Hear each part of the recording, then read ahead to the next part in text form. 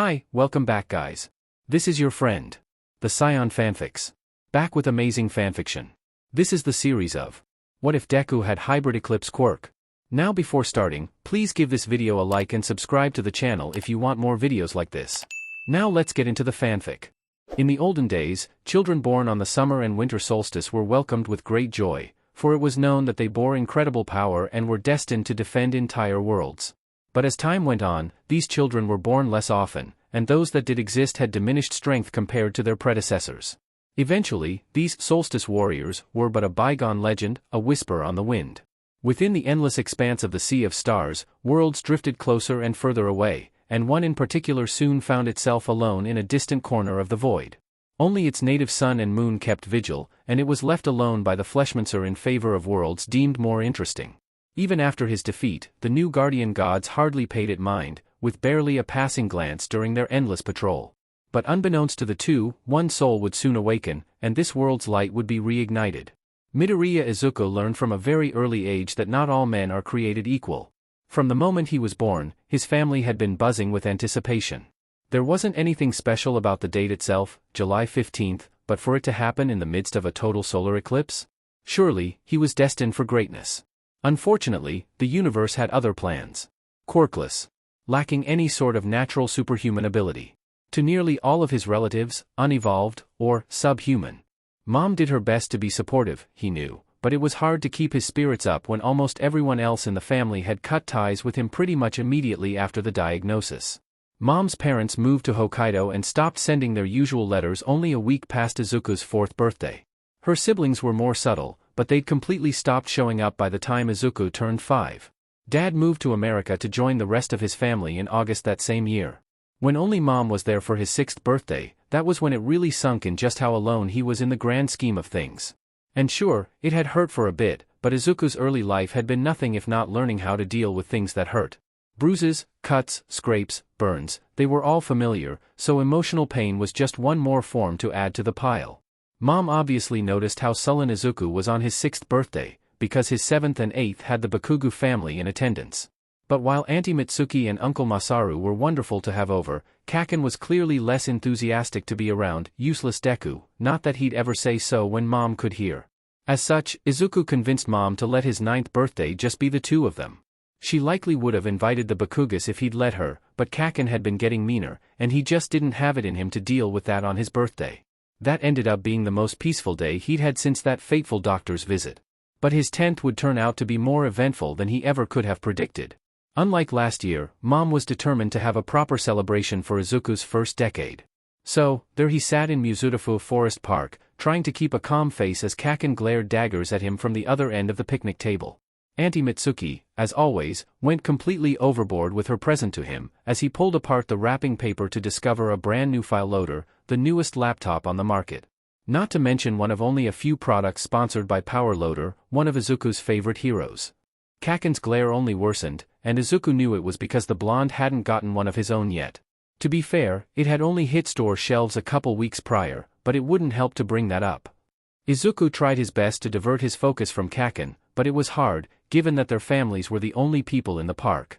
A few minutes later, Mom had instructed the two boys to go off and play while the adults talked. Izuku probably could have guessed what was being discussed, but he was a little busy with Kaken forcing the side of his face into a tree. "Who the hell do you think you are, begging the hag for a file loader before me, huh? I thought it was understood that you don't get new sheet until I've got a shot at it, Deku." Izuku tried to pull away from the rough bark, but Kaken was just too strong. "I didn't ask Auntie for a laptop, honest. I never ask her for anything, she just gets me stuff because she wants to." Kaken yanked Izuku away from the tree, then shoved him to the ground and planted a foot on his head. "Well, too bad, Deku, 'cause you're gonna have to say goodbye to that shitty computer. You're worthless but doesn't need it, anyway." Izuku didn't often let himself be angry, heroes didn't get mad, but this was different from everything else Kaken had done up to that point. Insulted, beaten, bloody, burned, that was just par for the course. And of course, his stuff getting wrecked was nearly a daily occurrence. But this? This wasn't just Izuku's stuff, this was a gift from Auntie Mitsuki out of the goodness of her heart, and Kaken was going to destroy it because it wasn't his. A burning feeling spread throughout his skin, and his chest began to heat up. The grass rustled around his hands, and he pushed himself up off the ground, forcing Kaken to step away. "Please don't," Kaken. Kaken scoffed, sparks popping in his right hand. Or what, Deku? What's your quirkless but gonna do, huh? Puppy dog eye me into not teaching you a lesson? Izuku squared his shoulders, that warm feeling growing stronger. Kaken, I'm sorry that Auntie got me the file loader before you did, but that doesn't give you the right to break her gift. Kaken snorted, right hand coming up threateningly. The right? You wanna FING talk to me about rights, Deku? You're worthless but doesn't have the right to tell me what to do. Izuku's skin felt like it was going to burst into flames, but he didn't care. I said don't. He stomped his foot angrily, and several things happened all at once. Kaken lunged forward, hand already swinging forward in his customary right hook. The sunlight seemed to intensify 10 times over. Overhead, the barely visible moon lit up for a moment. And the air between the two boys exploded. In the midst of the sea of stars, 2 orbs of light halted in their path, before floating down towards the glittering waves. Ethereal turquoise flames burst to life on the water, swiftly taking the shape of a pirate ship with a metallic prow. The lights settled on the center of the deck, solidifying into a young man and woman wearing crimson robes and cobalt armor with gold trimming. The man stared off into the distance, focused less on the sight before him and more on the feeling that had just tugged at his chest.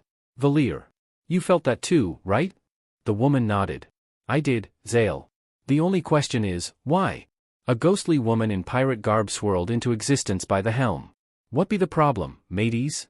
Valir glanced at the navigator. It's weird, Hortense.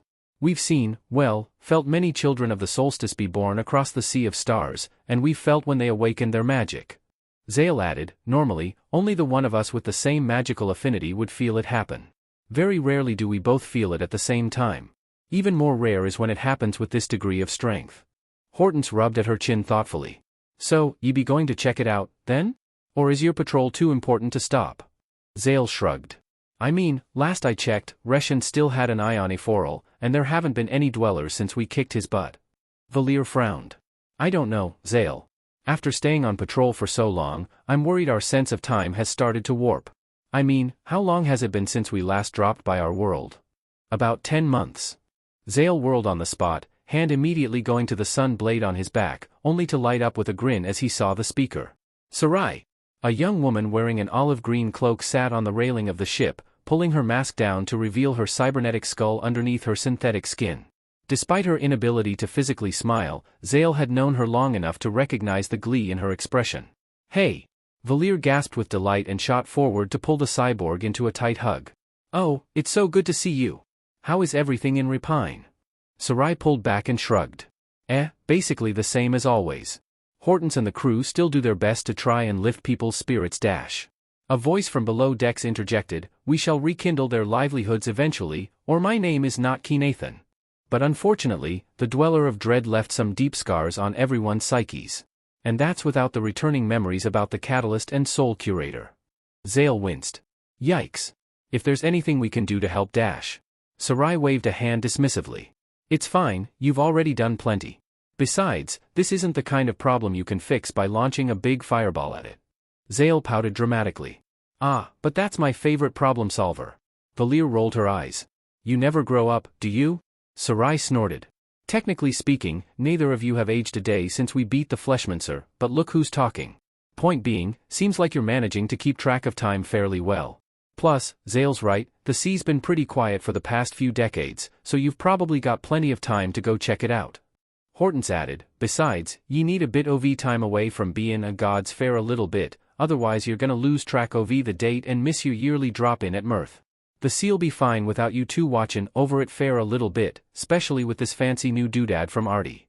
She held up what looked to be a telescope, except in place of a wide lens there was a pinkish-purplish crystal. This'll let Captain and the vocalist keep an eye out fair anything looking to cause trouble, so we can keep watch fair a little bit while you two are handling things over there. Valir blinked. Wait, vocalist? Sarai giggled. Oh yeah, you guys haven't been around for a good bit? Beast dropped by Repine while the crew was performing a few weeks ago, and he figured joining the band might help him practice his songster magic. He's got a great singing voice, too. Zale grinned. See, Valir, it'll be fine. Come on, we haven't explored on foot in ages, we need a break. Valir hummed.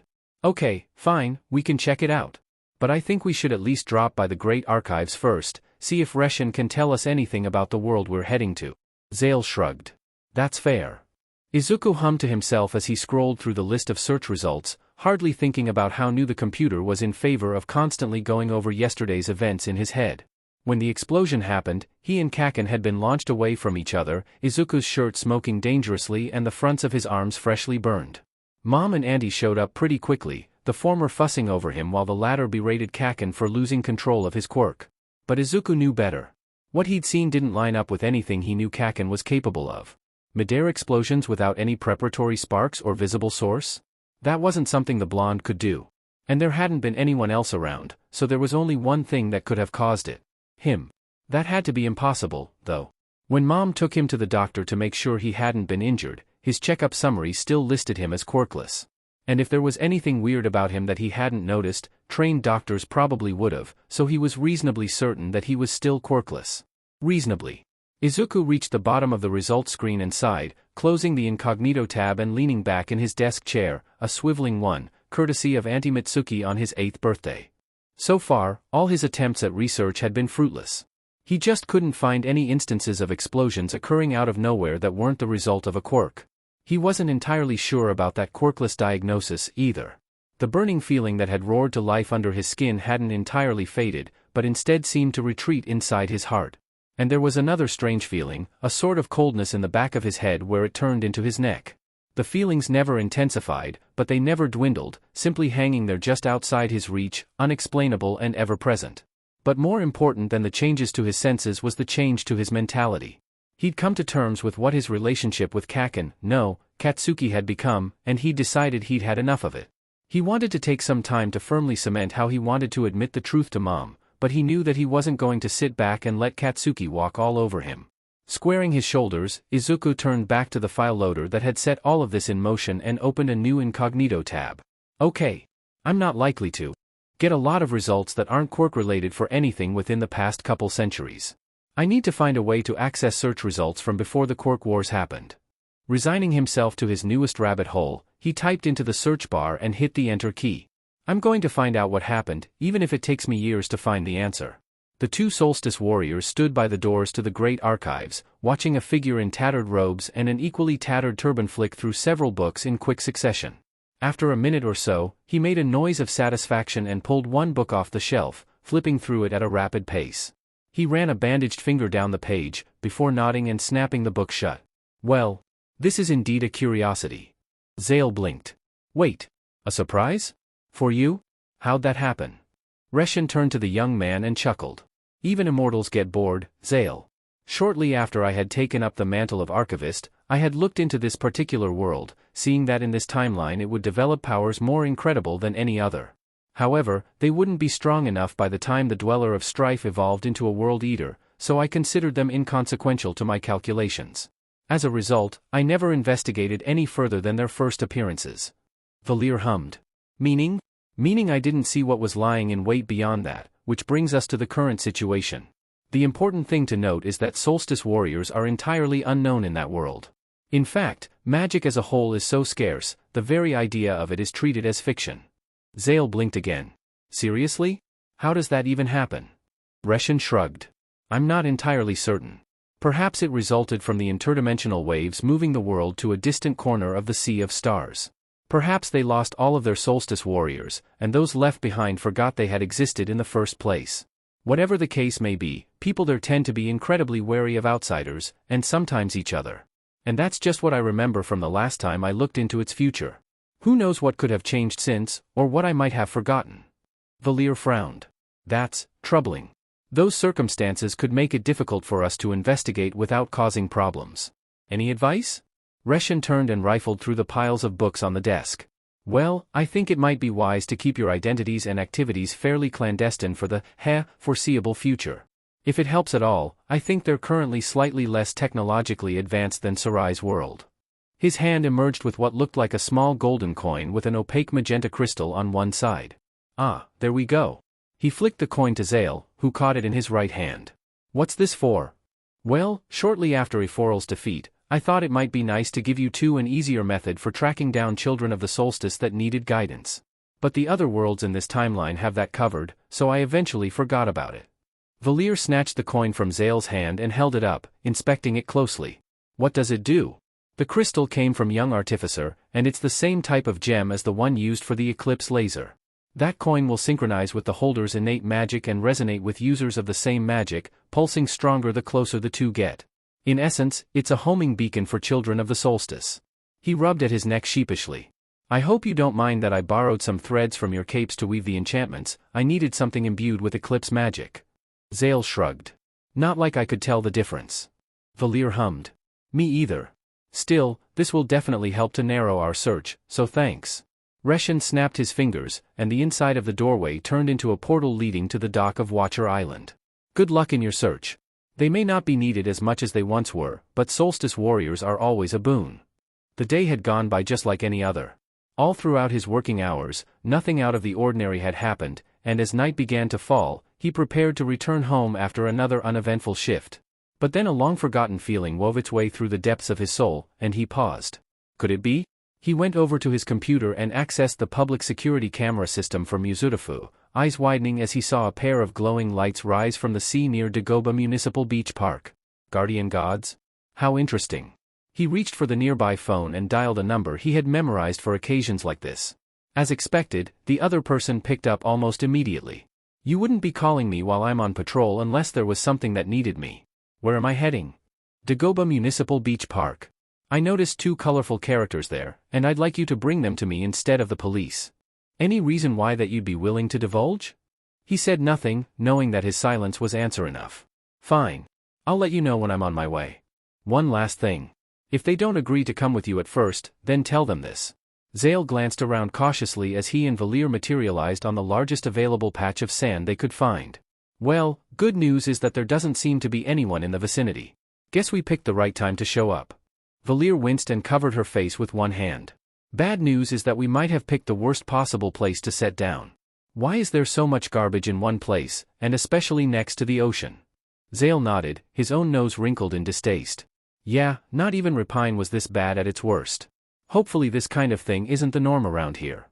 Valir took the locator coin out of her pocket, humming as it gently pulsed with a soft blue light. If the note Reshan gave me on how to read this thing is accurate, we at least picked the right general area of the planet to search.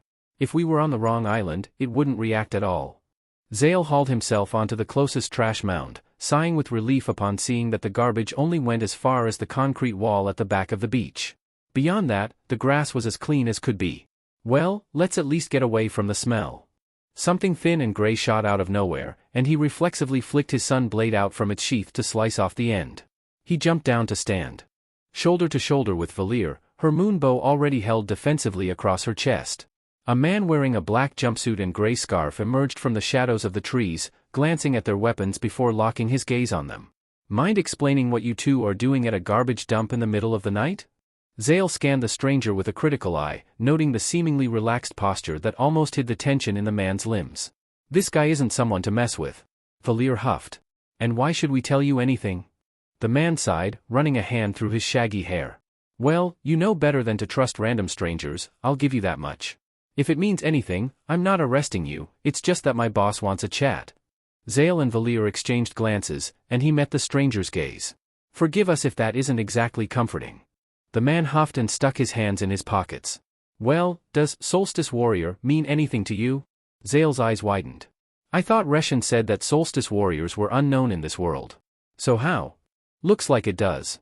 I've got no clue what it means, but maybe you're willing to cooperate now. Valir locked eyes with Zale. He nodded, then turned to the stranger and sheathed his blade. All right, lead the way.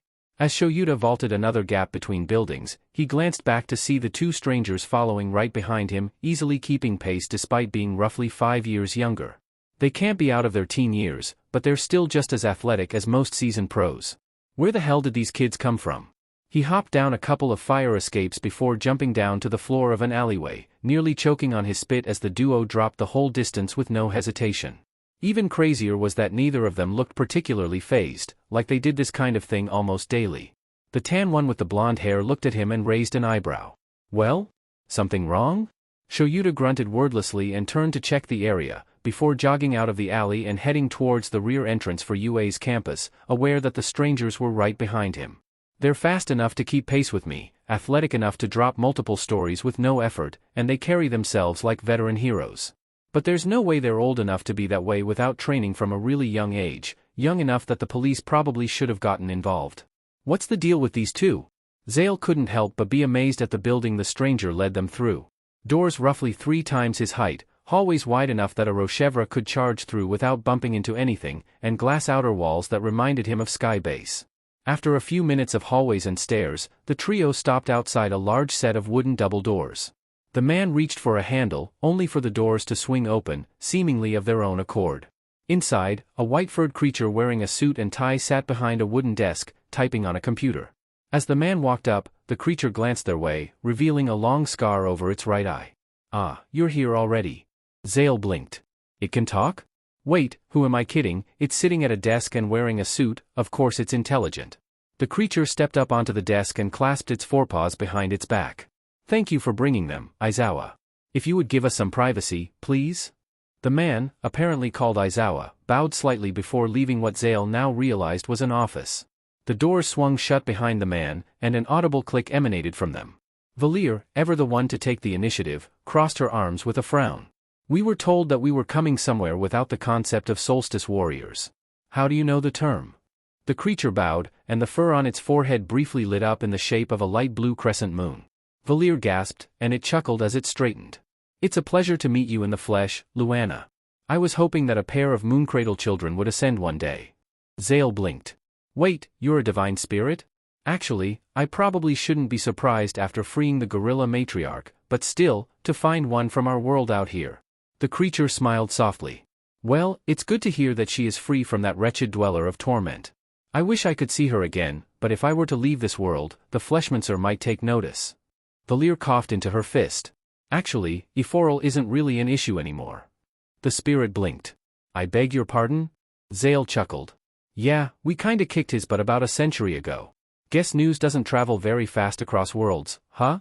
The critter sat down on the edge of the desk, wringing its paws. I've been afraid of drawing notice for so long. The Fleshmancer is well and truly defeated." Valir nodded. "Well and truly. He was taken away by the archivist himself, and hasn't been seen since. I don't know what to say. I'm truly grateful to both of you. When I felt the presence of guardian gods, I was content with knowing that this timeline would be safe, but for the Fleshmancer to be defeated. I must find time to return to your world for a spell." Zale and Valir exchanged glances, and he coughed into his fist.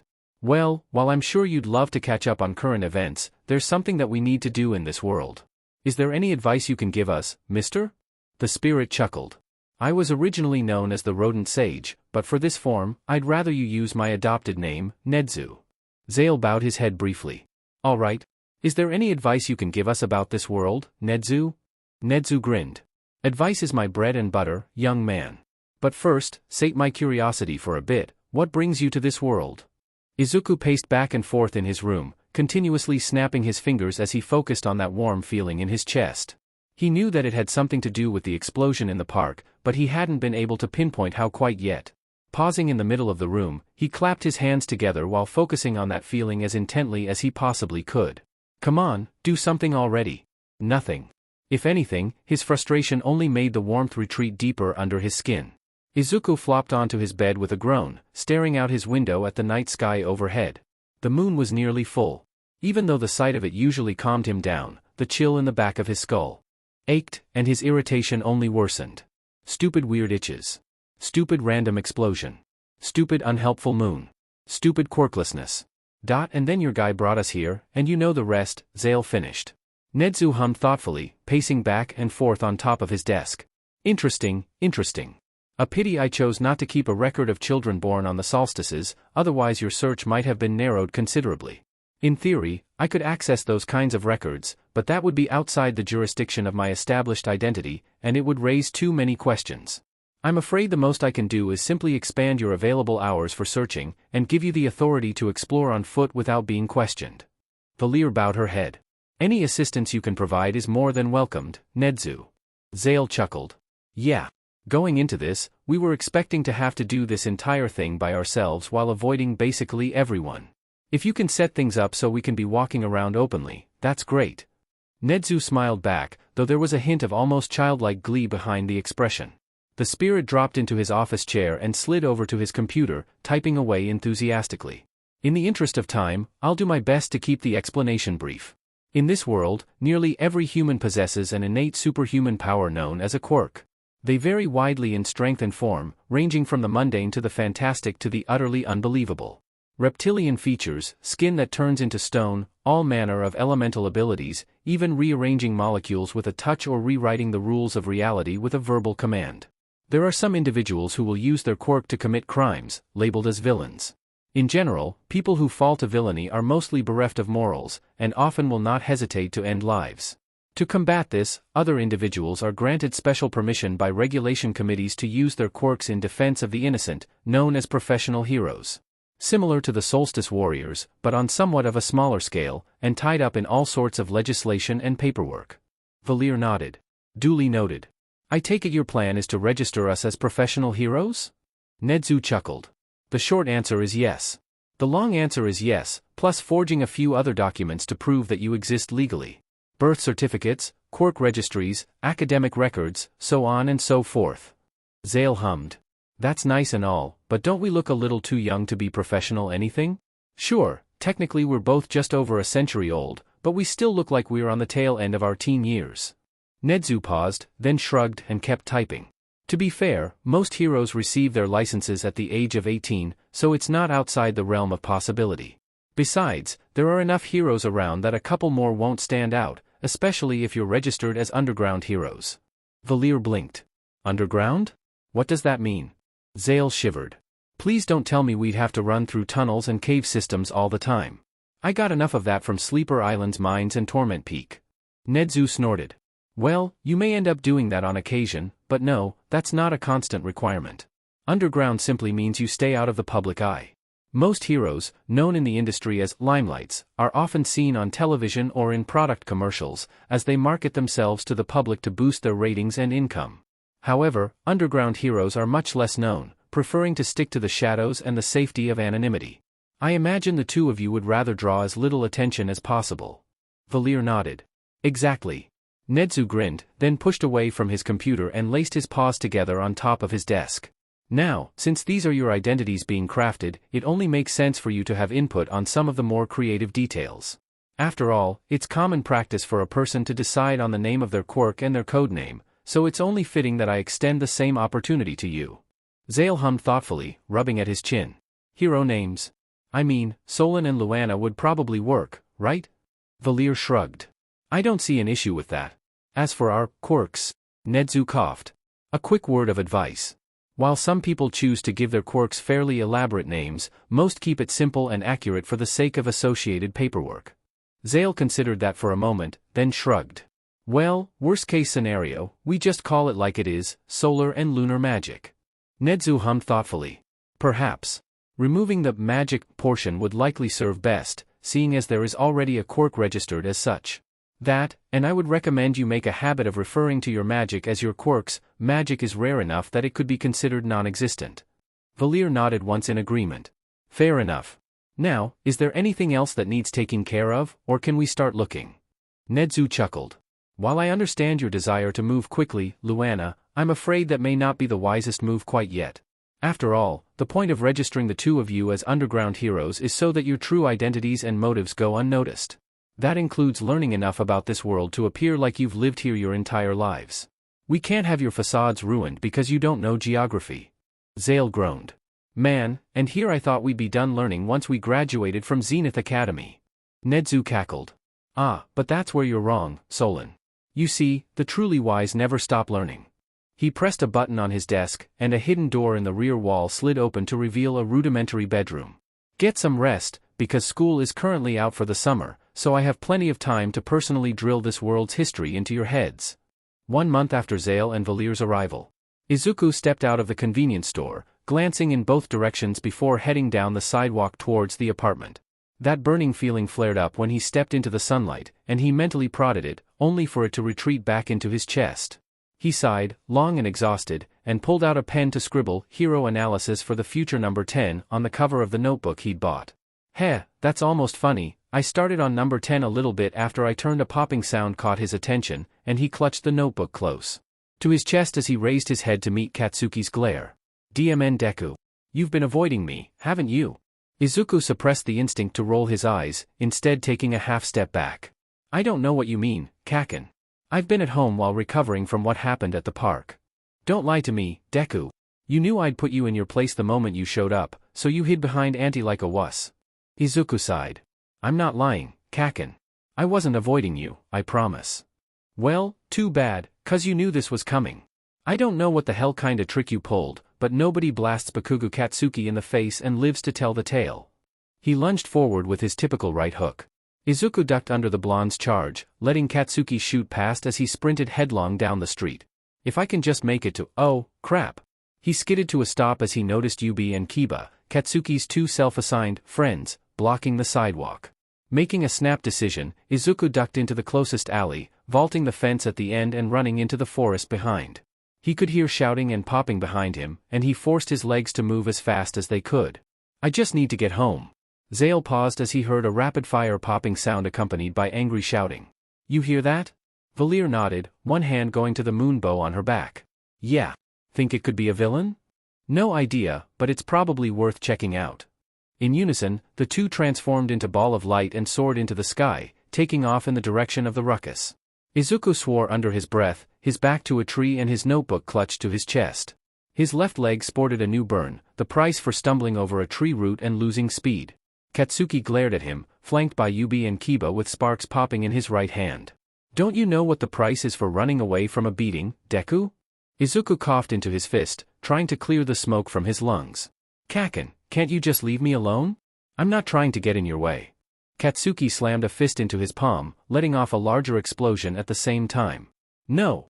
A quirkless weakling like you needs to know their place, and I'm not leaving until you stop looking down on me. Izuku huffed, that burning feeling in his chest flaring. I'm telling you, I've never once looked down on you. The leaves rustled, and a guy wearing a red chest piece and loose white pants dropped down to land between them. What's going on here? Katsuki scoffed and popped more sparks. Buzz off, this isn't any of your DMN business. The guy stared down at Katsuki and cracked an eyebrow, and Izuku saw one hand move to the curved sword on his back. And what makes you think it isn't? Get out of my way, this is between me and Deku. A woman with long cyan hair and a near-identical outfit dropped through the leaves to land behind Yubi and Kiba. That's funny, I don't think you have the authority to tell us what to do. Katsuki bristled. And just who the hell do you think you are? The guy reached into his pocket and pulled out a laminated card. Pro Hero Solon. She's Pro Hero Luana. I'm going to ask one more time, what's going on here? Katsuki scoffed. Like hell you two are actual pro heroes. I've never heard of you losers. Solon rolled his eyes and stuck his license back in his pocket. Believe what you want to believe, kid, but I'm not moving. Because from where I'm standing, you were about to beat the snot out of this other kid who, from what I can tell, would rather be anywhere else. Katsuki scowled. DMN Deku forgot his place, thinking he can just walk around like nothing happened. I'm gonna be the greatest hero of all time, and he needs to learn not to get in my way. Luana frowned. That's going to be a no from me. Do you even listen to yourself? Forgot his place? Doesn't sound awfully heroic. Katsuki snarled, that's it, nobody talks down to Bakugo Katsuki. He lunged forward, and Izuku opened his mouth to shout something, but Solon was faster. The explosion rippled across the hero's skin, and in the blink of an eye, Katsuki was slammed into the ground with his arm pinned to his back. The smoke cleared, revealing that Solon was unscathed and his eyes were glowing orange. Yubi and Kiba both stepped forward, only to freeze when Luana stuck her arm between them and held them back with her staff. Katsuki coughed, what the hell? Solon leaned down to put his head next to Katsuki's ear. I'm going to let that slide, because you're clearly just a hot-headed kid who doesn't know how to pick his battles yet. But for future reference, learn to figure out if you're facing someone in your weight class. He stood upright, pulling Katsuki up and chucking him towards the other two. Luana stepped aside, letting the three boys collapse in a pile on the forest floor. Now go home. Katsuki got to his feet with a snarl, locking eyes with Izuku. Next time I see you, Deku, you're dead. You hear me? Izuku met the other boy's gaze. Honestly, Bakugo, you say that every time. I'm starting to get tired of it. The blonde froze, likely stunned by Izuku's usage of his family name. Good luck explaining to Aunt Mitsuki why you've got dirt on your face. Katsuki snarled wordlessly and stomped off, quickly followed by Yubi and Kiba. Solon breathed a sigh of relief, before turning around and dropping to one knee to look Izuku in the eyes. You alright, kid? Looks like that brat got you at one point. Izuku glanced down at his leg. I'll be alright, my pants took most of it. So you two are pro-heroes? Luana chuckled. Underground, but yes. What's your name? Oh. I'm Midoriya Izuku. Nice to meet you. The leaves shifted, and a ray of sunlight hit Izuku in the chest. The burning feeling flared again, and Solon paused. His eyes glowed orange, and the sensation grew hotter. Hold out your hand for a sec, kid. Izuku blinked in confusion, but obeyed, figuring that a pro-hero knew better than he did.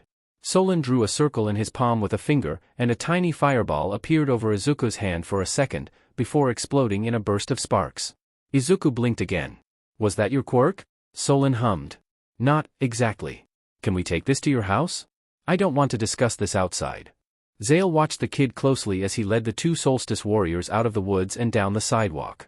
Now that he knew it was there, he could feel the solar magic humming underneath Izuku's skin. What was odd was just how much was there. Zale knew powerful solar magic.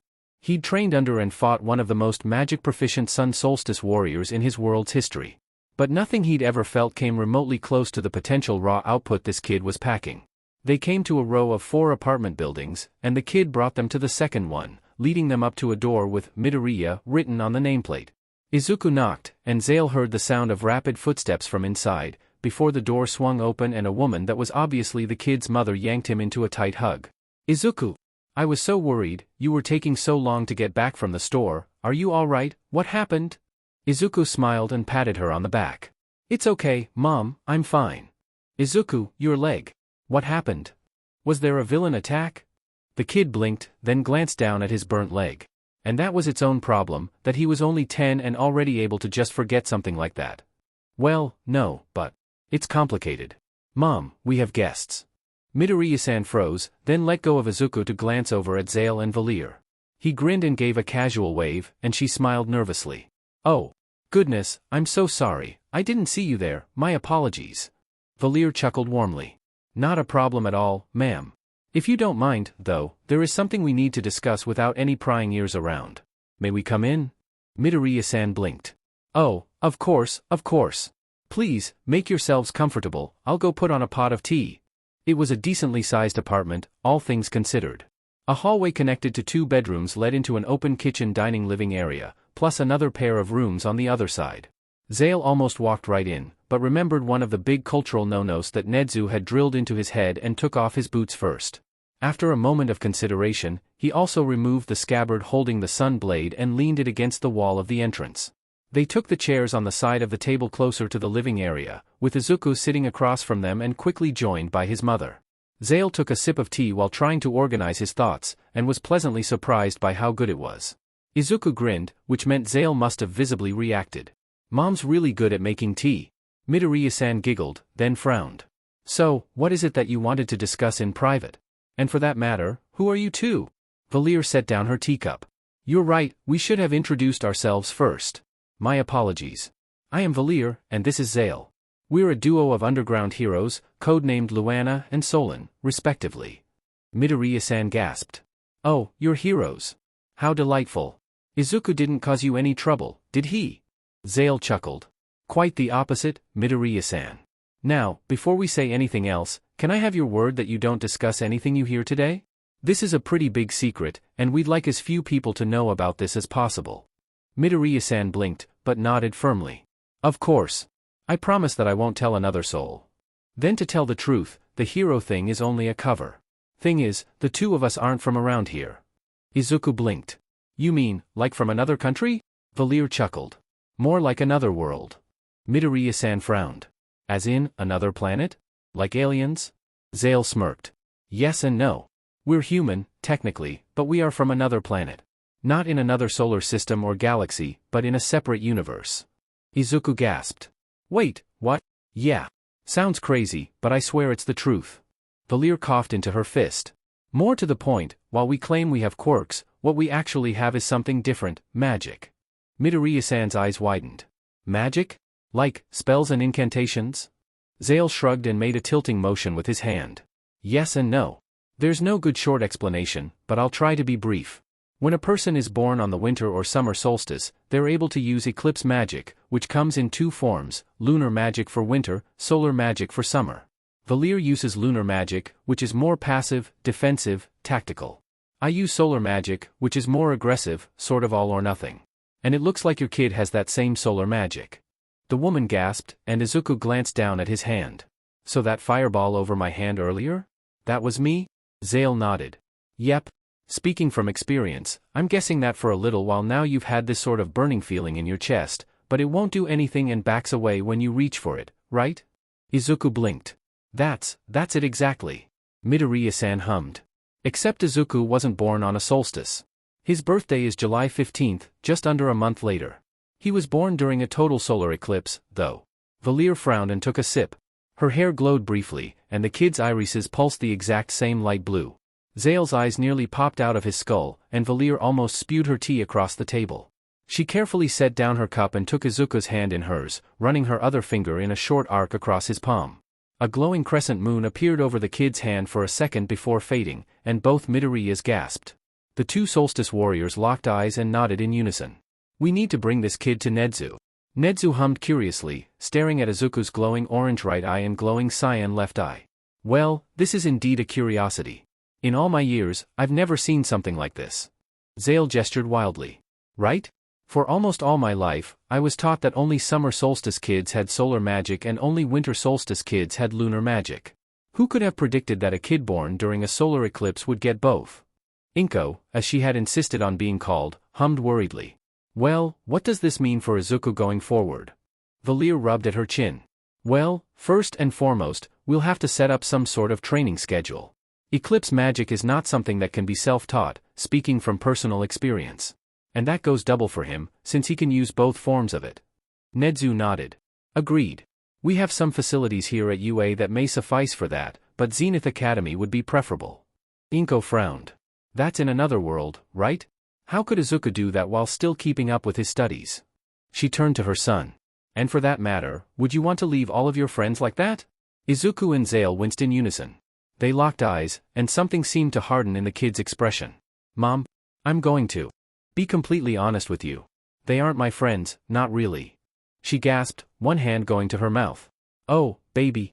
How long has it been like that? Izuku hung his head. Since the quirkless diagnosis, really. And Katsuki didn't? The kid winced again. He's one of the worst ones. Oh, honey, something in her expression hardened, and she stood up from her chair. Go ahead and figure out scheduling without me, I need to have a talk with Mitsuki. She walked out of the office, followed closely by her son. Nedzu turned to his computer and started typing. That being said, a thought has just occurred to me. The curse of the Vespertine has been broken, correct? Zale nodded, already seeing where the mammal's train of thought was heading. Yep. We once used it to transport enough wheat to bake a sleeper-sized loaf of bread. It should be able to bring over whatever supplies you need. Nedzu paused. That sounds fascinating. You must explain that sentence to me some other time. But for now, I will require the enchantment matrix of the celestial runes and a supply of eclipse crystals. Almost as an aside, he muttered, pity that I can't enlist Cementos for this. Valir grinned. Lucky for us, I know exactly how to get both of those. How familiar are you with the Clockwork Castle? Nedzu hummed. Vaguely. I visited often when the Fleshmancer was absent, up until he cut off Mesa Island from outside access and drove the divine spirits out of your world. How are Kale and the others, by the way? Zale grinned. Better than the last time you visited, that's for sure. 1 week after the meeting. Izuku gasped as the platform rose into the air, soaring above UA's already towering main building. Whoa! How's it doing that? Is this part of Eclipse magic? Valir-san hummed. Sort of? Part of it is the runes inscribed into the foundation, and another part is how the construction materials are naturally attuned to magic in general. I still don't know the exact specifics behind it, though I bet Moraine would have loved to explain it. Izuku blinked, turning around to sit cross-legged. Moraine? Zale-san chuckled, matching Izuku's pose on the other side of the rising platform. Well, he was the elder of Mirth towards the end of his life, but when we were kids, he was the headmaster of Zenith Academy, and one of the few remaining solstice warriors. He handled most of our training, and taught us everything we needed to know about the world. Valir-san sighed softly, sitting on the edge with one leg hanging off. Honestly, sometimes I miss those days back at the academy. Things were so much simpler back then, you know? Zale-san snorted. Yeah, but I bet you don't miss the sewing. Valir-san rolled her eyes and massaged her fingers. Who would miss that? Geez, the aches are coming back just thinking about it. Izuku leaned forward, his curiosity piqued. Sewing? Why'd you learn sewing? That doesn't sound like something you'd need. Zale-san chuckled. To be fair, it's not a skill either of us have really used in recent years. But the reason we learned it to begin with was actually really important to the process of becoming full solstice warriors. He fingered the piece of fabric hanging from his belt. See this? The fabric is attuned to my innate magic, which guards against magical attacks and lets me dash. Valir-san cut him off with a sharp look. Zale. The man blinked, then laughed and rubbed at the back of his neck. Whoops. Almost got ahead of myself there.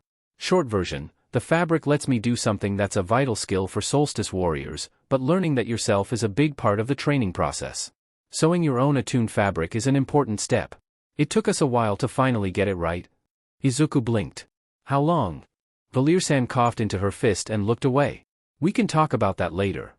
The platform stopped rising, and she turned around and shifted so that she was also sitting cross-legged. You can feel your magic, right? Izuku nodded. Yeah. The feelings are a lot stronger than they were in Nezu-san's office. That's because of how high up we are.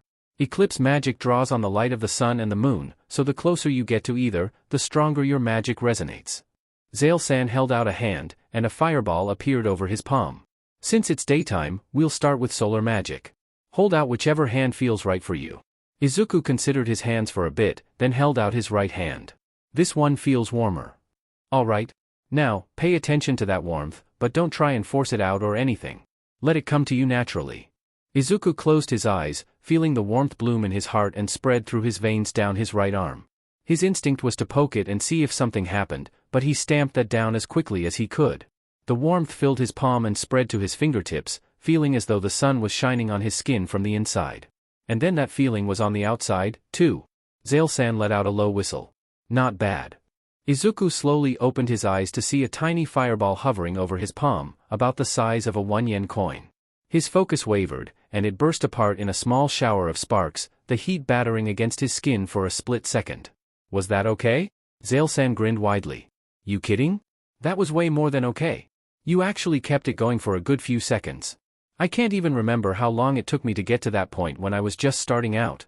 Sure, it fizzled out once you stopped focusing, but that's fine. Everybody's gotta start somewhere. Izuku blinked. It's okay that I didn't do it right away? Something must have shown on his face, because Valir-san scooted closer and laid a hand on his knee with a soft smile. Nobody expects you to be perfect at this right off the bat, Izuku, least of all us. Eclipse magic isn't like a quirk, it doesn't come naturally to most people. The only reason we can use it as fluidly as we do is because we've had years of training and experience with it. We don't expect you to pick it up right away, but if it does come to you naturally, then that's even better. What's important is that you don't try to rush. Go at your own pace. The platform settled back down on the roof of UA's Hero Course Wing, and Nezu-san walked out. Based on your expressions, I take it that things went well? Izuku nodded. Valir-san smiled. We're taking a break to let his mana recharge before we tackle lunar magic. We'll be back at sundown. For the first time in a while, Izuku felt excited to learn. Reshin paused, then slowly turned in his chair to stare back at Zale and Valir. Really? Valir nodded. Really? Reshin hummed curiously. Interesting, he snapped his fingers, and a gust of wind ruffled the shelves of books. There's no instances of this anywhere in my records. What a curious development. Zale cracked an eyebrow. Have there been any kids born during an eclipse that got any eclipse magic? Reshin frowned. Well, technically yes, but there's something of an issue with that. In nearly all cases, being born during the eclipse causes their innate magic to flare, which ends up being too much for their infant bodies to handle, and they die rather quickly. And usually, it's only one of the two types. So it's interesting that not only does this Midoriya boy possess both forms of eclipse magic, but is still alive. A chuckle echoed through the great archives, and Reshin's gaze snapped to where Nezu was sitting on a high shelf. Well, there is a possible explanation, if you'd be willing to hear it, archivist. Reshin brightened. Rodent sage, you old devil. And here I had mistakenly believed you dead by my brother's followers' hands. Such a fool I am, you're far too devious for that. Nezu grinned as he dropped to the floor. It pleases me to see you doing well, old friend. Though I must say, your garb is in considerably better shape than the last time I saw you. What was the occasion? Reshin's eyes crinkled gleefully. Well, it would hardly be polite to arrive at the Golden Pelican with my robes in tatters, no? Besides, it happened to be the 100th birthday of a dear friend of mine, so I simply had to celebrate with him. Zale snorted. Oh yeah, that was a real party, wasn't it? Man, even Sarai got drunk at that one. I didn't even know she could get drunk. Nezu smirked. For being over a century old, Solon, you clearly haven't come to realize that anything is possible in the infinite expanse of the Sea of Stars. But back to what I was saying, I believe I have an idea of why young Midoriya has survived despite his rather large mana pool. Reshin nodded. Of course. Do tell. As you probably know, most humans in my adoptive world possess unique abilities, known as quirks, some of which are capable of extreme levels of power. In order to be able to safely use these powers, humans have needed to adapt and evolve over time to become stronger than they were before quirks developed. That evolution also extends to those in the latest generation born without quirks, like young Midoriya. Those genetic adaptations may be what has allowed him to survive despite the immense mana flowing through his veins. Valir hummed thoughtfully. That could definitely be a factor. Actually, his lack of a quirk may be a part of why he's taking to eclipse magic a lot quicker than Zale and I did. He's genetically predisposed to superhuman abilities, he just didn't have one in the more common sense, for his world, at least. Reshin nodded. That would make sense. Still, for a single entity to possess both types of eclipse magic at the same time. I must admit, the urge for scientific research is compelling. Zale cleared his throat loudly. He's still a kid, Reshin. Much as I'm sure he'd love to experiment with you, he's new to the whole solstice warrior thing, much less the Sea of Stars and your whole deal. Reshin coughed into his fist. Yes, of course. So, what brought you two here to begin with? Valir hummed. Well, for one, we figured it would be prudent to let you know that we found who we were looking for. But another thing was that, well, Zale took over. We were planning on spending a lot of time training Izuku, but the fact that we don't exactly age anymore might throw a wrench into that plan. Reshin hummed thoughtfully. True. If you happen to look exactly the same at the end of his training as you did at the start, it could raise some unwanted questions. Nezu frowned. And I can't exactly keep altering the dates on their birth certificates, quirk registries, falsified school records, and licenses. Forging entire new identities was already risking discovery by the Hero Public Safety Commission and the Japanese government. Going back year after year to change them repeatedly would undoubtedly draw attention. Valir nodded.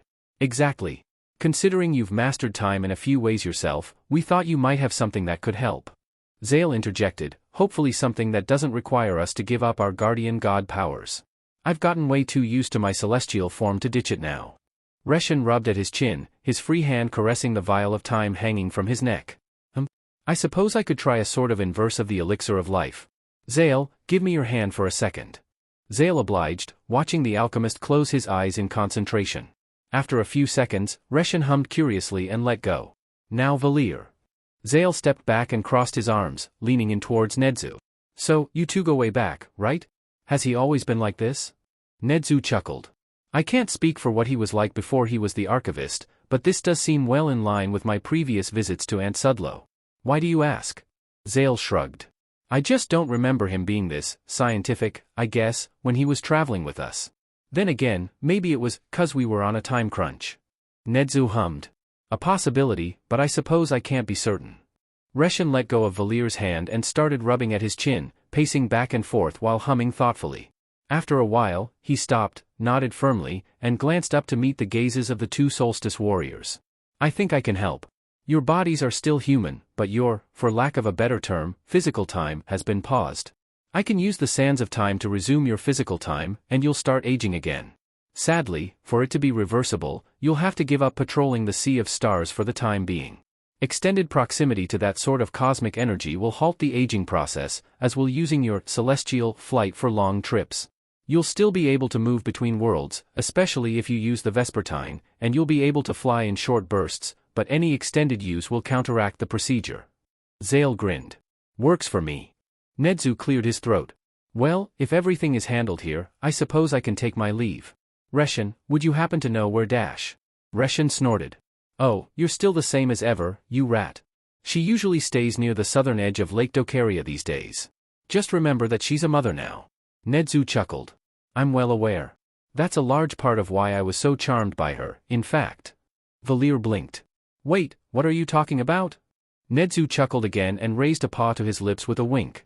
With all due respect, Luana, there are some things that simply must not be shared, even among close friends. The spirit disappeared, seemingly into thin air, and Zale turned to Reshin, cracking an eyebrow. Any chance you're willing to share? The alchemist's eyes crinkled with mirth. Believe me, Zale, there are some things in life that you're better off not knowing, for your own sake.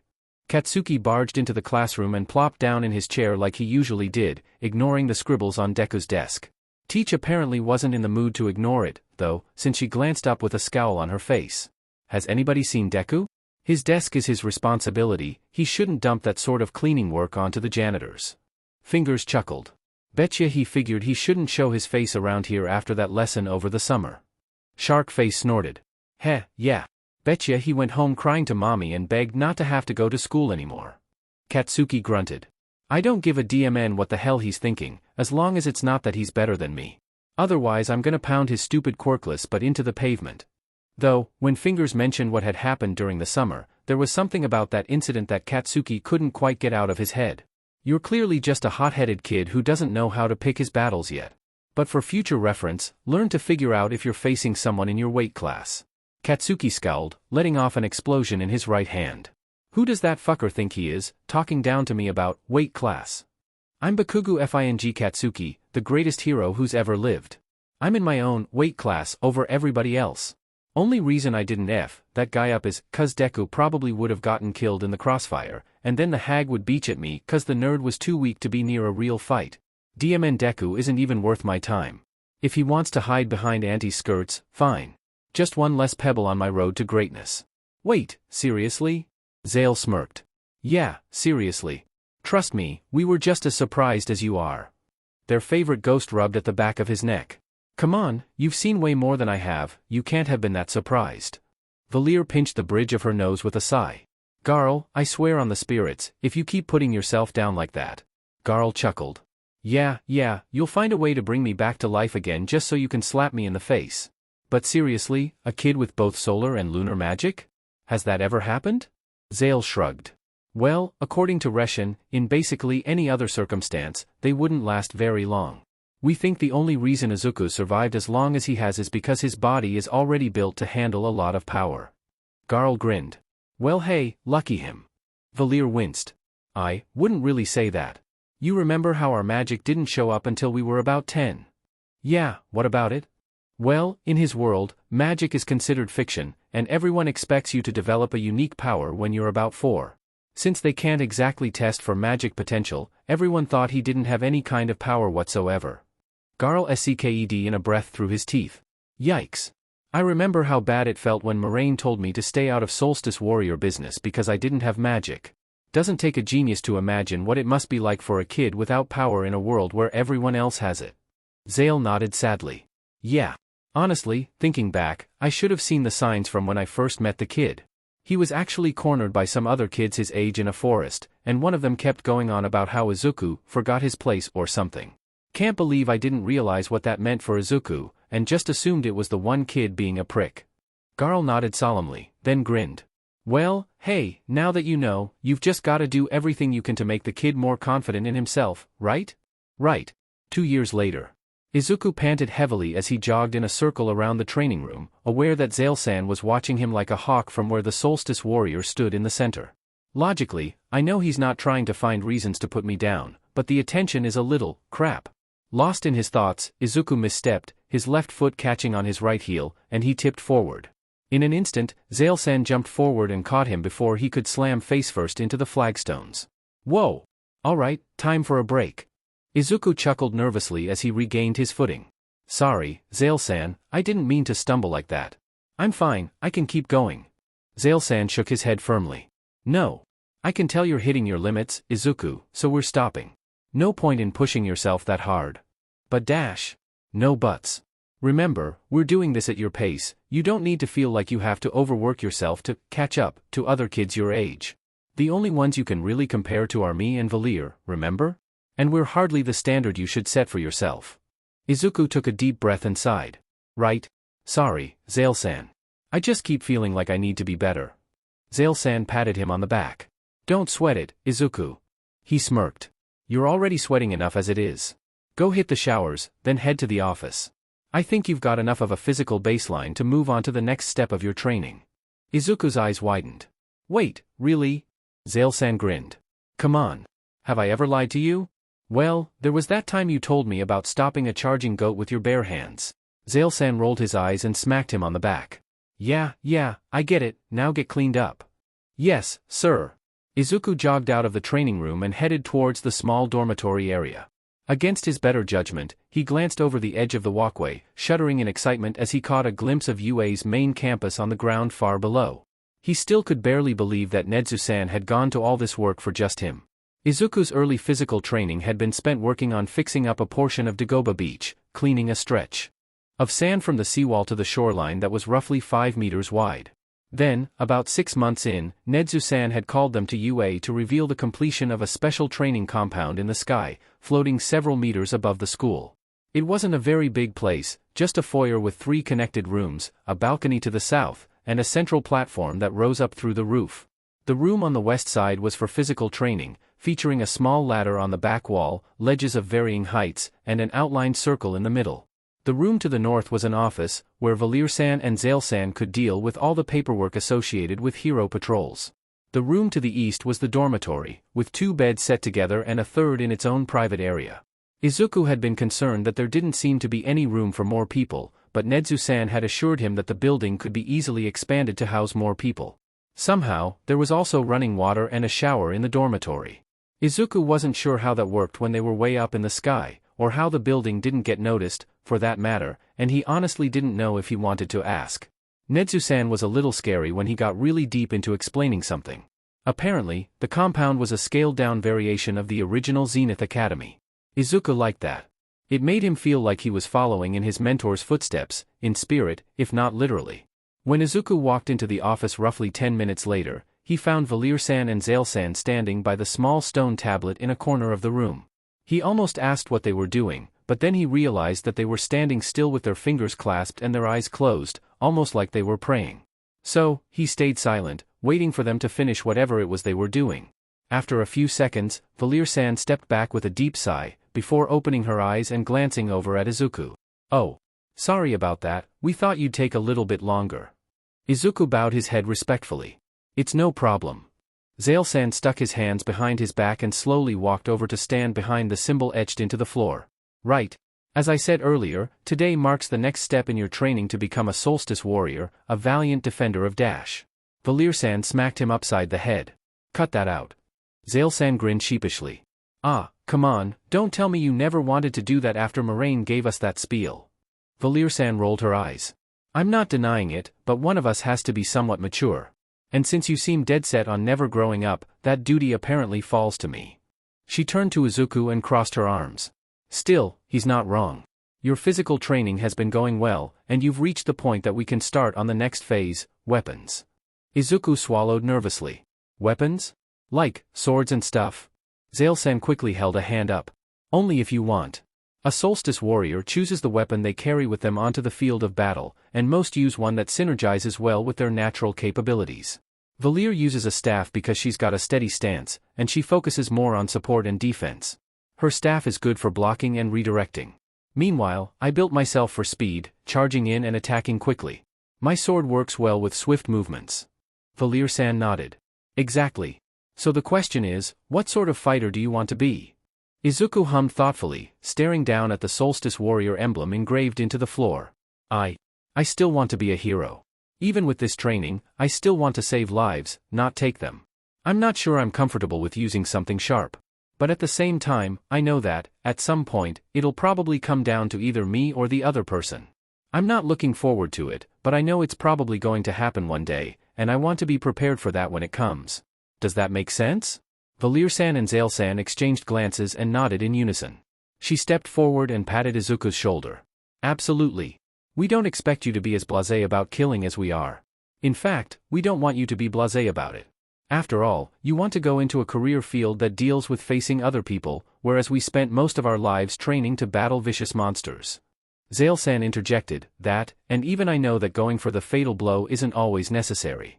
There's been a few times where I deliberately used the flat part of my blade instead of the edge. But I still appreciate having that edge when I need it, literally and figuratively. Izuku hummed thoughtfully. I think. If I had to choose, I'd want something between your 2 weapons.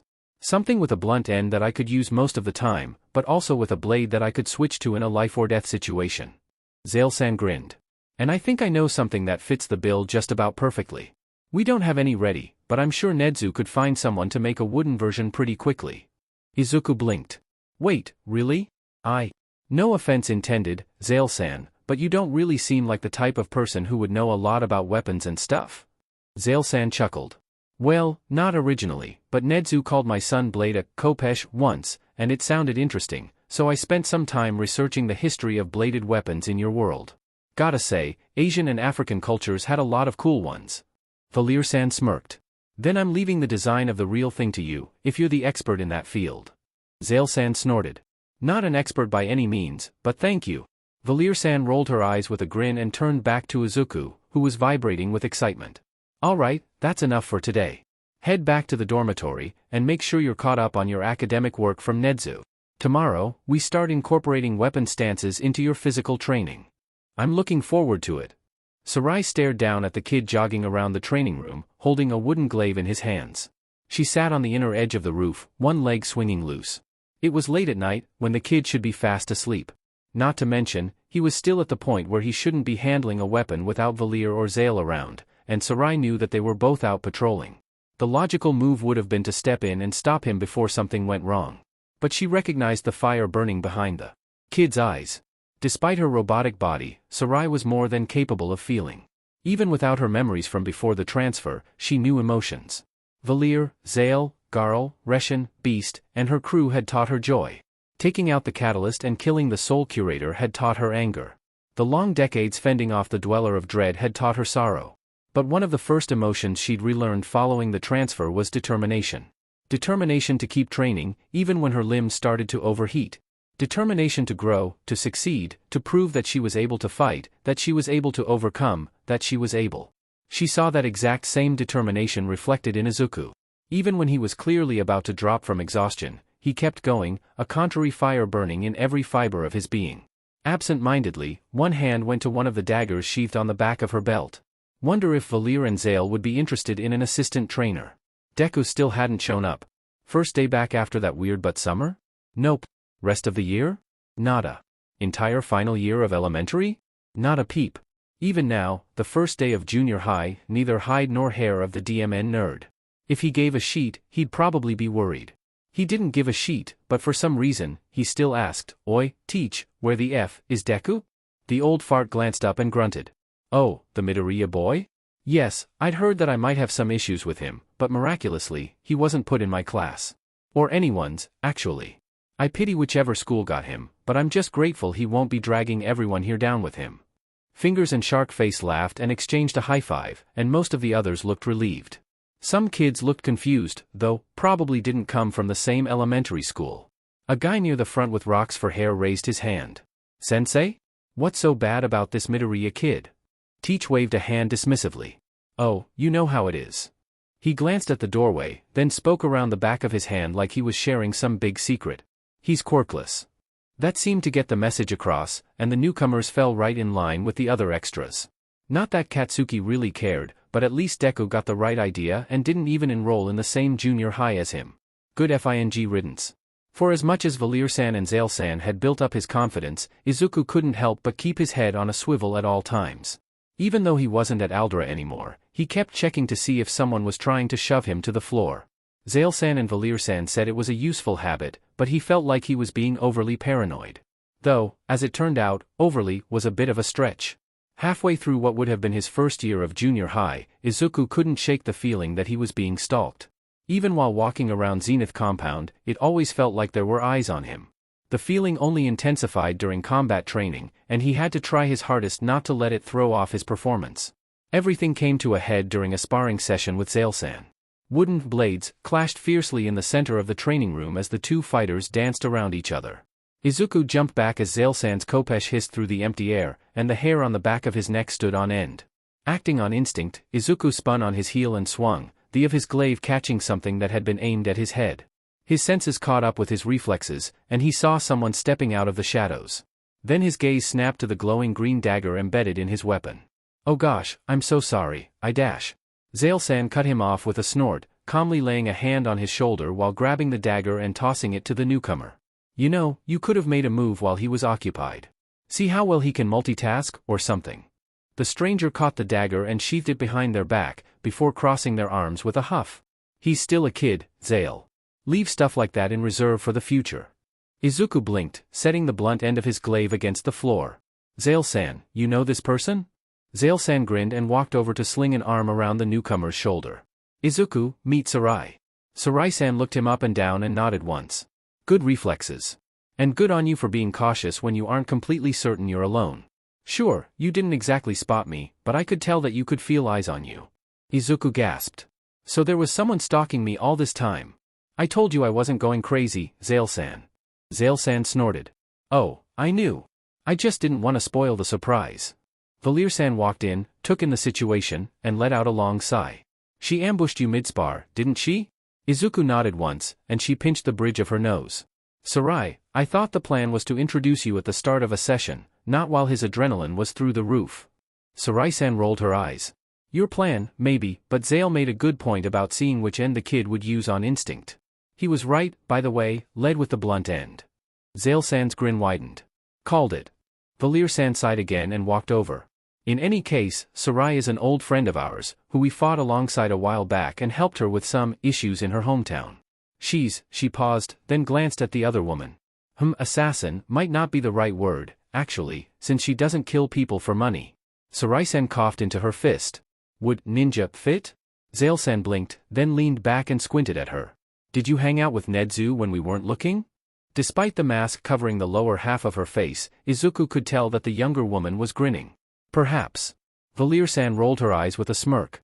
Ninja, then. Point is, while Zale and I are more upfront with our combat tactics, Sarai is a lot sneakier in a fight.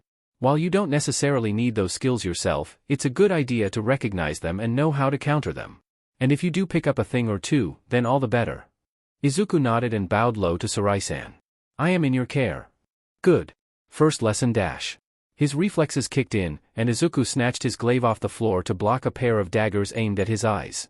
Wooden, thankfully, which meant that Valir-san and Zale-san had obviously planned this in advance, but that was beside the point. Or points, as the case may be. Always keep your guard up. Or, failing that, be able to put it up at a moment's notice. But it looks like you've got that down pretty well already, so we can move on to lesson 2. Izuku felt something press into the back of his head, and he froze. Never expect an opponent to fight fair. Dirty tricks are what keep you alive to fight another day, and when your back's against the wall, you do whatever you need to do to survive. Izuku nodded firmly, and the pressure on his head disappeared. Forcing down his anxiety, he tightened his grip on his weapon. I've come too far to give up now. 2 years later. Izuku wasn't sure he could pinpoint when it clicked. Valir-san and Zale-san had assured him that they weren't expecting him to get it very quickly, as both of them had only done it 10 years into their own training. And while early on he'd tried to finish as fast as possible, he'd long since learned that trying to force his magic to do what he wanted was certain to have the opposite effect. So he'd practiced and practiced. He never let his physical or academic progress fall behind, but this felt like the most important part of his training. And while Bakugo probably would have looked down on it, Izuku found something inherently soothing about the rhythmic motions, letting the mana guide his fingers. He'd done the same thing at least 1,000 times before, but something about this attempt felt different. Better. Izuku slid his chair back from the loom and wiped the sweat from his forehead, glancing down at the strip of cloth laying on the wires. It didn't look like much, closer to a headband than the half-capes that Valir-san and Zale-san wore. But what sold him on it was the pattern, a double helix of cyan and orange lines cutting across a light purple background, widening into solid orange on the right side and solid cyan on the left. It felt right. Izuku carefully removed the fabric from the loom and held it in both hands, closing his eyes and letting his magic flow freely. As promised, the mana coursed through his veins and wove itself into the pattern stitched into the cloth.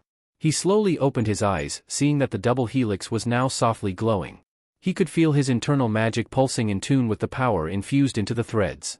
Izuku slowly raised the cloth and wrapped it around his head, tying it into a basic knot. His mana hummed almost contentedly, and he grinned. I think I got it. Zale-san peered at Izuku's headband, and his eyes flashed orange. He let out an impressed whistle and straightened, a huge grin on his face. Good work, kid. Valir-san smiled softly. Agreed. Your complete fabric came to you after only 5 years of weaving. Plus, your strength, skill, and magic are mostly on par with where we were when we started out. The two solstice warriors locked eyes and nodded. They stepped aside, revealing a small chest on the floor behind them. Izuku cautiously stepped forward, lifting the lid to find a set of clothing inside. Is this? Valir-san nodded, a soft smile on her face. It is. We never really had much of an official uniform, but Nedzu thought it would make for a fitting graduation present. Zale-san added, plus, who knows, maybe it could be your hero costume once you get into UA. The materials are certainly tough enough to act as it. Izuku's head snapped up and whipped around to stare at the man with wide eyes. You really think I could get in? Zale-san grinned. Izuku, I know you'll get in. I don't know what the entrance is, but I do know what you're capable of. Whatever it is, I don't doubt for a second that you'll absolutely crush it. Trying, and failing, to hold back tears, Izuku shot forward and pulled his mentors into a tight hug. Thank you. Thank you so much. Valir-san chuckled softly and patted him on the back. Of course. Now, get changed and head to the balcony. For your last day, we're going on something of a field trip. Izuku stared out over the edge of the floating platform, briefly making sure his jaw was closed. Wow. Your world is beautiful. Valir-san smiled and clasped her hands behind her back. Agreed. No matter how much time passes, I'll never get tired of seeing the land where we grew up. Zale-san cleared his throat, and they took their positions, Izuku to the south with the two solstice warriors to the north. Over the years, Zenith Academy has tested you in many ways. Today, you face its final trial. Have you prepared your vow? Izuku nodded once. I have. Then speak it now. He stepped forward and knelt on the purple crystal. So that I may use my speed and strength to protect those in danger and inspire hope, I will enter the world as a combat mage. I chose the glaive, as it will keep evil at a distance and strike down only that which will not yield. Valir-san smiled. Welcome, combat mage. Izuku rose and stepped back. Zale-san cleared his throat and said, Today, you must demonstrate mastery of everything Zenith Academy has taught you. Your final challenge awaits below. The two solstice warriors stepped back, and the circle in the middle lifted into the sky, leaving an empty hole. With faith in your abilities and purpose in your actions, take the leap. And return as a recognized solstice warrior. Izuku nodded once, stepped forward, and dropped through the hole, falling through the central atrium of the academy into the trials below. Here we go. Zale watched the kid, Izuku disappear from sight, a splash from below signaling that he'd entered the testing chambers. Valir turned on her heel and sat on the edge of the platform, one leg swinging loose. Remember when it was us heading down there? Zale chuckled and moved to sit next to her, staring out over the expanse of Evermist Island. Over a century ago, and it still feels like it was just yesterday. Man, we really had the craziest introduction to being solstice warriors, didn't we? Valir smirked. Well, to be fair, I don't really think the world conspired to make all that stuff happen to us specifically. Zale rolled his eyes and lightly punched her shoulder. You know what I mean. The two sat there in silence for a bit. You think Izuku'll be okay? Sure, he's been training diligently for years, but he's still just a teenager, a good 5 years younger than we were when we took the final exam. Valir sighed. Yeah. I'm trying very hard right now not to think about all the ways this could potentially go wrong. But we know what he's capable of, seen it firsthand. We've personally sparred against him several times in the last couple months. And we know he's starting to keep pace with Sarai. Logically speaking, he shouldn't have any problems with this at all. Yeah, but... Valir nodded. I know. It feels like the odds are stacked against him, especially without a partner to watch his back. She calmly laid a hand on his shoulder. But we've had to face harsh odds ourselves, and it's only fair we trust him to do the same. Zale straightened and nodded firmly. Right. Like it or not, it's up to him to prove himself. I just hope WYRD will account for him being alone. Izuku tapped the glowing stone, and the pedestal sank into the floor. Something landed behind him, and he turned to see a large stone golem standing there, white lines running along its arms. It glanced around the room, before staring at him. Lunar and solar magic detected, yet only one trainee present. Directive unclear. Izuku sheepishly rubbed at the back of his neck. Oh, well, I actually have both kinds of magic. It's a little weird. The golem tilted its head for a second, then nodded. Understood. Unique case recognized. Dual exam mode engaged. Its head spun a couple times, and Izuku's aches vanished. Brace yourself. Izuku took a half step back, snagging his wooden glaive from his back and pressing the back of the blade against his spine. Mana surged through his limbs, and the dust around his feet kicked up. The golem remained still, and Izuku took that as an invitation, lunging forward to aim a backhand slash at its chest. The force of the blow sent it sliding back a couple inches, but it was otherwise unscathed. Its eyes flashed, and its left arm popped out of its socket. Its right arm reached back and grabbed the disconnected end, and its right foot lifted off the ground. Izuku quickly took a step back and held his glaive defensively across his chest, just as the side of the golem's hand slammed into him and sent him sliding back. Oof. Okay, it swings way too fast to dodge, but I can mostly guard against it. Noted. Izuku grabbed the ground with one hand to halt his momentum, holding his glaive behind his back with the other. The golem curled in on itself slightly, its head spinning again, and the lines on its body changed from white to orange, along with its central core. Orange. Oh. I think I get it. Izuku lifted his glaive high, the blade glowing with orange light as a fireball formed near the tip, growing rapidly. The second before it got too big to control, Izuku tightened his grip and swung down, the fireball launching straight into the golem's face and detonating. The lines on its body flashed as the spell connected, and Izuku grinned. I knew it. One final lesson. The golem lunged forward, its left arm popping out. Ready this time, Izuku again crossed his weapon over his chest, stopping the blow dead in its tracks. The golem jumped back, and its head spun again, its markings turning a brilliant cyan. Orange was solar, so cyan must be?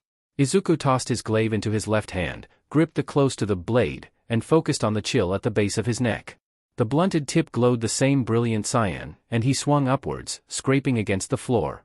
A vertical crescent moon shot forward, cutting through the ground and crashing into the golem's front, before bouncing off, arcing over, and slamming into its back. Yes. Its head spun again, and its markings reverted to white, its core turning back to the same stone as the rest of its body. The golem curled in on itself, and its head started spinning rapidly.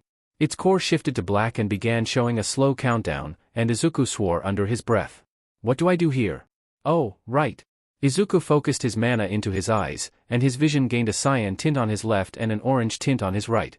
3 symbols appeared in a horizontal line across the golem's chest, 2 hammers and a sword.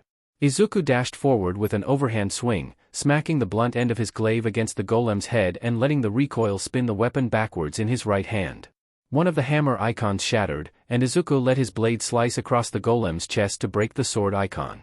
Lunging forward, he followed through with a jab using the blunt end, breaking the final symbol and the golem's stance.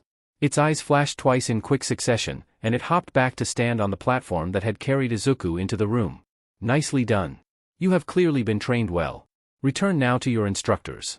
The ground rumbled, and Izuku glanced back to see a small ledge extend from the opening in the wall to connect to the floor. He turned to the golem and bowed deeply. Thank you for your tutelage. The golem bowed its head in return. Your thanks are unnecessary, but appreciated. Izuku jogged through the doorway and hopped off the ledge, landing on the upper stairs behind Valir-san and Zail-san. As soon as his feet hit the floor, Zail-san whirled on the spot, a grin stretching across his face. Hey, if it isn't the man of the hour. I'm guessing it went well. Izuku smiled. I think so. The lock thing caught me a little off guard, but I think I handled it okay. Valir-san winced and rubbed at the back of her neck. Yeah, we probably should have gone over casting locks a little more, but I figured they weren't as important for you as they were for us. She smiled. Still, I believe congratulations are in order.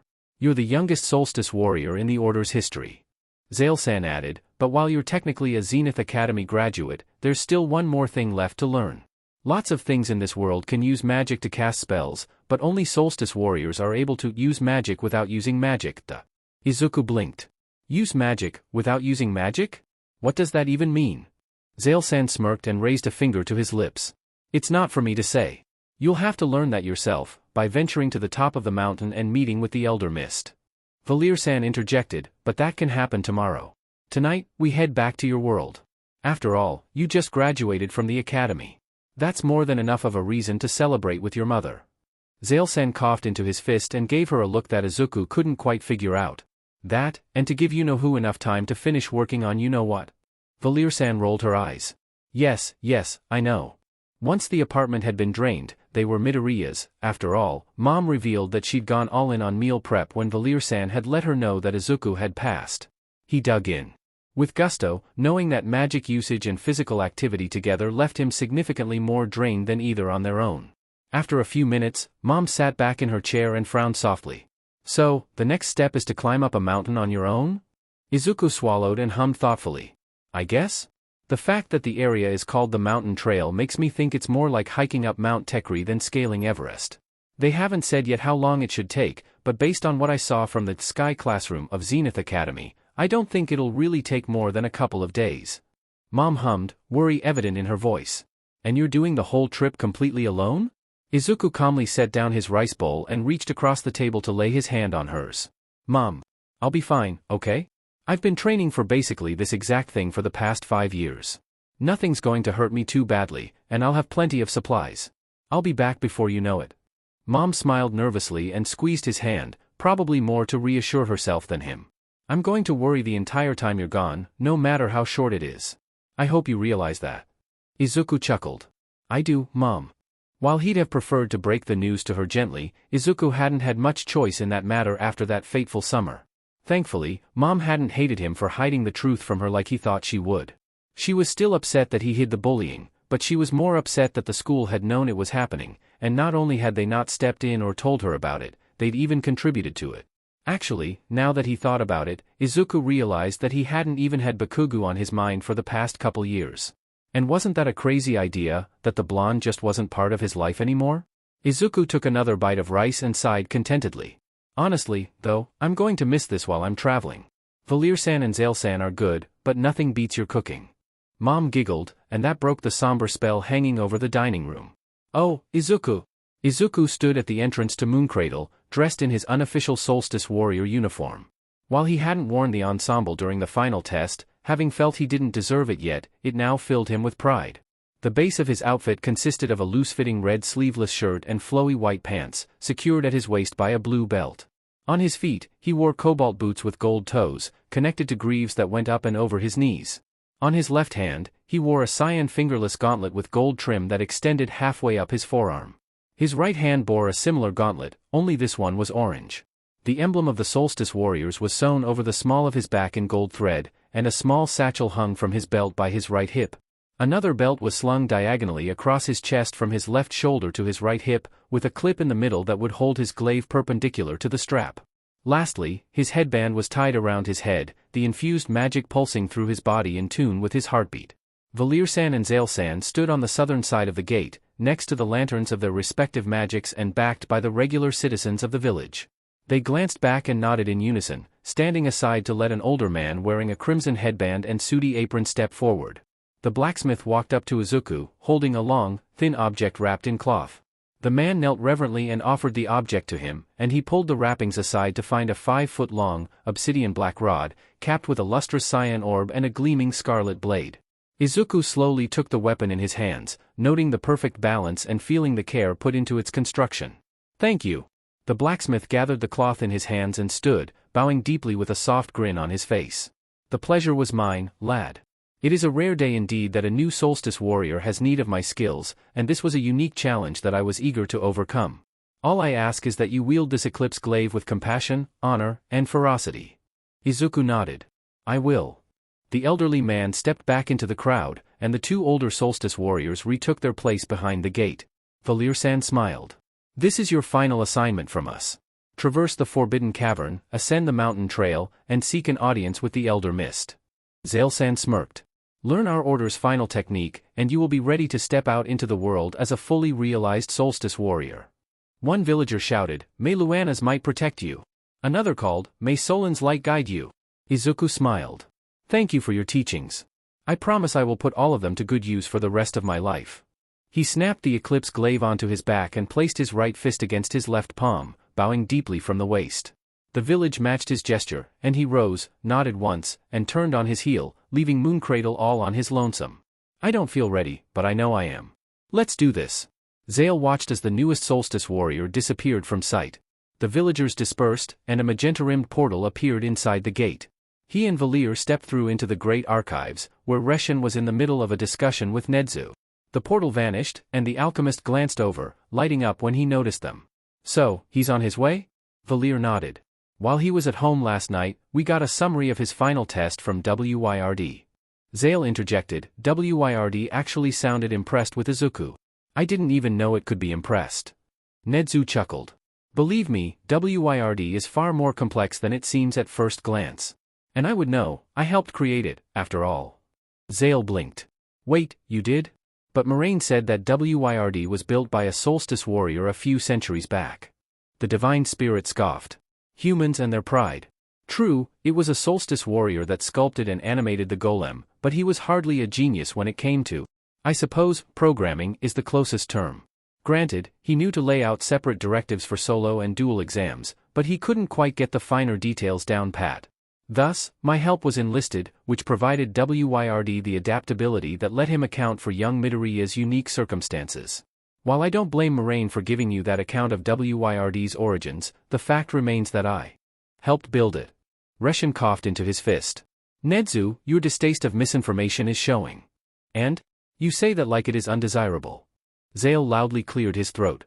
In any case, according to WYRD, the kid was almost a natural on the field of combat. Excellent usage of both parts of his weapon, superb control over both forms of his magic, and a real whiz at analyzing the situation and adapting on the fly. Valir nodded. I've only seen the in-progress versions of his spells, but from what WYRD reported, he seems to understand the forms that solar and lunar magic prefer to take. The only issue WYRD found was that Izuku was a little slower on the uptake for casting locks than it'd like, but it seemed to accept that he wouldn't need to deal with those as often. Reshin gave her a look that conveyed the same expression as a cracked eyebrow. You do realize he's currently venturing through an area filled with magical creatures that make use of casting locks? Zale waved a hand dismissively. Izuku knows to expect them by now, and WYRD saw that he could identify them. He'll be fine. Reshin shrugged. Well, if you think he'll be alright, then I won't press. Now, I've been looking into his world a little deeper, and I must say, quirks are a fascinating concept.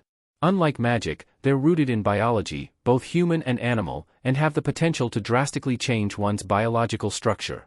For instance, did you know that there are records of quirks that allow the user to completely transform into liquid and back with no ill effects on the mind? Valir snorted. Reshin, your scientific curiosity is showing. And? You say that like it's a bad thing. 2 days later, Izuku hauled himself over the ledge, breathing an internal sigh of relief now that he wasn't hanging out over thin air. He slowly walked down the path, noting the sun and moon lanterns lining the edges. He was also internally grateful that his boots were waterproof and watertight. Hoo. He froze in his tracks, one hand going to the Eclipse glaive before he realized that the magic washing over him wasn't aggressive. As he slowly walked towards the stone structure at the north end of the pond, a face made of cloud swirled into existence. Izuku almost knelt, but the water around his ankles made him choose to bow from the waist instead. Elder Mist. The sage chuckled. Welcome, young adventurer, to this sacred pond. Have you weaved your will into your celestial fabric? I have. Then come closer, and let it be imbued with this pond's magic. He stepped forward and undid the knot on his headband, lowering it into the water and feeling the infused mana surge in strength. Whoa! He lifted the fabric from the pond, noting with some surprise that it was dry. As he tied it around his head, the Elder Mist chuckled. A strong resonance, indeed. Wear it with purpose and pride, for it will augment your innate magic. You shall henceforth have light in the darkest places, and protection against any evil that strikes at you. Izuku bowed again. Thank you, sir. Who? For one not of this world, you are well attuned to your body's mystical properties. Yes, the ability to use magic without using magic has indeed taken root in you. Izuku frowned slightly. Forgive me for asking, sir, but I still don't have any idea what that means. Could you please explain? No need to apologize for seeking knowledge, lad. In some battles, victory may require the use of more offensive magic than you can provide through spells alone. So, you must attune yourself to live mana. Live mana? Correct. In combat, landing a physical blow on a magical foe will generate orbs of mana. You are able to channel this mana through your weapon to augment it with the magic you were blessed with at birth. Izuku blinked. Both kinds? Indeed, though you may find it easier to restrict each type to the corresponding end of your weapon. With your celestial fabric imbued with the pond's magic, live mana will begin manifesting for you the next time you enter battle. Are you prepared for your final test? Izuku nodded firmly. I am. Then close your eyes, and breathe deeply. He obliged, and the magic of the pond swirled around him, something in the air shifting. After a couple seconds, he opened his eyes to find he was standing on a floating island of white stone. Welcome to the Elder Mist Trials. To pass this test, you must gather 3 large relics by completing their associated challenges. The monsters ahead are entirely immune to physical attacks, and the use of offensive spells is prohibited. Godspeed, young adventurer. In the lobby of Mirth's Inn, Zale glanced out the closest window and hummed nervously. I bet Izuku's reached the Elder Mist by now.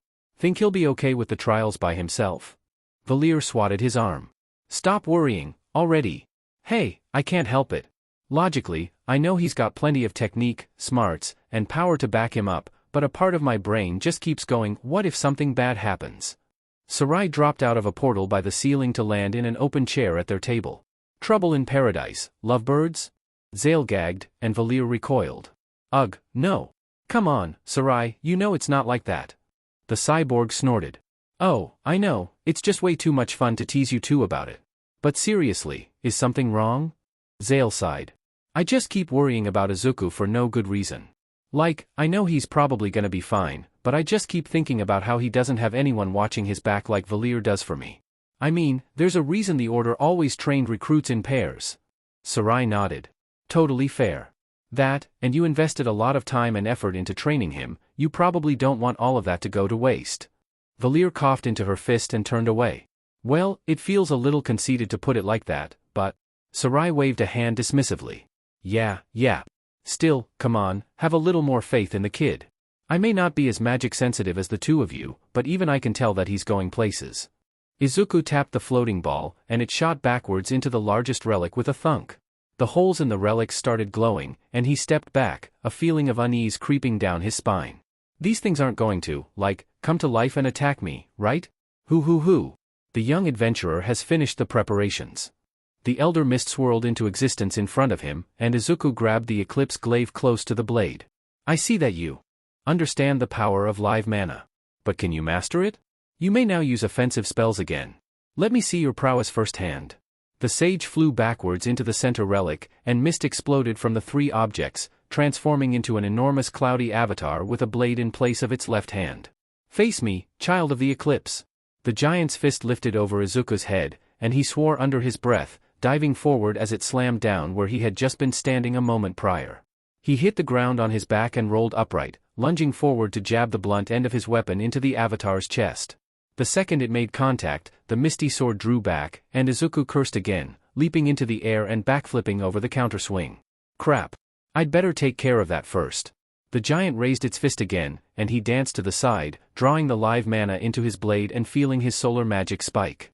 Seeing an opening, he darted forward and slashed through the arm connected to the blade, orange sparks flying as he struck. The clouds darkened and stilled, and the massive face of the elder mist twisted in pain. The avatar held its hand in front of its body, swirling green light gathering in its palm. Okay, I know by now what that means. Had to learn the hard way how to recognize the signs of a casting lock. Izuku channeled his mana through his eyes, seeing two hammers and a crescent moon appear over the upper rim of the giant's chest, along with a slightly transparent analog timer. Well, I could use crescent rebound or lunar split to handle that last one, but the point of this is to assess my understanding of live mana. Izuku dashed forward to jab at the avatar's right arm, immediately pulling the produced live mana into the orb of his weapon and launching an overhead swing that crashed against the giant's palm. Cyan sparks flashed, and the avatar winced, the green light dissipating. Izuku danced back in preparation for a counterattack, only to see the cloudy sword was still dark. Now's my chance for a finishing blow. Izuku channeled his mana into his left hand and made a throwing motion, launching a crescent moon projectile that spun through the air like a discus, slamming into the avatar's chest. On impact, it split into four smaller ones that bounced off at angles to each other, before curving back and flying into the giant's face.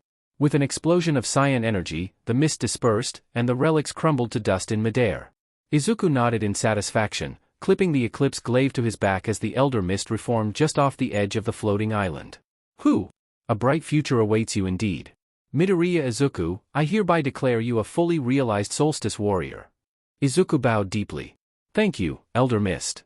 While you were completing the trials, I consulted the mists of time. Meet me back at the sacred pond, and I will tell you of the prophecy I deciphered in the stars. Then you may return to your mentors. Opening his eyes, Izuku found himself back in the pond on top of the mountain, the sun just beginning to dip below the horizon. The elder mist swirled into existence in front of him, floating in front of the stone structure at the edge of the pond. I must admit, you impress me, lad. Not even your mentors were able to finish the trials before dusk. But do not think that you are above them, hoo-hoo. They are still your superiors in many ways. Izuku chuckled. I'm very aware of that, sir. It would take my entire lifetime just to catch up to them. Quite so, but enough about them. Before you leave, allow me to impart to you the prophecy I gleaned from the mists of time. Though the Fleshmancer was defeated, evil is a constant of existence.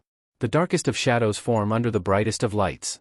Throughout all your struggles, remember this, though sunset is inevitable, so too is sunrise. No matter what befalls the world, night will never fail to give way to dawn. Izuku nodded, unsure of what that meant but certain that he'd learn. Thank you, Elder Mist. I promise I will do my best. Good. Oh, and when you return to Mooncradle? The second that Izuku stepped through the northern gate, Zail-san jogged up with a wide grin on his face. Hey, looks like things went well. Guess the trip back didn't take as long as the way up, huh?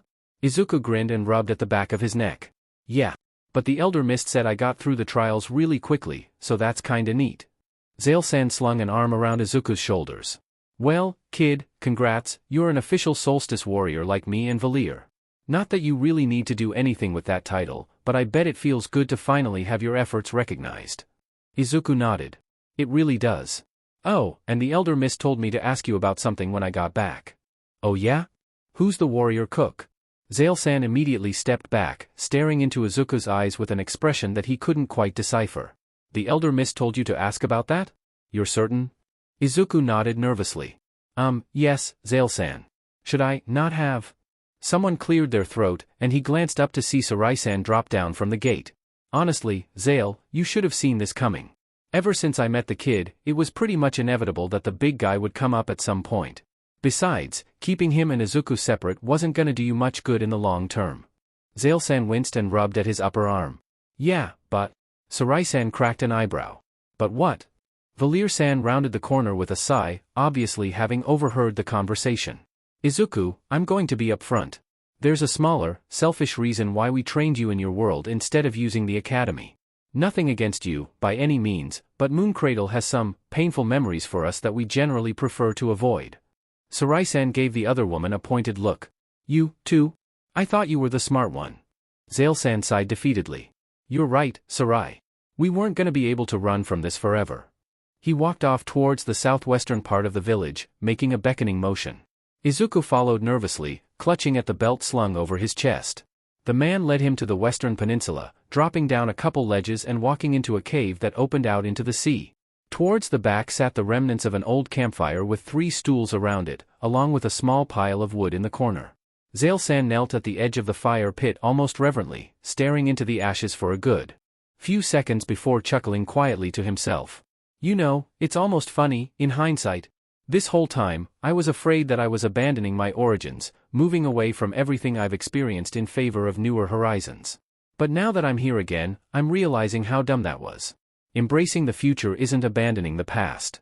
Valir-san walked over and sat cross-legged by one of the stools, running a hand along the wood. We never really left behind what we did here, in this cave, did we? Izuku glanced between the two nervously. Is everything okay? Zail-san glanced over at him and grinned softly. You're just fine, kid. We're the ones who screwed up, really. He turned back to the fire pit and poked a finger into the ashes. Come on, get over here.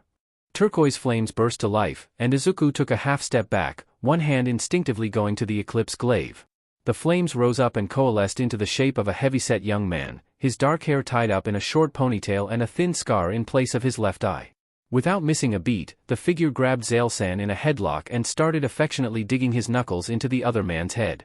Took you long enough to introduce me to the new kid. Zail-san laughed heartily and pulled himself out of the figure's grip, grabbing the stranger by the shoulders and grinning widely. Great to see you, too. And hey, you're solid. I didn't even know you could do that. The newcomer snorted. Well, I can't exactly take all the credit for this little trick.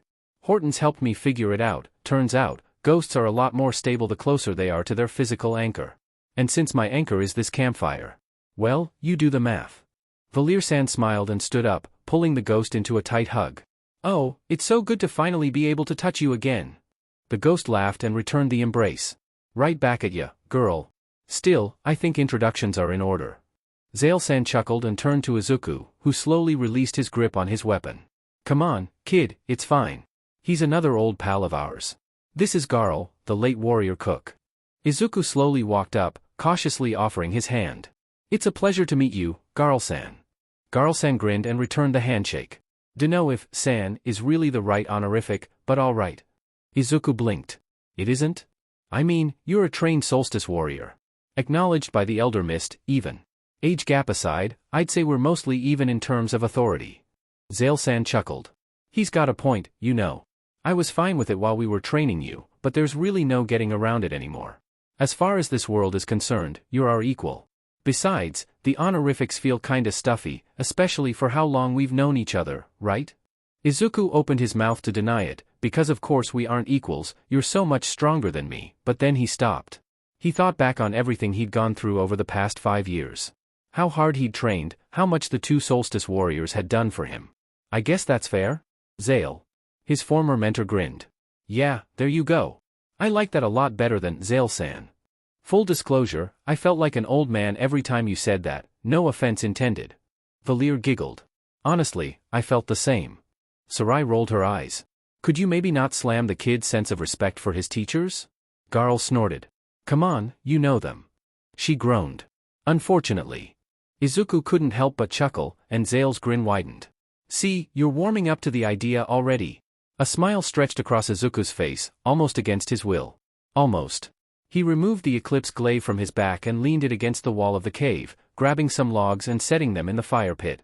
So, Garl, how long have you been, Garl grinned, sitting down on one of the stools as Zale got the fire going with a flare of solar mana. Dead? Izuku rubbed at the back of his neck sheepishly, and the large man laughed.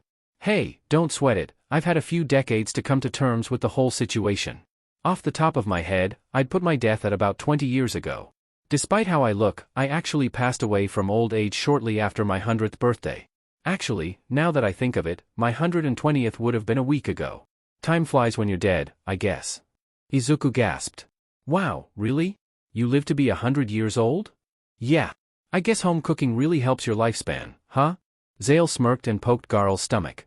Well, given how much experience you have with home cooking, you'd know best, wouldn't you? Garl smacked the other man's hand away with an exaggerated pout. Come on, man, I'm just big-boned. Sarai snorted loudly. You and I both know there was a whole lot more than just bones under all that. Oh, come on, Sarai, you too?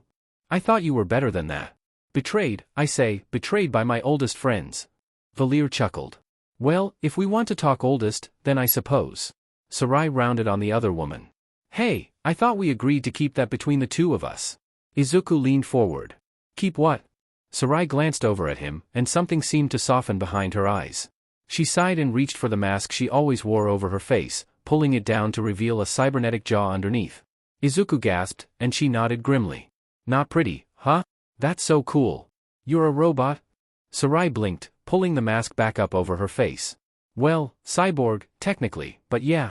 Not originally, but I was converted into one a long time ago. Honestly, that's not the reaction I was expecting. Izuku paused. You weren't? Did people react poorly? She turned away. I don't really like talking about it. He winced in sympathy. I think I get it. Same reason I didn't go around telling people I was quirkless, I bet. Most likely. But yeah, technically speaking, I'm a couple centuries old, even older than these guys. Fortunately, the cybernetics keep me from experiencing memory overload. Valir scowled. Yeah, by erasing unnecessary memories. The cyborg pointedly glared at the other woman. That was a long time ago. Nowadays, it's more like I can go through the files and manually delete ones I don't think I need anymore, kinda like clearing out a digital photo album. Izuku blinked. Wait, so? Zale sighed. Yep, saw that coming a mile away. Valir and I might look like we're in our mid-20s, but we're actually somewhere around the 10 dozen mark. If it weren't for another friend of ours lending us a hand, we'd probably still look like we just got out of high school. Izuku took a moment to process that, then turned to Garl. So, I'm guessing the three of you were basically friends from birth? The larger man snorted. Yep, pretty much. Valir's the oldest of the three of us, then Zale, and then I showed up around the fall equinox. Mooncradle has always been a really small village, and we were the only kids around the same age, so naturally we became friends. Zale smirked. Man, the shenanigans we'd get up to. Garl chuckled, but his left hand reached up to rub at the scar across his face. Heh. Yeah, shenanigans. Izuku frowned. Is that how you lost your eye? Valir winced. Yeah. It was right before Zale and I started training to become solstice warriors. We were actually supposed to wait a little longer before starting, but we got it in our heads that if we could make it through the forbidden cavern on our own, Moraine would be impressed. Garl paid the price for that mistake. The large man grinned. Yeah, my depth perception wasn't that great after the incident. But hey, I just worked around it by getting up close and personal in fights. Izuku chuckled, but there was a hint of sorrow in it. Must have been nice to have someone you knew all your life watching your back. Valir and Zale shared a pained look, while Sarai looked confused. Garl hummed sadly. You used to have a childhood friend, didn't you? Yeah. It's almost funny, when we were really young, the two of us did basically everything together. Bakugo was always a natural leader, and I just couldn't help but follow. So did the other kids, really, but since our moms are close friends, I was always right behind. Then his quirk came in when he was 4, and when mine didn't? Well, he didn't like the idea of me following him around like a lost puppy. Garl winced. Ouch. Izuku nodded glumly. I denied it for a while, but after what happened on my 10th birthday, I realized that we hadn't been friends for some time. It's weird, I don't even really think about him much. Used to be that trying to be friends with him again, or just trying to keep him from literally blowing up at me, was all I'd think about. He was such a constant in my life, I never once thought I'd ever not think about him, but here we are. Zale scowled and smacked a fist into his palm. I knew there was more to that exploding brat than I first thought. Valir glared at the man pointedly. Zale. Drop it. Izuku sighed. It's not right for you to step in and handle my past relationships for me. When I see him again, I'll do what I have to do myself. And before you say it, I know it's when and not if. Like him or not, there's no denying that Bakugo has the makings of a pro hero. And just like me, he's been dead set on being one for forever. Nothing in the universe would ever get him to miss the entrance exam. Zale straightened. Oh yeah, that's coming up pretty soon. Man, talk about timing, huh? Izuku chuckled. I definitely wouldn't want all the Elder Mist stuff hanging over my head while I'm trying to get into UA. Valir snorted. Not to mention trying to set aside time to pop over to this world to make the trip. That too. 5 months later? Izuku stared up at UA's massive campus, just barely able to make out Zenith Compound hovering in the sky above. To the non-magical observer, there was nothing there. Crazy to think how, even with how much time I spent above the place, standing here still feels like a major milestone. Oi! Move it, extra. Izuku calmly stepped to the side, easily avoiding the blonde's shove. Bakugo stumbled forward for a couple paces, then regained his balance. He immediately stomped off towards the front doors, probably ignoring that interaction entirely. Izuku sighed in resignation. Well, he sure hasn't changed. I was hoping that some time without me trailing behind him might get him to ease up a bit, but so much for that idea. At the very least, it doesn't seem like he'll recognize me on sight in the near future. Zale had initially floated the possibility of Izuku taking the recommendations exam, rather than the general one. However, he'd respectfully declined, wanting to get in on his own merits. And while he didn't admit it out loud, he knew his mentors could tell that he wanted to prove to himself that he was just as capable as other kids his age. Better get moving. I can't look like I'm not taking this seriously. The written test passed in a blur, though he couldn't help but suspect that Nezu-sensei had pushed his education a bit further than his peers, since a lot of the questions felt deceptively easy. As he stepped out of the exam hall, Izuku was approached by a clone of ectoplasm. Your paperwork has been approved, and your gear is waiting for you in the room next to the auditorium. Izuku bowed his head. Thank you. After changing into the tracksuit that Mom had gifted him, he grabbed the Eclipse glaive and found his seat, sitting down and pulling out a whetstone. As expected, Bakugo stomped into the auditorium shortly after, thankfully taking a seat on the other side of the large room. Unfortunately, that didn't excuse Izuku from awkward interactions. Excuse me. He glanced up as a tall boy with dark blue hair walked up, one hand chopping rapidly. It is against the rules to bring outside equipment into the exam. I must ask that you relinquish your weapon. The Izuku of 5 years ago probably would have cowered and stuttered out a quiet rebuttal. But he wasn't that Izuku anymore. He calmly laid his whetstone down on the armrest of his chair, set his weapon aside, and stood up, leveling the taller boy with a stare. It's only against the rules if you don't fill out the proper paperwork beforehand. I did, and it was approved, so please leave me alone to prepare. The taller boy blinked. I see. I sincerely apologize for interrupting your preparations. Izuku nodded and sat back down. He quickly checked over both ends of his weapon, decided that it was in good enough shape for the exam, and stowed his whetstone in a pocket. He leaned the Eclipse glaive against his shoulder with the orb resting on the floor, and the spotlights over the stage clicked on to reveal present Mike standing at the podium. To all you listeners tuning in today, welcome. Everybody say HEY. Dead silence. The voice hero shrugged. What a refined response. Fine, then here's the rundown on the practical exam for UA's hero course. Are you ready? More silence. Somebody coughed. Awkwardly. As stated in the application requirements, you listeners will be conducting 10-minute mock urban battles. You can bring anything you want with you, as long as you filled out the paperwork for it ahead of time.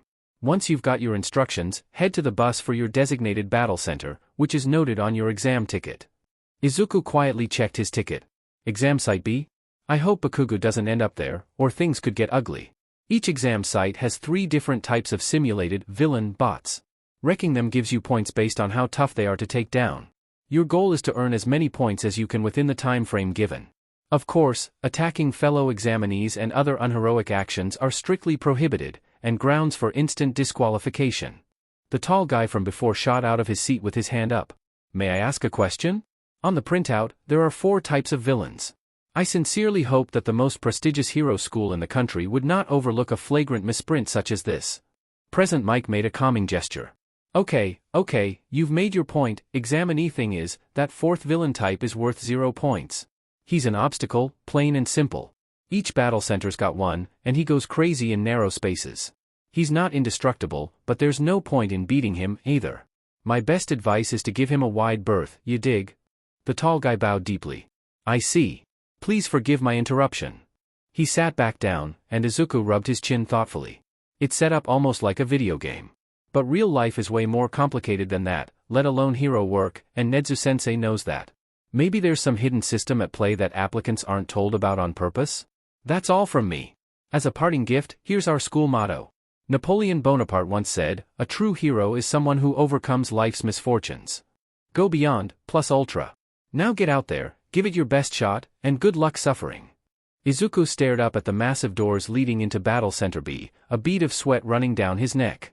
Despite the calming aura of his headband, he couldn't help but be anxious. Here, he wasn't a special case with personal attention. He was just part of the crowd, trying his best to stand out however he could. He needed to earn his way in. Glancing around, he took note of the various examinees waiting by the doors. Most of them seemed relatively calm and self-assured, but he could spot a couple that looked nervous, especially that brown-haired girl standing near the middle of the crowd. She looks a little too nervous, actually. Maybe I should. A hand landed on his shoulder, and Izuku reflexively snatched it in an iron grip. Careful. Sneaking up on someone runs the risk of triggering their fight-or-flight response. His senses caught up to his instincts, and he noticed the tall boy from the auditorium standing there. The other applicant slowly pulled his hand free of Izuku's grip, his stare unrelenting. That girl appears to be trying to focus on the task ahead. Were you trying to distract her? Izuku leveled the other boy with a flat-eyed stare that hopefully conveyed his reaction to that accusation. Pot, meet kettle. I merely dash. Okay, start. Not wasting a second, Izuku took off into the now open fake city, dimly aware that he'd left the crowd in the dust. Can't waste a second when each passing heartbeat can be another life lost. What's wrong? There's no countdowns in real life. Run. The die has been cast, you know. Izuku ignored the hero's shouting, focusing on the cluster of one-point robots that was rounding the corner. Mana's running hot, headbands resonating? Let's do this. Shoyuta scanned the screens from the comfort of his sleeping bag, aware that Nezu was keeping one beady eye on him. Vlad slid down the wall to sit next to him, leaning in close. Got your eye on anyone this year? Shoyuta grunted. They're taking too long. Heroes should be able to react quicker than that. Namuri rolled her eyes. Come on, Sho, you say the same thing every year, switch it up a little. He grunted again. I'll stop saying it once it stops being true. A flash of orange light caught his attention, and he glanced at one of the camera feeds coming from Site B. As he watched, a fireball crashed into a group of three-pointers and exploded on impact with the one in the middle, incinerating the entire cluster. The camera shifted to the applicant that had launched the attack, and Shoyuta blinked. That weapon? The blade and the orb look familiar, but I can't put my finger on it. Nezu followed his gaze and hummed softly. It would appear Site B has something of a powerhouse. Vlad glanced at the feeds, just as the kid threw a glowing crescent discus that hit a two-pointer, bounced off its chassis, split into 4 smaller ones, and wrecked the surrounding bots. The blood hero let out an impressed whistle. I'll say. Which applicant is that? Nezu tossed a file to Vlad, who caught it easily. Applicant 82923, Midoriya Izuku. His quirk, Eclipse, allows him to absorb solar energy and project it in one of 2 ways. By channeling it through his right side, it becomes highly volatile, exploding on contact with objects. Through his left side, it becomes more solid, bouncing off of most surfaces. According to the paperwork he sent in, his glaive acts as a conduit for the energy he channels, focusing and refining it better than he can by himself. Namuri hummed thoughtfully. Another dual quirk?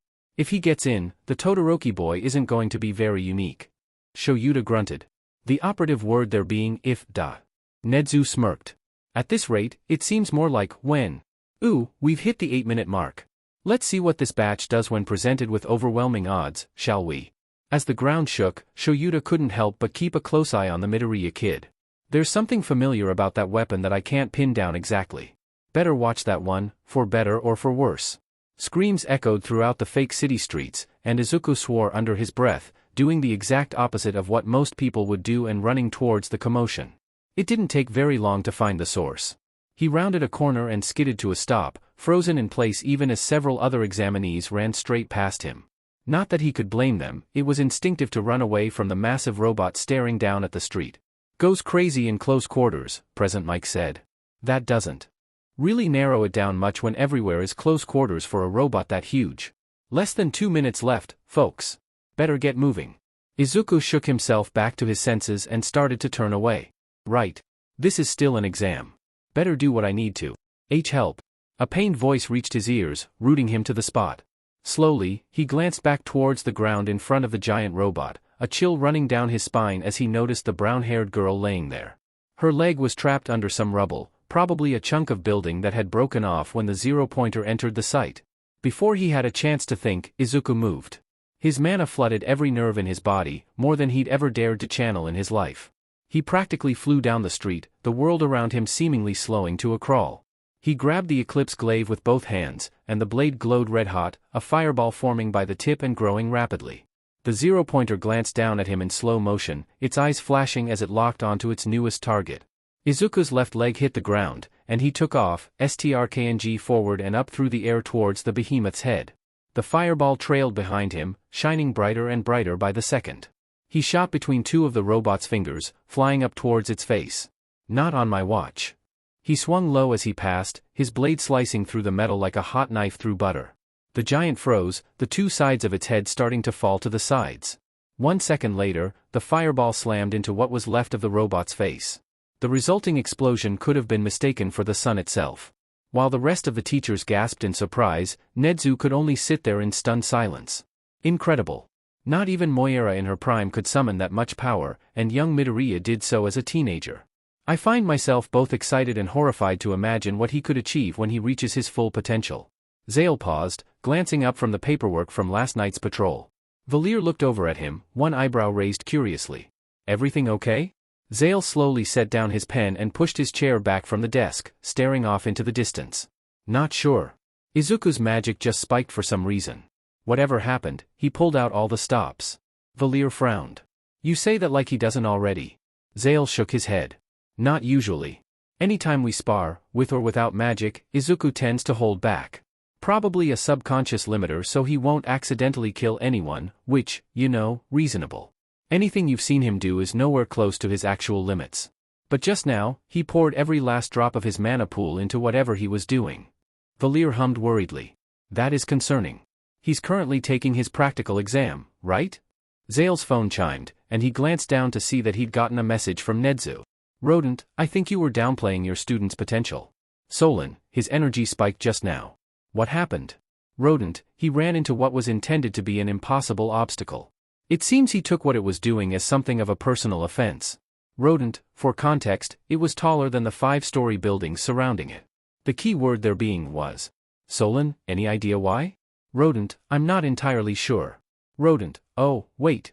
It seems another examinee was trapped in its path. He really does have a hero's instincts, doesn't he? Zale snorted, and Valir cracked an eyebrow. All good? He grinned. All good.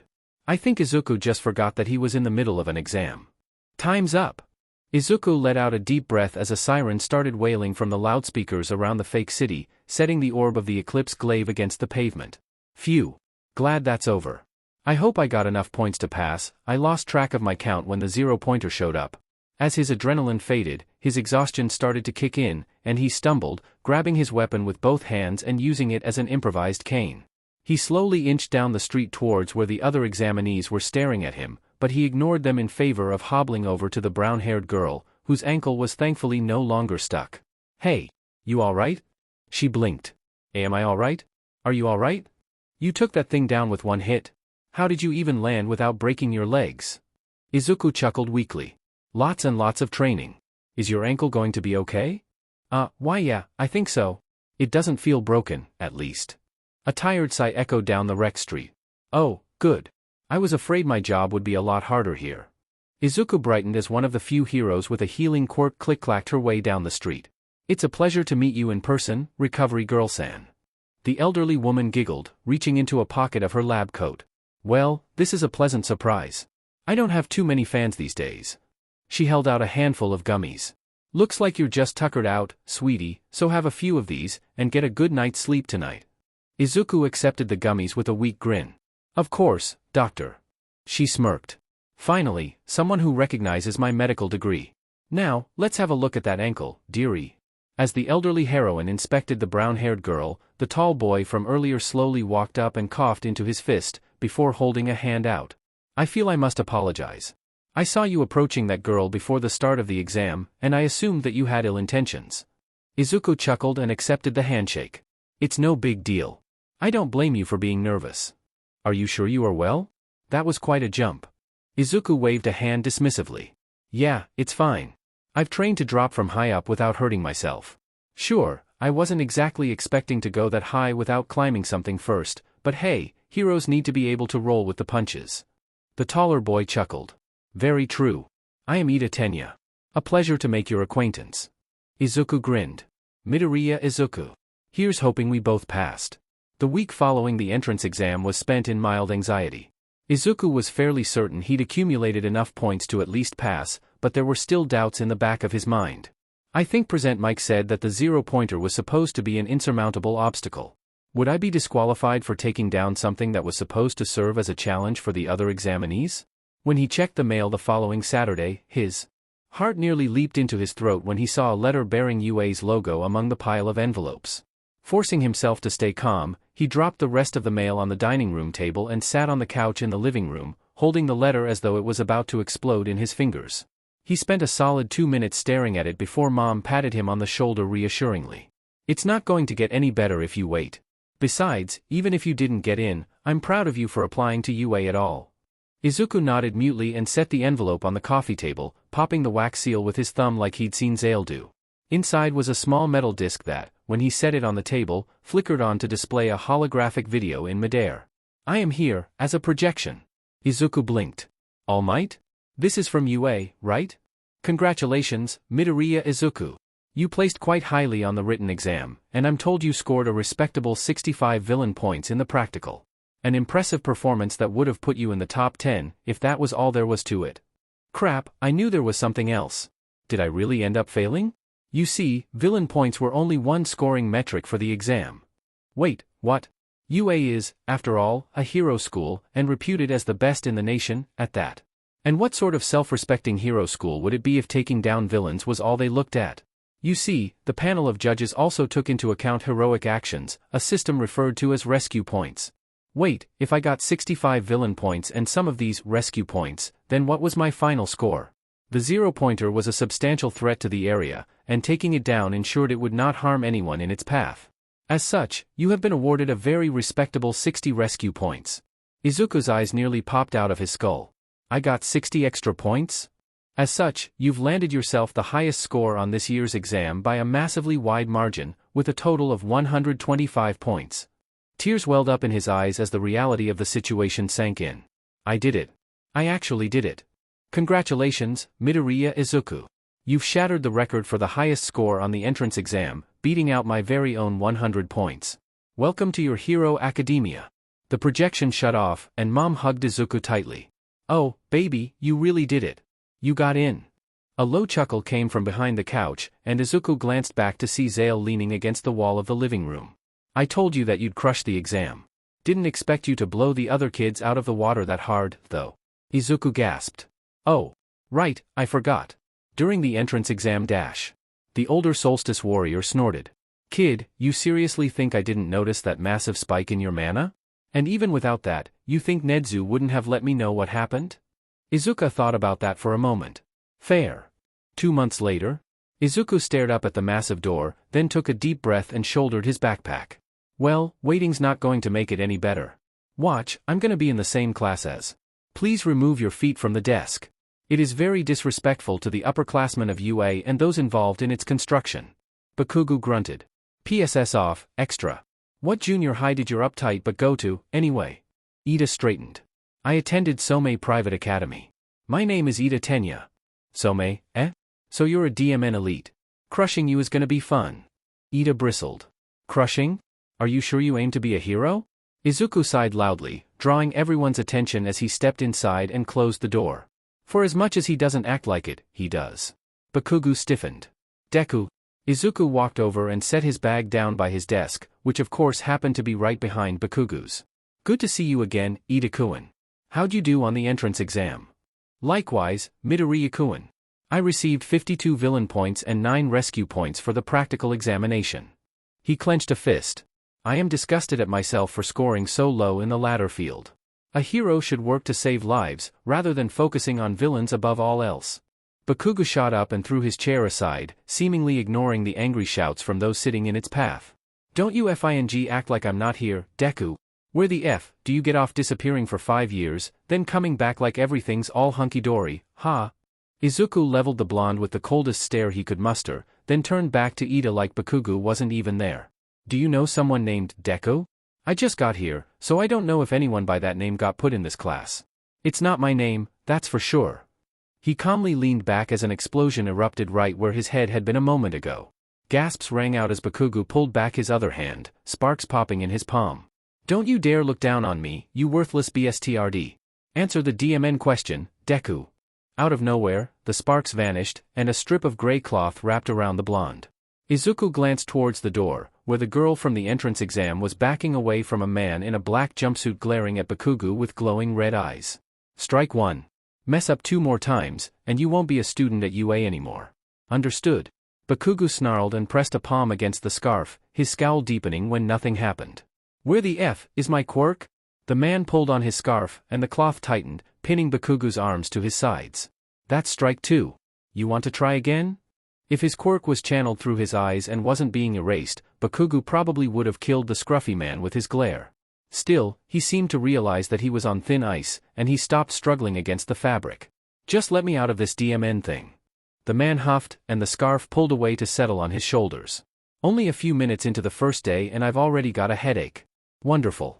If you weren't the second highest score on the entrance exam, I'd have expelled you already. He scanned the room, his eyes lingering on Izuku for about half a second before moving on. I'm your homeroom teacher, Aizawa Shoyuda. He pulled out a bundle of cloth from the bright yellow sleeping bag on the floor and tossed it onto the podium at the front of the room. Get changed and head over to the athletics field. His gaze locked onto Bakugo again. And don't try to pull anything when you don't think there's a teacher around. He turned on his heel and headed out. Izuku was the first to move, immediately moving past Bakugo without even looking at the blonde and grabbing a uniform on the way out. That seemed to get the rest of the class in motion, and they followed his example. First things first. Today, we're holding a quirk apprehension test. The girl from the entrance exam spoke up, but what about the entrance ceremony? What about orientation? Aizawa-sensei grunted. Heroes don't have time for leisurely events like those. UA's selling point is how unrestricted it is when it comes to school traditions. That same lack of restriction extends to how teachers run their classes. He scanned the crowd with a critical eye. You've been doing these exact same physical tests since junior high. But back then, you weren't allowed to use your quirks. Let's change that. He glanced at Izuku. Midoriya. You got the top score in the entrance exam, right? Bakugo tensed, but Izuku ignored the blonde. Yes, sir. What was your record for the softball throw in junior high? Izuku shrugged. I did online school for junior high, so I didn't really keep track. I did use the standard physical tests as assessment for my training regiment, though, so I'd say my average is about 65 meters, give or take. That wasn't a lie, Nezu-sensei had brought him to this very field twice a year to check his progress. Aizawa-sensei tossed him a softball with a thick stripe wrapping around the middle. Try throwing that as far as you can with your quirk. For a brief second, he almost admitted that he technically didn't have a quirk, but he shut that down instantly.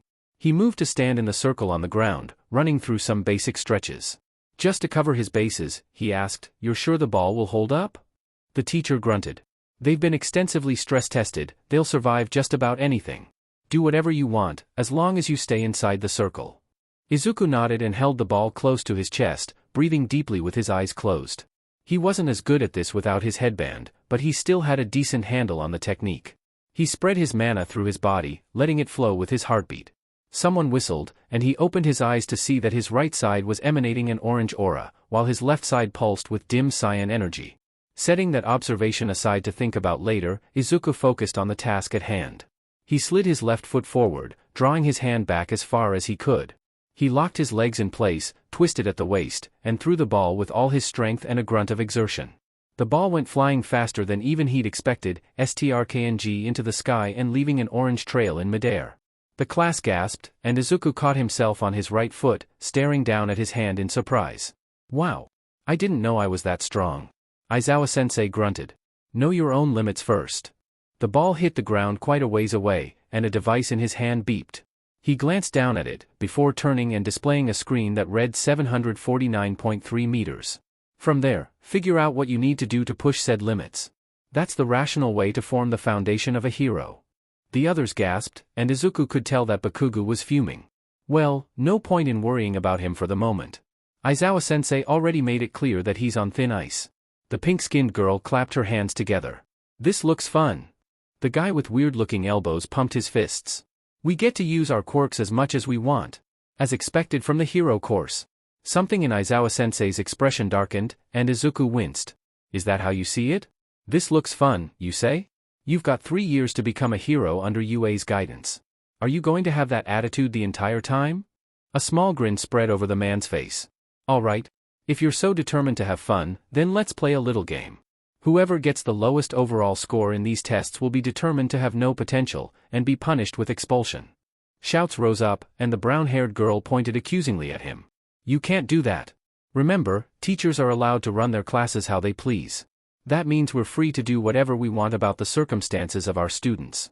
So yes, I can do that. Welcome to UA's hero course. Let's see if you've got what it takes to stick around." "But that's way too unfair, especially on the first day." The man's grin vanished. Natural disasters. Traffic accidents. Villains. All calamities whose time and place can't be predicted. Japan is practically marinating in unfairness. Heroes are those who are expected to reverse those situations, combat that unfairness. If you thought you'd be able to hang out with your pals at WC Donald's after school, too bad. For the next 3 years, we here at UA will do our best to throw one hardship after another at you. If you want to keep up, you'll have to push beyond your limits, go plus ultra, as it were. Several of the others took on determined expressions, and Bakugo grinned maniacally. Izuku set his jaw and squared his shoulders. "I had to face harsh odds for 6 straight years, and that didn't break me. I'm not going to let this slow me down one bit." The final test, the endurance run, ended up being cut off early. Everyone else had left the track a while ago, but Izuku was still steadily jogging along, easily keeping pace with the ponytailed girl who had produced a moped out of nowhere. After a solid minute of neither showing any signs of slowing down, Aizawa-sensei sighed and let out a piercing whistle. "All right, that's enough. Midoriya, Yaoyorozu, you can both take a score of infinity for this one." Izuku calmly walked off the track, heading towards where Ida was leaning on the fence and panting heavily. "Are you all right, Ida-kun? I think your engines are smoking." They were, but Ida gave him a confident grin. "I will recover with time, Midoriya-kun, but I appreciate your concern. In hindsight, I suppose it was unwise to aim for my highest gear in an endurance run, especially when my quirk is better suited to sprints." Aizawa-sensei cleared his throat, and all attention turned to him. "Right, let's get this over with. Your ranking in each test gives you a number of points from 1 to 20, and your final score is simply the total of all those points. Here's the rankings." He hit a button displaying a 2x10 table, and Izuku quickly scanned the list, grunting in satisfaction as he saw his name in the second place spot. The only one higher was Yaoyorozu, who had consistently dominated almost every event. The ball throw had gone to Uraraka, the brown-haired girl who apparently chucked the thing clear into space and got a score of infinity. Immediately below Izuku in third place was Todoroki, the boy with split hair and impressive control of his ice quirk. Bakugo had landed in 4th, and Ida had gotten 5th. Uraraka had earned a respectable 11th, and dead last went to Mineta, a short boy with purple ball in place of hair. No. Forgive me, hot babes, I failed you. The holographic list disappeared, and Aizawa-sensei loudly cleared his throat. By the way, I lied about the expulsion. Dead silence. A manic grin spread across the teacher's face. It was a logical ruse to draw out your upper limits. The class roared in unison, what? Yaoyorozu sighed, even as Mineta started sobbing in relief. I thought the lie was obvious. Maybe I should have mentioned it. Siro, the guy that shot tape from his elbows, chuckled nervously. Man, that was nerve-wracking, wasn't it? Kirishima, a boy with spiky red hair and equally spiky teeth, grinned and held up a fist. I'll take up the challenge anytime. Aizawa-sensei grunted. In any case, we're done here. Syllabi are on your desks in the classroom, make sure to look through them when you grab your stuff on the way out. The class started to disperse, and Uraraka walked up to Izuku with a shy grin. Hey, so, I never really got the chance after the entrance exam, and everything this morning happened really quick, but I wanted to thank you for saving me from the 0-pointer. Izuku fought back a blush and chuckled, rubbing at the back of his neck sheepishly. Well, it wasn't that big of a deal. I'd like to say I was just doing what a hero is supposed to do, but I really wasn't even thinking at the time. In hindsight, I don't think it would have actually hurt you, but all I knew was that a giant robot was heading your way and you were trapped. Ida started chopping his hand vigorously. Be that as it may, your instincts were to help someone in danger. That is clearly the mark of a true hero in the making. Kirishima walked over with an excited expression. Oh yeah, I heard that one of the test takers in another site totally wrecked the 0-pointer in one move. Was that you, Midoriya bro? Izuku coughed into his fist and glanced away. Well, I wouldn't say totally wrecked. I just hit it in the head kinda hard, and most of the vital computer systems happened to be there. I'm not that strong. Bakugo scoffed. DMN right you aren't. You'll always be beneath me, Deku, so remember it. Izuku cracked an eyebrow, his usual anxiety swiftly replaced with spite-fueled sarcasm. I'm sorry, remind me again who got first on the entrance exam? Sparks crackled. You little dash. Izuku smirked and raised a finger to his lips. Careful, you're already on strike 2 with our homeroom teacher. I know you remember enough about baseball to know what happens at strike 3. Bakugo's heated glare could have sparked an inferno, but the blonde resorted to snarling wordlessly and stomping off towards the classroom. Uraraka blew a raspberry at his retreating back. Sheesh, what's his deal? Ida huffed. Indeed. He seems rather uncouth for one aiming to become a hero. Izuku sighed. He's just like that. Bakugo and I were close when we were kids, but we kinda grew apart after a while. He's always had this drive to be the best hero, but he shows it by way of that, I guess. As long as I'm not in his way, he's actually not that bad of a guy. Kirishima grunted. Even still, it kinda seems to me like he's a little obsessed with you being beneath him, whatever that means. Not very manly, if you ask me. Izuku shrugged. Maybe not, but I try not to think about him too much nowadays. Anyways, I'd love to stick around and chat, but I promised a couple friends that I'd come over once school ended. Mineta stepped closer with a weird expression on his face. A couple friends, eh? Any chance one of them is, you know, in the market? Izuku leveled the midget with a flat stare. They're in their 20s, and even if she was your age, she's something of a free spirit. Even still, he'd skewer you through your mouth and out the other end, then roast you like a pig on a spit for even looking at her wrong. Oh, are they together already? Darn, there go my chances. Izuku blinked, then gagged violently. Ugh, no. They're siblings in all but blood, and I'm pretty sure they'd hurl on the spot if you even suggested that idea to them. Mineta brightened again. So I do have a chance with her. Kirishima calmly grabbed the midget by the collar, hauled him off the ground, and threw him in the direction of the classroom, ignoring his terrified shrieking. Can I at least snag your phone number, Midoriya bro? I'm hoping you'll share your workout routine with me later. They kept chatting on the walk back to the classroom. The warm feeling in his chest was enough to let Izuku ignore Bakugo glaring daggers into the back of his head. For the first time in years, he had friends his age. It was nice. Fortunately for Izuku, he didn't have to look very hard to track down Valir and Zale. About a year ago, a couple that lived on a different floor of his apartment building had moved out. Seeing an opportunity, the two Solstice warriors snatched up the empty apartment almost immediately, probably with help from Nezu-sensei. As luck would have it, that apartment happened to be directly below his, so all he had to do was get home, drop his stuff off in his room, and swing over the balcony railing. Zale was waiting for him with a steaming cup of tea in each hand. The second that Izuku landed on the lower balcony, the older man offered him one, which he gladly accepted. "So, how was school, champ?" Izuku rolled his eyes and took a sip of tea as he walked inside, immediately sitting down on the couch. "Gee, Dad, it sure was swell. All the other kids are aces." Zale snorted and swatted him upside the head. "If I wanted cheek, brat, I'd look behind myself in the mirror." "Hey, you started it." They started laughing, and after a bit, Zale slung an arm around Izuku's shoulders with a grin. "In seriousness, though, how was it?" Izuku beamed. "It was great. Ida was there, and so was the girl I saved during the entrance exam. Her name's Uraraka, by the way, and a lot of the others were fun. Bakugu was there too, but he's on thin ice with our homeroom teacher already." He frowned. "There's also this other kid, Mineta, who seems like he could be difficult, but I'm hoping it doesn't turn into anything serious." Valir, who had just plopped down next to Zale, cracked an eyebrow. "Difficult how?" "When I mentioned that I was meeting with a couple people, he asked if one of them was, and I quote, in the market. I said that you guys are in your 20s, but that didn't seem to deter him. He was put off by me mentioning that Zale would roast him like a pig on a spit for even looking at you wrong." Zale scowled. "Which I would. I know, but he interpreted that as you two being in a relationship." Valir gagged, and Zale spat out his tea. "Yeah, I said as much, but all he heard was that he had a chance." That was when Kirishima threw him back towards the classroom.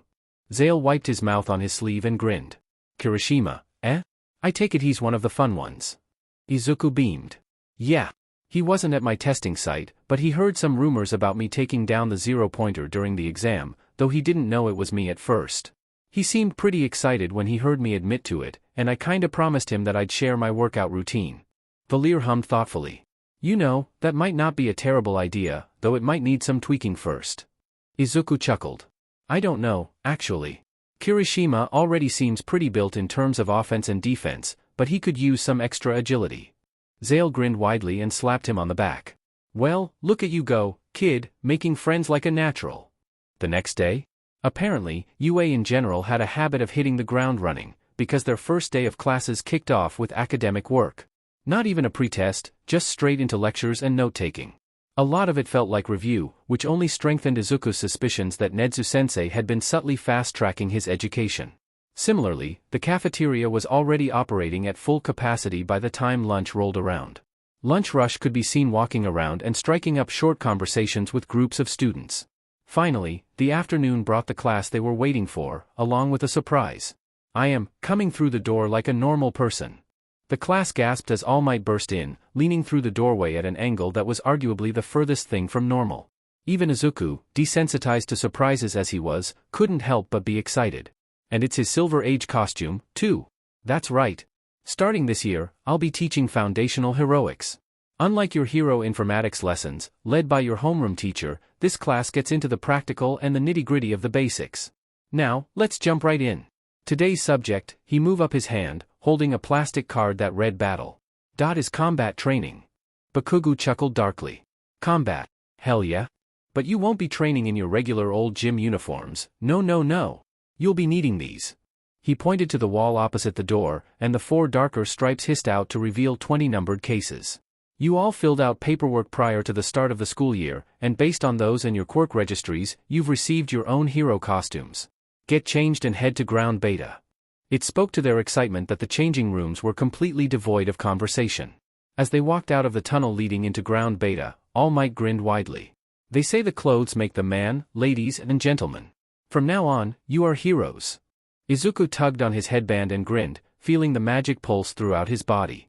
Just as Zale had predicted, he'd made his Solstice warrior uniform into his hero costume. I may have trained in the ways of the Order, but this is what I've wanted to be since day one. I must say, I'm rather impressed. You all look excellent. Mineta glanced over at Uraraka, his eyes clearly locked onto a spot below her waist, and gave a thumbs up. The hero course is the best. Izuku suppressed a shudder and moved to stand between the dwarf and the girls. All Might boomed, "Now, shall we begin, you zygotes?" Ida raised his hand, clad in armor eerily similar to Ingenium's. "Sir, this area is similar to the battle centers from the entrance exam. Will we be conducting urban battles again?" "Not quite, young Ida. We're actually skipping ahead a couple steps. Most villain fights take place outside, but looking at the total numbers, villains more often appear indoors. hostage situations, bank robberies, backroom deals, and more. In a society filled with mighty heroes, smart villains hide in the shadows. Therefore, for this class, you'll be split into pairs for a good old-fashioned game of heroes and villains. Azui, a girl with long green hair wearing an equally green jumpsuit, tapped a finger against her lips. Without basic training, Karo? All Might grinned wider and clenched a fist. This is a real battle to understand those basics. However, this time, there's no robots you can just beat up and destroy. Yaoyorozu hummed. How will wins and losses be determined? Bakugo flexed his right hand menacingly. Can we just beat up the other team anyway? Uraraka wrung her hands nervously. Will the punishment for losing be expulsion like with Aizawa-sensei? Ida raised a hand. How will we be split up? Aoyama, a blonde boy that seemed to be constantly surrounded by sparkles, posed dramatically. Isn't this Cape Fabulex, sir? All Might chuckled, but Izuku could make out a hint of anxiety in the hero's voice. I promise I'll get to all your questions. He reached into a pocket and pulled out a tiny booklet, clearing his throat. The situation is as follows. A pair of dastardly villains have hidden a nuclear weapon somewhere in their hideout. The task of the heroes, naturally, is to dispose of the bomb. To do this, they need to capture the villains or retrieve the device within 10 minutes. Meanwhile, the villains are aiming to defend the weapon for the entirety of that time, or defeat the heroes. He put away the booklet and pulled out a large yellow box. Teams and opponents will be determined by drawing lots. Ida rubbed at his chin, probably frowning underneath his helmet. So haphazardly? Izuku hummed. In the field, if they aren't on an established team, pro heroes have to work with whoever they can find on the scene, they can't pick and choose. Maybe this is meant to emulate that? I see. Having the foresight to emulate a common occurrence in the real world? Truly, UA is always thinking many steps ahead. All Might cleared his throat loudly. Right. Let's do this. Team A, Aoyama Yuga and Bakugo Katsuki. Team B, Uraraka Ochako and Todoroki Shudo. Team C, Ida Tenya and Yaoyorozu Momo. Team D, Ashido Mina and Shiro Hanta. Team E, Kirishima Ijiru and Jairu Kyuka. Team F, Kutakuji and Shuji Mezu. Team G, Ojiro Mashireo and Tokoyami Fumikage. Team H, Azui Tsuyu and Sata Rikadu. Team I, Kaminari Denki and Mineta Minoru. Team J, Hagakure Toru and Midoriya Izuku. Once everyone had gotten into their assigned pairs, All Might produced 2 more boxes, a white one labeled hero and a black one labeled villain. Now, the first teams to fight will be, he fished around for a bit, before pulling a ball out of each box. Team C as the villains and Team D as the heroes. While All Might led the 2 competing teams towards the building they'd be fighting in, the rest of the class headed towards the monitor room, located in a corner of ground beta close to the entrance. There were already a few camera feeds on the main screen, and everyone spread out, sticking to their pairs for the most part. Izuku leaned against the back wall, resisting the urge to blend into the shadows like Sarai had taught him and aware that Hagakure was standing nearby. After a few minutes, All Might walked into the room and took up a position behind the central podium, sticking something in his ear before picking up a clipboard and pen. Your prep time is up. Heroes, you may now enter the building. He glanced back at the rest of the class. You all should watch closely, as well. See what the preceding teams do, and think on how you might alter your strategy based on your observations. Ida and Yaoyorozu were set up for the long haul. The ponytailed girl had produced large metal sheets from somewhere, and had bolted them to the inside of the room's only entrance. They stood in front of the papier-mâché prop bomb, intently watching the doorway. Unfortunately for the villain team, the heroes didn't need to make use of the door to get in. After some conversation, Shiro shot out a strip of tape from his elbow towards the roof of the building, grabbing Ashido's wrist with his free hand. He pulled the 2 of them up the side of the building, easily carrying his teammate up to the roof. From there, he lowered himself over the side and checked in through the closest window, moving on to the one to his right when the first one didn't have anything. They continued that way around to the back of the building, until Shiro seemed to spot the bomb through one of the top-floor windows. With their gazes focused on the inner door, Ida and Yaoyorozu were completely oblivious when Ashido, suspended by Shiro, melted a hole through the outer wall and casually slapped her palm against the prop. Ida jumped a good foot in the air when All Might announced, "The bomb has been secured. Hero team wins." When the teams got back to the monitor room, Ashido and Shiro beamed at the applause, the former skipping over to an empty section with the latter following close behind. Ida hung his head in defeat, holding his helmet by his side. Yaoyorozu looked devastated. All Might cleared his throat and grinned. A good plan from the villain team, I will say, but it sadly was not enough. So, where did they go wrong, and what could they have done differently? Azui raised a hand, and the teacher pointed at her. They forgot to account for the hero team potentially coming in through the windows, Karo. I get that, being on the 5th floor, it made sense to assume that the heroes would use the door, Karo, but they should have watched the windows, too. All Might nodded. Precisely. In this day and age, it's never wise to assume you know everything your opponent is capable of. Izuku grunted. That, and it's always a good idea to keep your head on a swivel. You never know when someone's gonna sneak up behind you. Indeed. Now, to decide the second match. He rifled around in the boxes again. Team A will be the villains, and Team B will be the heroes. Bakugo scowled in Izuku's direction, which probably meant the blonde was angry that he wouldn't get to show Deku his place. Izuku just hoped that Uraraka wouldn't be the target instead. Katsuki only got more and more sad as the clock ticked down to the start of his match. DMN Deku thinks he can blow me up, vanish to God knows where for 5 goddamn years, show up with some fancy butt quirk that he didn't have before, and act like everything's peachy? And then he doesn't even have the ball to face me head on. No, he has to go crying to the teachers and get them to set things up so he's safe. French dipshit tapped him on the shoulder. Monsieur, should we not formulate a strategy? Katsuki glared, sparks popping in his palms. Touch me again, and you die. French dipshit backed up, palms raised in surrender. I meant no disrespect, Monsieur Bakugo. I merely dash. Shut up. You want to defend the bomb, be my guest. The second this match starts, I'm blasting the other team straight to hell. Wait, isn't that Beach with the Bangs friends with Deku, or something? Meh, she only got 11th on the tests yesterday, she's not important. Better focus on the split hair BSTRD. Your prep time is over. Heroes, you may now enter the building. Katsuki smirked. Alright, time to dash. The only warning Katsuki got was the temperature dipping, and it only came roughly half a second before the ice. Barely half a minute into the start of the match, and the entire room was frozen over. A vein in his forehead throbbed, and Katsuki roared wordlessly as he blasted apart the ice over his body. That DMN BSTRD thinks he can just pin me without a fight. I'll FING kill him. He shot off down the hall, ignoring French dipshits shouting. The ice would have made it tough to run, but he could easily turn on a dime with his explosions, so he made good time through the frozen halls. About halfway through the 2nd floor, he ran into the hero team. Round Face probably half said herself when Katsuki blasted around the corner, immediately launching a right hook that was accented by an explosion. Half and half, to his credit, didn't even flinch, just stopping the attack with a wall of ice. Uraraka, go. I'll hold him here. Katsuki ignored her, laying into the enemy in front of him with blow after blow. UFING BSTRD, you just had to make it cold as ball in here so my quirk wasn't as effective, huh? Half and Half's face didn't even twitch, the smug BSTRD countering Katsuki's every move with more ice. It wasn't my intention? But good to know that it's having an effect anyway. Katsuki growled, feeling his sweat glands pump out more and more fuel by the second. Not as effective doesn't mean ineffective, dumbass.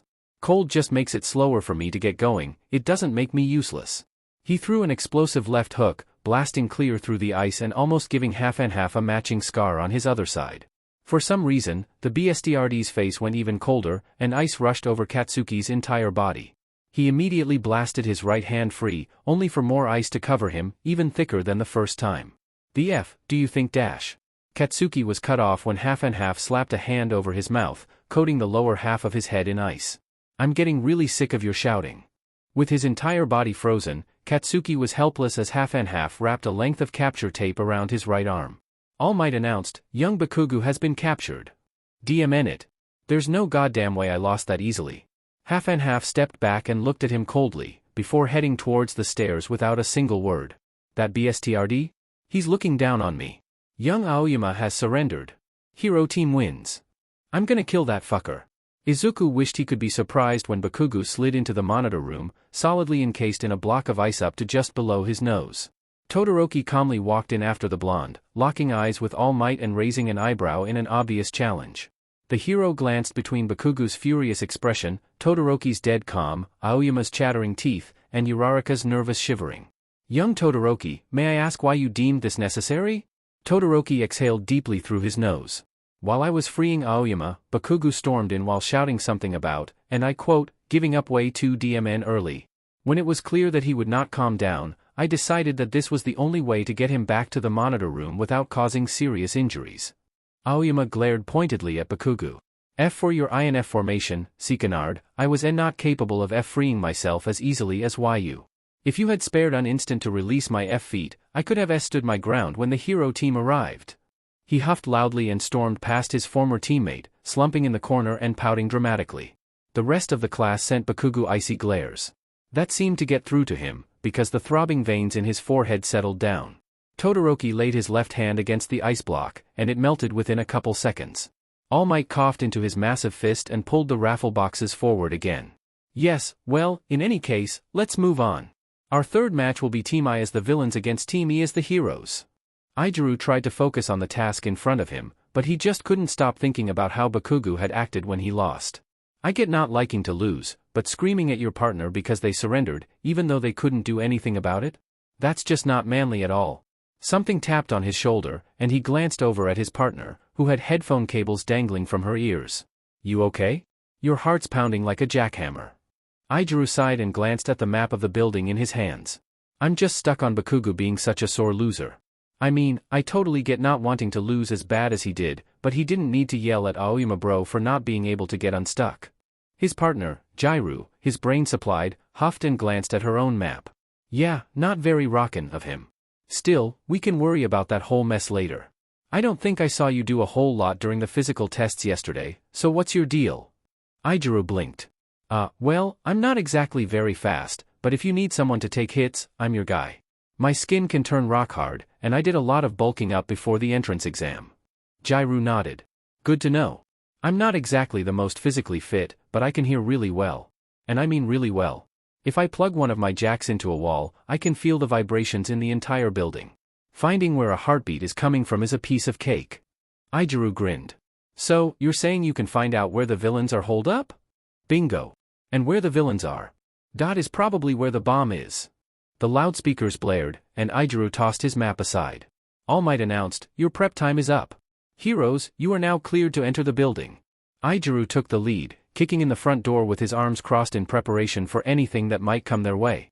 But nothing happened, and he took a few cautious steps in, glancing around while Jiru stuck a jack into the wall.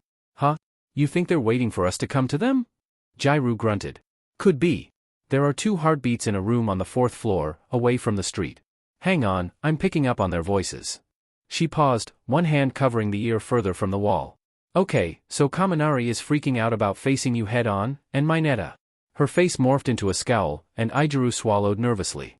What's Mineta bro talking about? Jiru stood up, removing her jack from the wall. You take Kaminari. That BSTRD is mine. Izuku chuckled, a bead of sweat running down his neck. You got it. He led the way, and they went basically unchallenged until they got to the 4th floor. Jiru's murder aura didn't help Izuku's nerves, but at least he could be confident she wasn't angry at him. The hallway leading to the bomb room was lined with weird purple balls stuck to the floor, walls, and ceiling.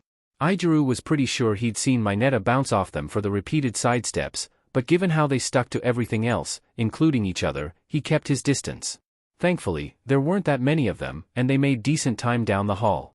The doorway leading into the bomb room was practically covered in the ball, and there were a good few dozen on the walls and ceiling inside. Kaminari looked ready to jump out of his skin, but Mineta seemed pretty confident. Welcome, heroes. Are you ready to challenge us on our own turf? Izuku glanced around the room and blinked. Where's the bomb? Jiru tapped his shoulder and pointed at the ceiling, and he glanced up to see it stuck there by a few more purple ball. Oh. That's gonna be really tough to get down, huh? Mineta chuckled. You betcha. So your only option is to fight us, and my partner here is a walking one-shot. Ready to surrender? Jiru cracked her knuckles. Just because you were hoping for one of the other girls doesn't mean you can count me out. Mineta went pale. Hang on, that was a private conversation. Jiru scowled harder. No such thing during a training exercise like this, you pervert. You made your bed, now lie in it. Kaminari took a step forward, electricity crackling around him. I think I'd prefer if you didn't. I don't want anyone to get hurt here. Mineta hopped back. Kaminari, just zap her already. But I dash. Do it. Kaminari sighed and pointed his hands at the floor. Sorry about this. Indiscriminate shock, 1.3 million volts. Izuku jumped in front of Jiru, hardening his entire body on instinct. Mineta bounced into the air, and the electricity slammed into Izuku's crossed arms, coursing across his body. Thankfully, it didn't seem to affect him, and it cut off long before his time limit ran out. Kaminari stumbled back, dazed, and Jairu walked out from behind Izuku, staring at Mineta like he was a fresh piece of meat. Izuku released his quirk and cautiously laid a hand on her shoulder. Jairu? Don't do anything you'll regret, alright? She shrugged his hand off and kept walking slowly. Whatever I do to him, I'm not going to regret it as much as he's going to regret what he said. Mineta went even paler and jumped towards the windows. Not if you can't catch me. Jairu cracked an eyebrow, and one of her jacks stretched down and plugged into the back of her boot. A blast of sound shot forward, rattling Izuku's body even from behind his teammate. Mineta took the full force of it, doubling over and shouting in pain while clutching his ears. Jairu walked forward, clenching one hand into a fist. Who said I needed to catch you first? All Might shouted, both villains are clearly unable to continue fighting. The hero team wins. Young Jairu, please stand down. But I am well aware of what he said, and rest assured, I will make sure Aizawa-kun is informed. But for now, please do not injure young Mineta any more than you already have. Jairu sighed, the tension bleeding from her body. Fine. Whatever.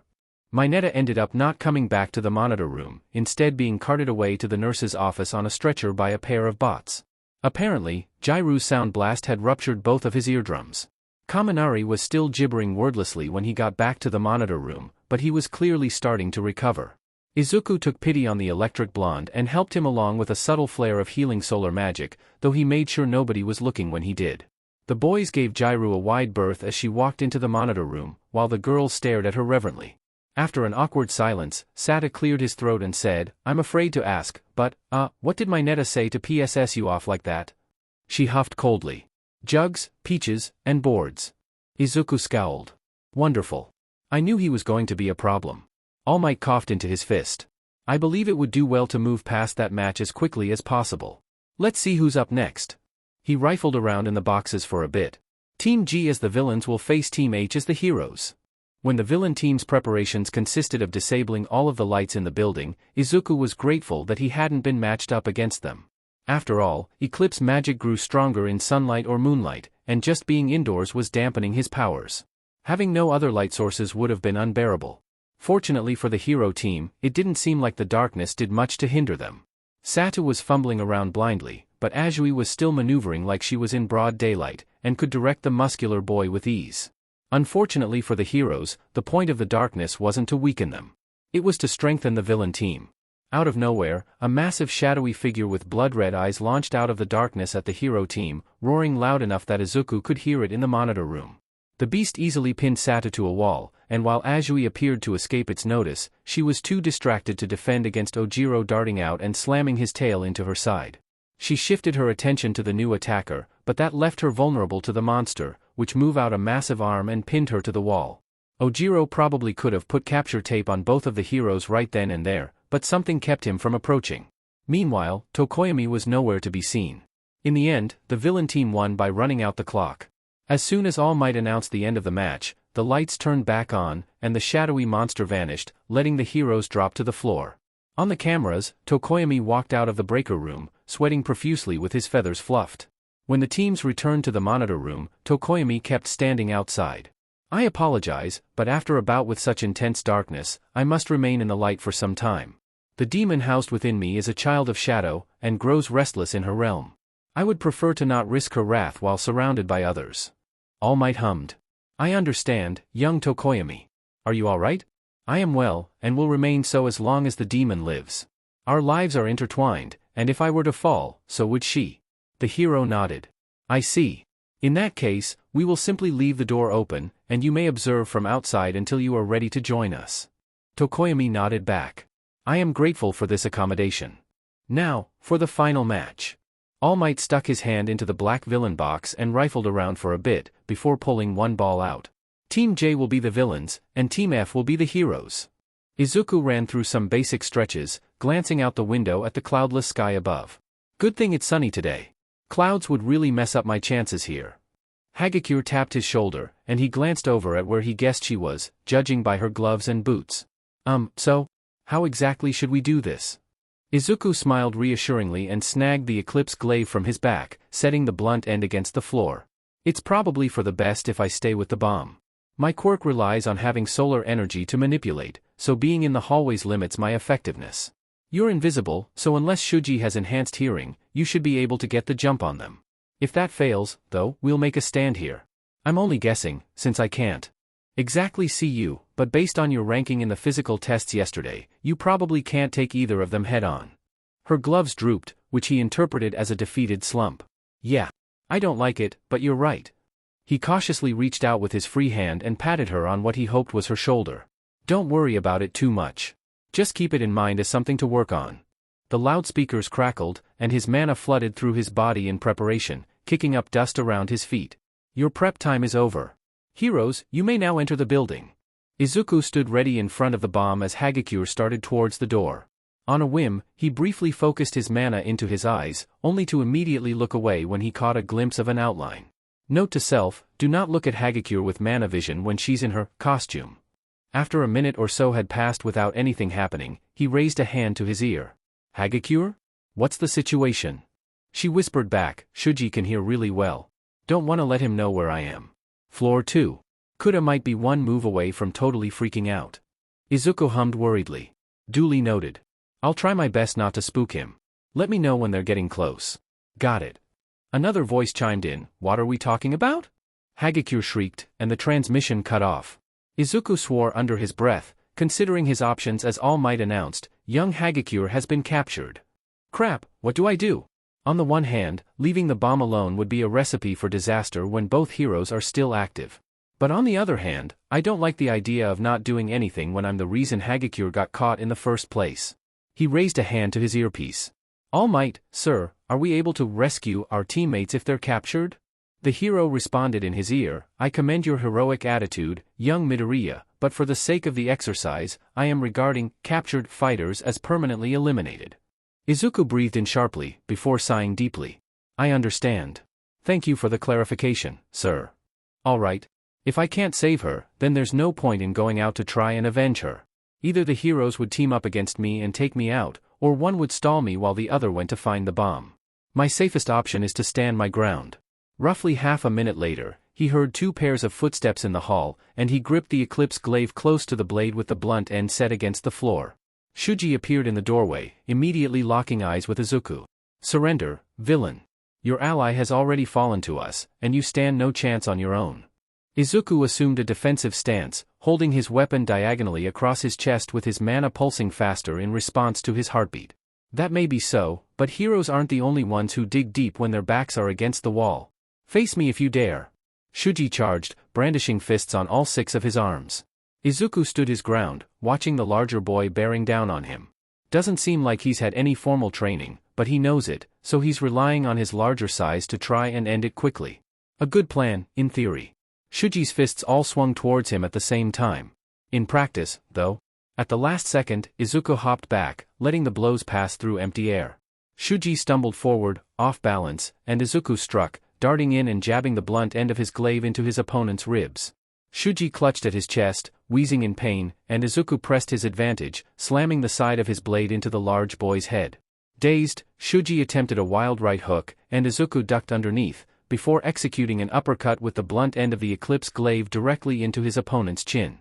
Shuji fell onto his back, and Izuku recognized an opening, slipping his capture tape out of his satchel and quickly tying it around Shuji's leg. All Might called out, young Shuji has been captured.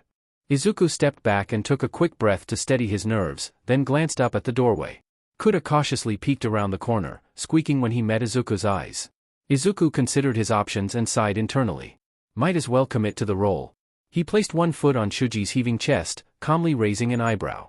Will you try to avenge him, hero? Or will you leave me to my business like you should have from the beginning? Kuda slowly raised his hands into the air, and All Might boomed, young Kuda has surrendered. The villain team wins. Izuku clipped his glaive to his back and slowly walked over, calmly laying a hand on Kuda's shoulder. Sorry, I just thought it was fitting to be intimidating like that, since I was supposed to be a villain, and all. Kuda's hands started flying, which Izuku recognized as Japanese sign language. I would have helped, really I would have, but there weren't a lot of animals around I could call on, and I get really nervous in fights. Izuku smiled. Completely fine, I totally get it. I used to be really nervous about fighting, too, but I got braver over time. Kuda's eyes widened. You know JSL? Izuku grinned. Sort of. I learned the basics a while back, but I'm not really fluent. Upon returning to the monitor room, the two teams were greeted with loud applause. Izuku blushed and rubbed at his neck sheepishly. Come on, guys, that's not really necessary. All Might chuckled. Regardless, this was by far today's closest match. Now, who would like to hazard a guess as to why the villain team won? Sata raised his hand. Because Midori is really strong? Bakugo bristled, but everyone else ignored him. All Might replied, not exactly. While his strength did play a part in his team's victory, it didn't fully account for it. Think, what advantage did he use that the other villain teams did not? Yaoyorozu cautiously raised her hand. He knew how long it would take the heroes to reach him. Close, but not quite. The game changers in this match were communication and coordination. In the matches where the villain team split up, they suffered from not knowing what their teammate was doing or where they were in the building. However, young Midoriya stayed in contact with young Hagakure through their earpieces, thereby ensuring they could still work as a team. Furthermore, she was able to relay to him where the hero team was. This let him know how long he had left to prepare himself, and therefore make more informed decisions about his options. Uraraka raised her hand. But sir, shouldn't he have gone with Hagakure, or gone out himself? I mean, no offense intended, but she doesn't exactly seem like she's built for combat. All Might opened his mouth to respond, but Izuku beat him to it. I did consider that as a possible option, but given the disadvantage assigned to the villain teams as a whole, I made sure the bomb was defended. Ashido blinked. Wait, the villain teams were at a disadvantage? Ida's eyes widened, and he smacked the side of his fist into his palm. Of course. The villain team would need to engage the heroes in combat if they wished to end the round early, but the heroes only needed to lay a hand on the bomb to win. Since Hagakure was unsuited to delaying either opponent, Kuda could have snuck past while Shuji occupied Midoriya's attention, thus ensuring the hero's victory. All Might grinned. Precisely. In fact, that is another thing to consider in the field. Villains are the ones backed into a corner far more often than the heroes they fight. As such, they will do whatever they think is necessary to get away, or, if escape seems impossible, to take down their opponent. Izuku nodded. That's why I stayed with the bomb even after my teammate got captured. I didn't like doing it, but realistically, a villain would just cut his losses and defend the objective instead of trying to avenge a former, or even temporary, ally. Hagakure patted his shoulder. I appreciate that you thought about avenging me, regardless. All Might beamed. In any case, good job, everyone. Aside from young Mineta, nobody suffered any major injuries, and you all took this exercise very seriously. For your first training exercise, you did well. Azui tapped at her chin. To have such a proper class, Karo, especially after Aizawa-sensei's tests yesterday? It's a little anticlimactic. The class nodded in agreement, and All Might laughed. Well, just as UA allows him to be non-standard, it allows me to be proper. I have to go check on young Mineta, so you're all dismissed for the day. Now, watch how a pro exits, like he's got somewhere to be. The hero blasted out of the room in a burst of wind, leaving a shocked class behind. Kaminari grinned widely. Man, All Might's amazing. Ojiro hummed worriedly. Why was he in such a hurry, though? Izuku chuckled. No idea, but you can't deny his stage presence. Kirishima snorted. True that. So, I know what Aizawa-sensei said yesterday, but does anyone want to grab a bite to eat? I'm starving. At the mention of food, several stomachs started growling loudly. Izuku grinned and leaned against the door frame. Well, there's an all-you-can-eat buffet that's not too far from UA's main campus. I'd go there after training sessions, on occasion. Yaoyorozu brightened, heading for the exit. I've never eaten at a buffet, and certainly not an all-you-can-eat one. Would you mind terribly if I joined you? I'm willing to cover the cost, if you'd like. Ashido bounded after her. Ooh, free food? Don't mind if I do. That got the rest of the class in motion, save for Bakugo, who was staring at the screens with an unreadable expression. Izuku paused, letting the others stream out past him. Seeing that the blonde was being left behind, he considered everything that had led up to that point and made his choice. Hey, you wanna come with? They briefly locked eyes, and Bakugo scoffed. I don't need your DMN pity, Deku. Just stay the F out of my way, like you should have from the start. Izuku shrugged and calmly turned away. Fine by me.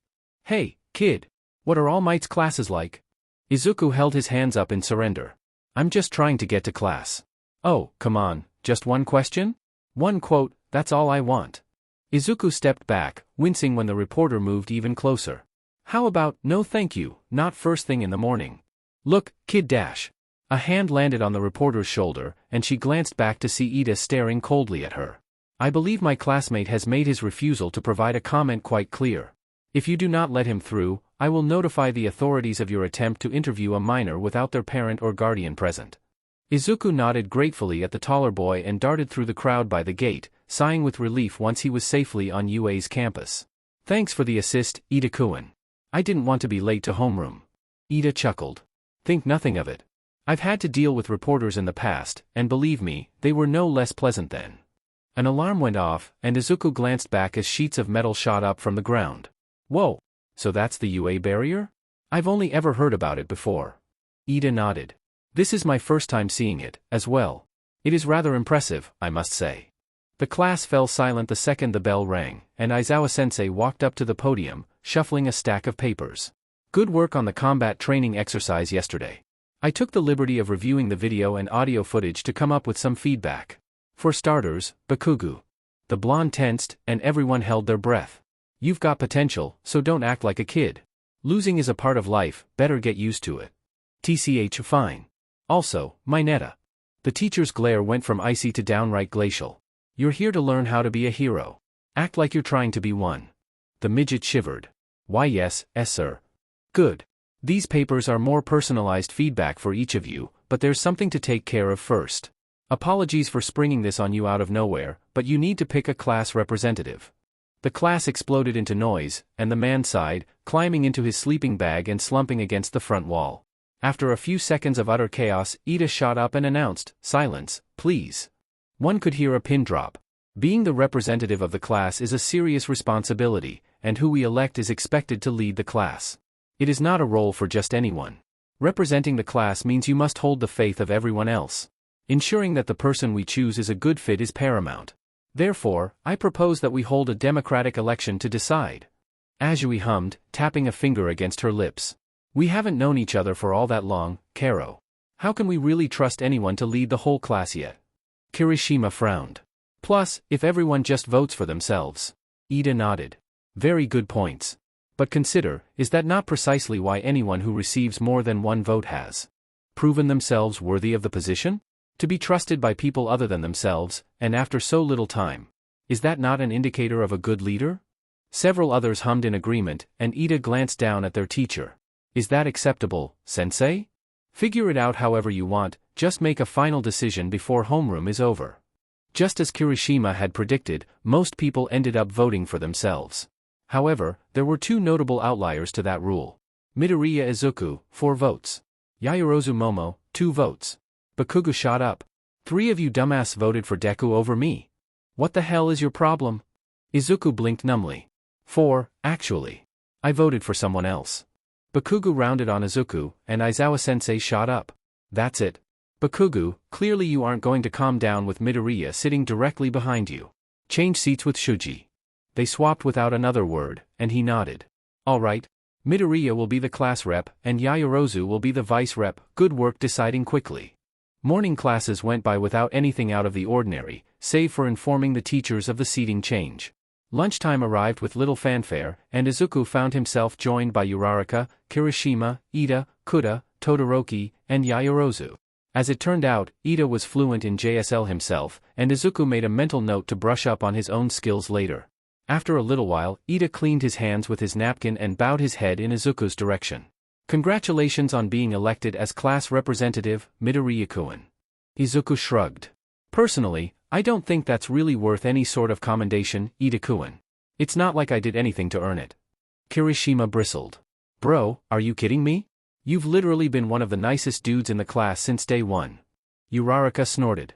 More like since day 0, considering he basically saved my life during the entrance exam. Kirishima gestured to her while staring at Izuku. See? You've pretty much been setting yourself up to lead the class from the start. Yaoyorozu set her chopsticks down and nodded. I agree. You were incredibly good-natured both Monday and yesterday, and you have proven yourself a very capable person. Ida nodded firmly. Indeed. Moreover, you keep a level head at all times, even when Bakugo seems dead set on lashing out at you. Izuku sighed. Bakugo is a weird case. Most of the time, I'm actually pretty nervous, but whenever he starts going at me, I find the courage I need to buckle down and give about as good as I get. Todoroki glanced up and cracked an eyebrow. Are you sure? I don't think anything you've done to him has come close to being as harsh as what he's aimed at you. Izuku waved a hand dismissively. He's really not that bad. I've known him for a while, and believe me, it's not a big deal. He's just like that.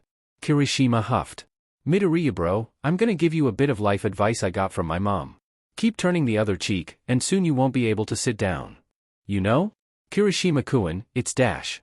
He was cut off by the alarms suddenly blaring. Everyone in the cafeteria glanced up, and the loudspeakers crackled. An automated voice announced, "Attention, all UA students. There is a level 3 security breach. Please evacuate outdoors promptly." As the message started to repeat, Izuku shot up from his chair, mentally assessing his surroundings and the available exits. What does a level 3 security breach mean? A nearby upperclassman shouted, "It means someone is trespassing on school grounds. This is the first time it's happened since I got here." Panic started to spread, and Izuku got swept along by the tide of people, pushed and squished every which way as the student body flooded towards the exit. He got shoved against a window and squinted outside, brow furrowing when he spotted cameras and boom mics. It's just the press, there's no good reason to panic. Focusing his mana into his legs, Izuku pushed the closest people aside and jumped over the heads of the crowd, arcing through the air and grabbing an overhead pipe to hang over the double doors. Calm down. The crowd stopped moving, and everyone looked up at him. He pointed at the windows and shouted, "It's just a bunch of reporters. There's no reason to panic like this, nobody's in immediate danger. This is UA High School, the most prestigious hero school in the country, so act like it. Head outside calmly and professionally." With the panic gone, the crowd started trickling through the doors, and he nodded in satisfaction. Noticing a familiar head of hair, he dropped down and fell into step next to Yaoyorozu.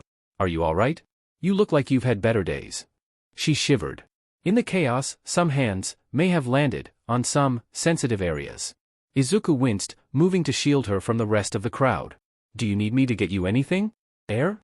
Space?" "I do not need anything at the moment. But thank you for offering." "Of course. It's what a hero should do." Nedzu stared at the pile of dust that had once been the UA barrier, his mind running in several directions at once. Curious. How were normal reporters able to commit something like this? No, this wasn't the press. Someone else did this, someone we did not notice before. Was this simply an infiltration, or a declaration of war? Behind him, Recovery Girl hummed thoughtfully, leaning on her syringe-shaped cane. "Beats me." But whoever this was, they made DMN sure they weren't noticed. They used the media presence as a distraction, focusing our attention elsewhere while they slipped in undetected. Nedzu nodded. "We may need to keep a close eye on happenings inside the school for the next few days." Solely to himself, he thought, and perhaps I should ask those two to be ready to respond. The next day? There's been a minor change to the schedule. Today's Foundational Heroics class will be led by 3 instructors, All Might, myself, and another member of the faculty. Zero shot his hand up. "Excuse me. If today's class is different from what's on the syllabus, then what are we doing?" Aizawa-sensei grunted. "It's the same topic, just with an extra teacher on hand." He slipped a plastic card out of his scarf that read rescue. "Landslides, shipwrecks, and everything in between. Today will be your introduction to rescue work." Kirishima grinned widely. "Hell yeah. Now this is what being a hero is all about." He pumped his fists. "I'm ready to rumble." The teacher cleared his throat, and they fell silent. "For this lesson, you can choose whether or not to wear your costumes." He hit a button on a remote, and the costume cases slid out from the left wall. "After all, some of them might hinder your abilities. We're going to be using a facility on the edge of campus, so we'll take a bus. It leaves in 10 minutes, so be at the lot by then." Before long, the entire class was loaded up and trundling across UA's massive campus. The front half of the bus was structured like a subway car, while the back half was closer to a traditional layout. Izuku had elected to sit at the front so he could keep a better eye on the entire class all at once. "Any idea what exactly we'll be dealing with?" Sada shrugged. "Not a clue, but given it's UA we're talking about, I'd say a safe bet is to expect anything." Azui glanced at Izuku. "Midoriya-kun, Karo, I tend to say whatever it is I'm thinking about." "What's up, Azui-san?" "Call me Tsu, Karo." Izuku blinked. Oh, okay. Tsu, then. What's up? Your quirk is really weird, Karo." Izuku hoped his face wasn't showing his inner panic. Weird how? You used it to augment yourself on the first day, Karo, but based on what Uraraka-chan said about the entrance exam, you can also use it for ranged attacks. That doesn't seem like it could be part of the same quirk, Karo, at least, not to me." Izuku blushed and rubbed at the back of his neck. Okay, so she's not questioning the sun and moon stuff. Bullet dodged. Outwardly, he let out an awkward chuckle. Well, the thing is, my quirk is pretty complex. Sure, it looks like a production type emitter, but it's actually a manipulation type. In order to do anything with it, I need access to solar energy. I can mold sunlight or moonlight into ranged attacks, or I can channel it through my body to enhance my physical abilities. The less light there is, the weaker my quirk gets, and if there's no natural light, I'm effectively quirkless. Kirishima whistled. Wow, that's, Well, the downside doesn't sound all that great, but at least it's super flashy and practical. He held up an arm, which hardened in a shower of sparks. My hardening is tough, sure, but it doesn't look like much. Izuku grinned. Hey, don't sell yourself short, Kirishima-kun. You have a fantastic quirk, if you ask me. That's professional level defense right there, and since it's able to absorb recoil from impacts, that means you can hit harder than you could without it, too.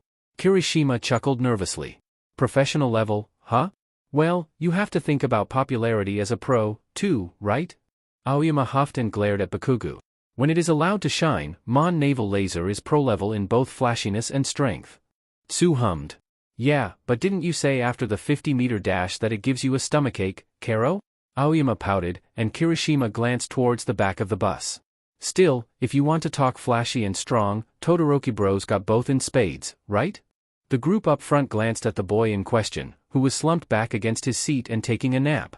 Izuku hummed. I mean, you're not wrong, exactly. He just doesn't make a big deal out of it like a lot of people tend to do with heroic quirks. Bakugo shot up. The F, does that mean, Deku? You wanna go? Ida huffed. He did not mention you at all, Bakugo. Stay out of this, Four Eyes. Aizawa-sensei grunted sharply and stood up, grabbing the pole by the door. Enough. We're here. Stop messing around. I've been waiting for you, 1A. Uraraka gasped loudly as the class filed off the bus. Oh my gosh, it's the space heroine, 13. She's one of my favorites. The heroine chuckled. Glad to hear it. Rescue specialists don't get a lot of die-hard fans, so we cherish the ones we do get. Now, let's head in. The inside of the massive glass dome could have held an entire amusement park. Spaced around the outer edge were 6 large zones, each holding a different kind of environment.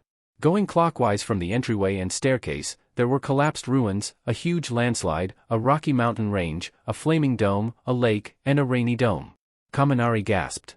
Whoa, it's like Universal Studios Japan. A floundering shipwreck, a collapsed mountainside, a raging fire, a torrential windstorm, a shifting plateau, and a ravaged city. I designed this training ground to simulate disasters of all kinds, in order to prepare UA's students for a myriad of different rescue scenarios. This is my pride and joy, the unforeseen simulation joint. Aizawa-sensei walked up with a sigh. Where's All Might? He was supposed to meet us here. The rescue heroine stepped forward and whispered something to the grizzled man, and a chill ran down Izuku's spine. Something's wrong here? The only question is, what is it? Aizawa-sensei stepped back and groaned. The height of irrational behavior, but I guess it can't be helped. Let's get started, then. He headed towards a nearby pillar, and 13 cleared her throat. Before we begin, let me say one thing, 2, no, 3, well, let's just go with several, She held up a gloved hand. I'm sure at least some of you are familiar with my quirk, Black Hole. Uraraka started nodding so fast, Izuku was almost afraid her head was going to fall off. It allows you to SCK up anything and turn it into dust. You've used it to help in so many rescue operations. Indeed. However, it is also a power that can kill rather easily. Everyone fell silent. Some of you likely have quirks that are the same. Izuku just barely held back a wince. Don't I know it? Sure, technically it's not a quirk, but eclipse magic can be pretty fatal when misused, for either the caster or the target. In a superhuman society, quirks have been certified and highly regulated, so it doesn't seem like a problem at first glance. However, don't forget that many quirks can easily take a life with one wrong step. Aizawa-san's physical tests helped you discover unorthodox applications of your powers. With All Might's person-to-person combat training, you experience the danger of using those powers on others. Consider this class a fresh start. Learn to use your quirks to save lives. You do not have these powers for the purpose of harming others. Above all else, I hope that you leave this facility with the understanding that your quirks are meant to help people. She bowed. That is all. Thank you for listening. A round of applause went up, and Aizawa-sensei pushed off from the pillar he'd been leaning against. Right. First things first dash. The lights cut out, and all conversation ceased. Izuku's right hand went towards the eclipse glaive on his back, his eyes darting around. What's going on? The fountain in the central plaza faltered, and the air in front of it distorted, dark purple mist swirling into existence. Aizawa-sensei spun on his heel, one hand going to his scarf as the mist exploded into a fog bank. A pale hand emerged from the center of the cloud, gripping the fog and pulling it aside to reveal a face covered by a severed hand, one red eye staring balefully up at them. Aizawa-sensei shouted, "Group up and stay on guard." The rest of the class looked at the hero, confused. 13. Protect the students. Kaminari glanced down at the plaza and balked. What's that? Izuku scowled, fully unclipping his weapon and gripping it tightly with both hands. The face emerged from the fog bank, revealing a body gripped by more severed hands. More sinister figures began spilling from the mist, and ice ran down his spine.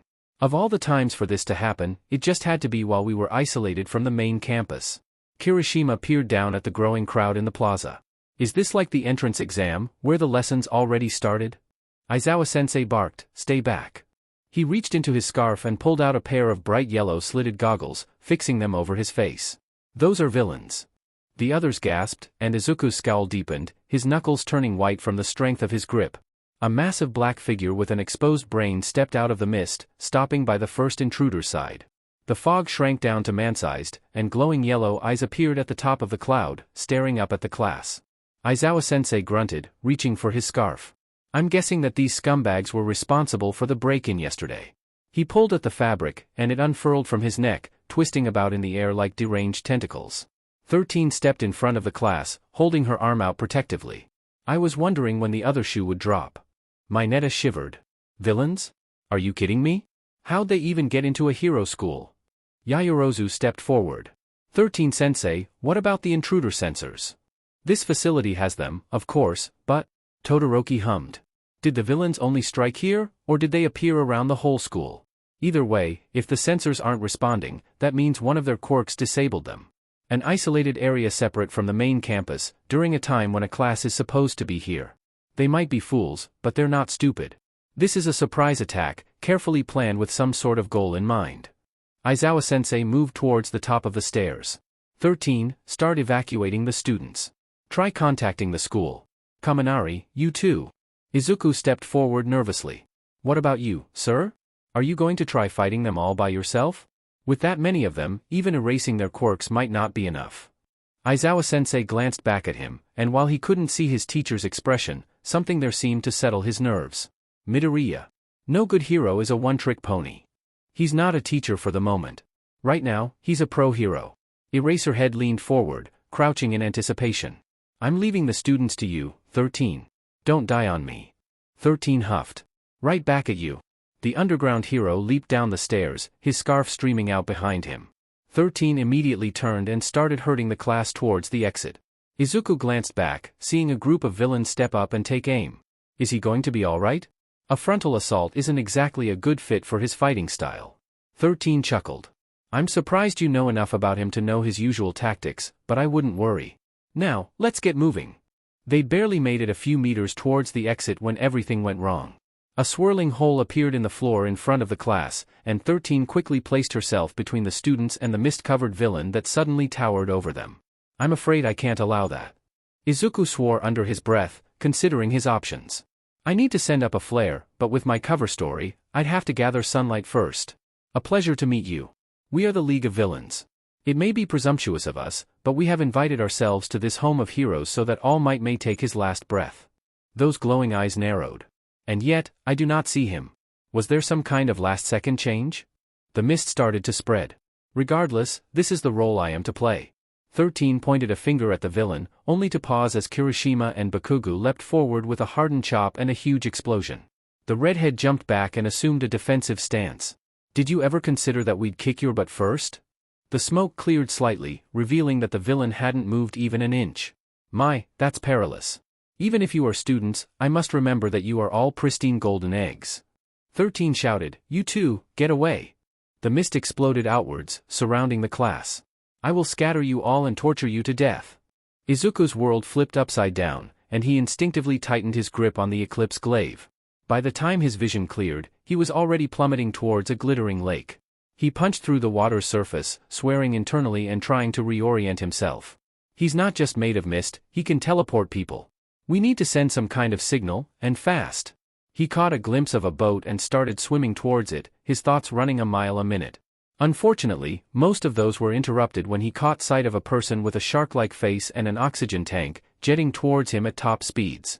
He readied his weapon as the villain approached, only for Tsu to slam into the man's head, wrap her tongue around Izuku's torso, and kick off. The villain was plunged into the depths, and Izuku was hauled up to the surface, carefully deposited onto the deck of a small ship. Seconds later, Mineta was slammed down next to him, and Tsu climbed up over the railing.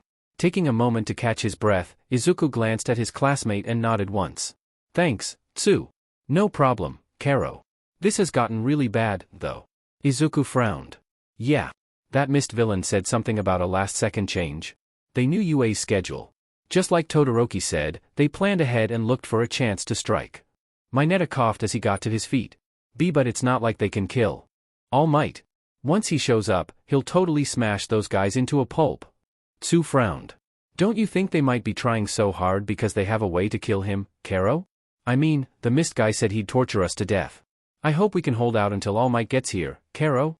Mineta paled, and Izuku hummed thoughtfully, a hand on his chin.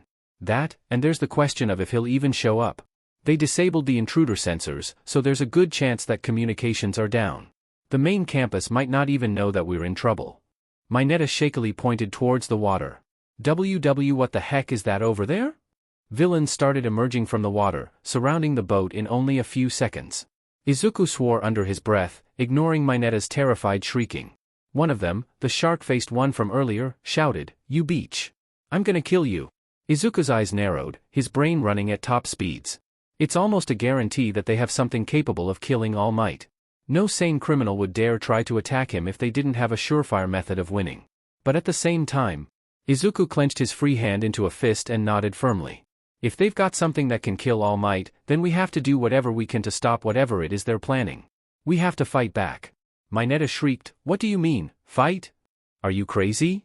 If these guys could kill All Might, what chance would we have? Our best bet is to sit tight and wait for the heroes to save us, obviously." Tsu hummed. Midoriya makes a good point, though, Karo. There's a decent chance that the heroes might not come at all, just because they don't know what's happening. All Might's really strong, Karo, but he can't be everywhere and know everything. Izuku nodded. Also, it's likely that the guys staring us down aren't on All Might's level. Even today, long past his prime, All Might moves faster than the eye can track on a bad day. But I could clearly see the shark guy coming at me and have time to prepare myself. So the villains in the disaster zones are probably low-level thugs meant to occupy the students while their countermeasure takes on All Might. Mineta squealed, "So? I don't want to die, at least not before I get to feel Yaoyorozu's dash." He was cut off when the blade of the Eclipse glaive was suddenly pressed underneath his chin. Izuku regarded the midget coldly. "Finish that sentence, and the villains won't be your biggest concern. I'm letting that slide this time, because we're in a very tense situation, but make a comment like that during regular classes, and I will do something about it." "Understood." Mineta whimpered, and Izuku nodded, removing the sharpened edge from the smaller boy's neck. "All right. Tsu, do you think you could launch me high enough to reach the dome?" Tsu blinked. "Probably, Karo, but why? There's some sunlight coming in through the glass, but if I want to be more efficient, I need to get closer." She nodded. "Got it, Karo. You're our class rep, so I'm trusting you to know what you're doing." "Good. Throw me." He hopped up, and Tsu stuck her foot underneath his before heaving upwards with all her strength. Izuku was sent flying straight up, strkng towards the underside of the dome at top speeds. He twisted so that his feet landed on the glass, and he reached for his mana, channeling it into a fireball on the tip of his blade. As he started to fall back down, he gripped the Eclipse glaive by the orb and swung, directing the fireball to hurtle towards the lake. At the same time, one of the villains shaped the water into a massive hand, launching it at the boat. The fireball slammed into the hand and detonated, instantly evaporating the attack along with most of the lake around it. Tsu grabbed Mineta with her tongue and jumped for the shoreline, taking advantage of the villain's shock. Izuku landed on the deck and leapt after her, feeling two distinct mana signatures heading towards the USJ. Here's hoping they get here in time. Katsuki blasted another couple of thugs away. "Die!" Shitty Hair broke another guy's sword and decked him in the face, breathing hard. "Okay, I think that might be all of M on this floor." Katsuki scoffed. "These BSTRDS are weak. No DMN way they be able to kill All Might. Shitty Hair grunted, his arm turning back to normal. Come on, let's go save the others. If we're still in the USJ, then they're probably still here, too. I'm worried about the guys who aren't great at fighting. Katsuki huffed. Let them worry about themselves. If they can't do shit in a fight, then they shouldn't have gone for the hero course. Shitty Hair bristled. Bro, come on. It's our fault everyone got warped in the first place, we should at least make up for our mistake. TCH. You wanna do that, be my guest, but I'm gonna go kill that DMN warp BSTRD. Oh, what, you said that he got you. Katsuki scowled. Shut the hell up. He's the enemy's route in and out. I'm gonna cut off their escape. Some chameleon dipshit lunged at him from behind, but he caught the DS head and let off an explosion that knocked the idiot out cold. Besides, if these small fry were what we had to deal with, anyone in the class worth a DMN should be fine. Shitty Hair grunted. You say that like there are people in the class not worth anything, but whatever. Be my guest, if you think you can actually do something against him this time. Katsuki twitched. What's your deal, huh? You got a problem with me or something, Shitty Hair? Shitty Hair huffed. Oh, sure, I'm the one with a problem, not the guy who's been acting like a JRK every day so far this school year. TCH. If you can't handle the heat, don't go crying to mommy when you get burned. Shitty Hair cracked an eyebrow, but wisely didn't say anything. If you're done complaining, I'm gonna go kill the warp BSTRD. Izuku poked his head up over the shore of the lake, Tsu and Mineta following suit. At first glance, it looked like Eraserhead was still tearing through the villains in the plaza, but as Izuku watched, the hero was gradually slowing down. Crap, I was right. Mineta swallowed nervously. Right about what? A full frontal assault isn't Eraserhead's style. He specializes in ambushing smaller groups or singular targets in alleyways, not large groups of villains like this. He's losing steam. Tsu hummed. Should we do something, Karo? Eraserhead took a moment to catch his breath, his hair falling down to his shoulders, and the villain covered in severed hands charged at him. The hero launched his capture scarf, but the villain caught it in one hand and kept running. Izuku could just barely make out the man muttering under his breath. What's he saying? Eraserhead rushed in, and the villain lunged. The hero ducked underneath the outstretched hand and solidly jabbed his right elbow into the man's chest. Mineta gasped with relief, but Izuku's sharp intake of breath made Tsu look at him curiously. The villain was ready for him. Eraserhead's elbow had landed squarely on the villain's other hand. The hero's hair settled back down, and his sleeve started to crumble into dust, along with the skin underneath. Eraserhead launched himself away, clutching his injured arm tentatively, and Izuku growled with frustration. How can we help? What can we do? More low-level villains surrounded the hero, probably thinking that he was an easier target with a decaying arm. The hand villain chuckled and got to his feet, staring at the hero. Your quirk isn't suited for fighting large groups in long fights. Isn't this sort of thing way too different from your usual job, Eraserhead? The grunt villains charged, and the hero moved, wrapping one in his scarf and using it to block an attack from another, before punching that one out and kicking a third one in the face. Mineta whimpered, and Izuku cursed under his breath. He needs help, desperately. But we can't draw attention to ourselves like that, not with the big guns on the field. The hand villain spread his arms wide. You're so cool, Eraserhead. But unfortunately for you, I'm not the final boss. In the blink of an eye, the massive black figure with the exposed brain was standing behind the hero. Izuku scked in a breath through his teeth and ducked down just enough to barely see over the ledge. I couldn't even see it move. Just how fast is it? The figure reached out and grabbed the hero's face with one massive hand, snapping his goggles in half and spraying blood. Izuku watched with dread as the beast slammed Eraserhead against the ground, pinning him with its weight. It grabbed the hero's right arm with one hand, pulled back, and squeezed. The audible crunch that rang out confirmed Izuku's fears. That thing is their plan to kill All Might. The hand villain stared down at Eraserhead. You can disable quirks. It's a neat party trick, but it's not very impressive. In the face of absolute power, you might as well be quirkless. Eraserhead forced his gaze onto the beast trapping him, and his eyes flared red, only for its other hand to slam down on his left arm, cratering the cement and snapping the limb clean in half. The hero shouted in pain, and sweat ran down Izuku's neck. Come on, think. What do I do? The beast grabbed the hero by the head and pulled back. Move, DMN it. Do something. Eraserhead's face was slammed against the floor, leaving another crater, and Izuku bit back a curse. The misty villain from the entrance appeared behind the hand villain. Shigaraki Tamura. Kurojairi. Did you kill 13? I was able to put them out of action, but there were students I failed to disperse, and one of them was able to escape the building. Shigaraki paused, then started scratching at his neck with one hand. The scratching slowly ramped up, even more so when he started using the other hand.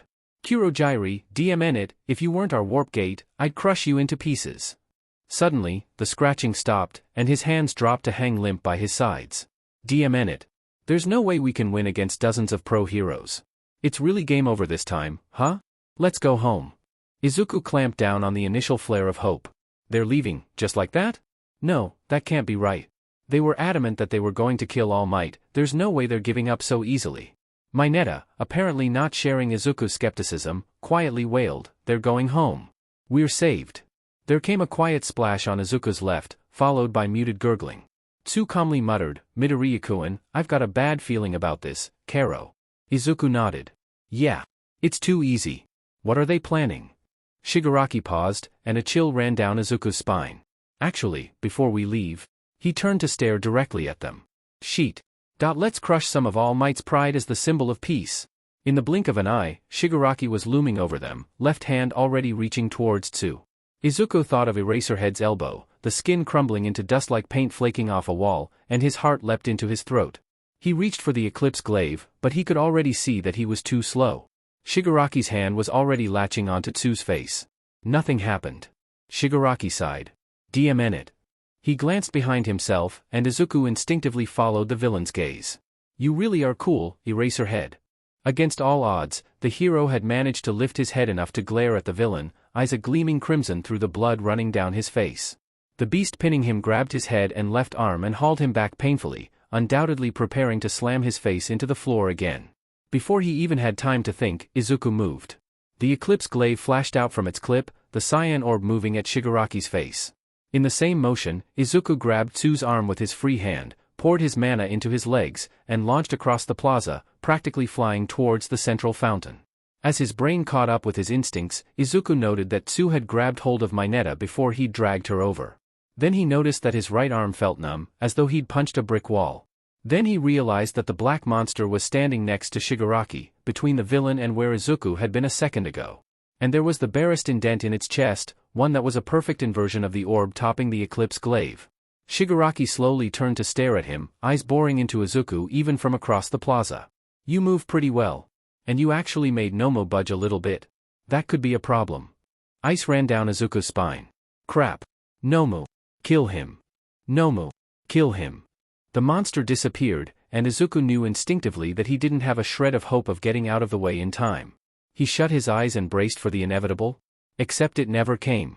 Izuku opened his eyes, and hope bloomed in his chest. They made it. Valir and Zale stood shoulder to shoulder in front of him, weapons crossed defensively against Nomu's massive fist. A brief upwards glance revealed a shattered pane in the glass dome. Over the USJ, likely their point of entry. Shigaraki stiffened. The hell? Zale smirked. Pardon the intrusion, but we don't like to sit by when lives are in danger. Valir huffed. We also don't take kindly to murderous scumbags trying to kill children. There came the sound of an explosion, and Izuku glanced towards the entrance, where he could make out a cloud of smoke on the other side of the archway at the top of the stairs. It's fine now. A massive figure stepped out of the smoke, and that ray of hope in his chest shone brighter. I am here. All Might stared down at the plaza, his trademark smile noticeably absent from his expression. Shigaraki glared back up at the hero with a scoff. About time you showed up, hero. You trash of society. The hero ripped off his tie and tossed away his overcoat, and the grunt villains in the plaza started mumbling amongst themselves. One of them, either bolder or dumber than the others, shouted, "Get a grip, idiots. If we kill him, we'll dash." All Might vanished, and every villain in his path was launched aside, the hero reappearing over Eraserhead's bloodied form. The large man scooped up the teacher in a bridal carry and paused for a second, before turning towards the situation by the fountain. 1 second, Izuku was staring Nomu in the face past his mentor's weapons, and the next, he was standing with Tsu and Mineta at the base of the stairs. In the same instant, Shigaraki lurched back, the severed hand falling from his face. All Might carefully laid Eraserhead on the floor. Get to the entrance. I'm leaving your teacher to you. He's unconscious for now. Hurry. Mineta shakily replied, "Why yes, sir." Tsu let out an affirmative croak, and the two of them started carrying the underground hero up the stairs. Izuku, however, was much less inclined to leave. The black one, Nomu. It took a blow that left my arm buzzing, and it didn't even budge. All Might patted him on the shoulder. Rest assured, young Midoriya. I've got everything under control. Shigaraki slowly stood up, the severed hand covering his face again. He turned towards the hero and tilted his head curiously. Do you, now? All Might blasted towards the villain, and Izuku clipped his glaive to his back, moving to help his classmates get to the exit.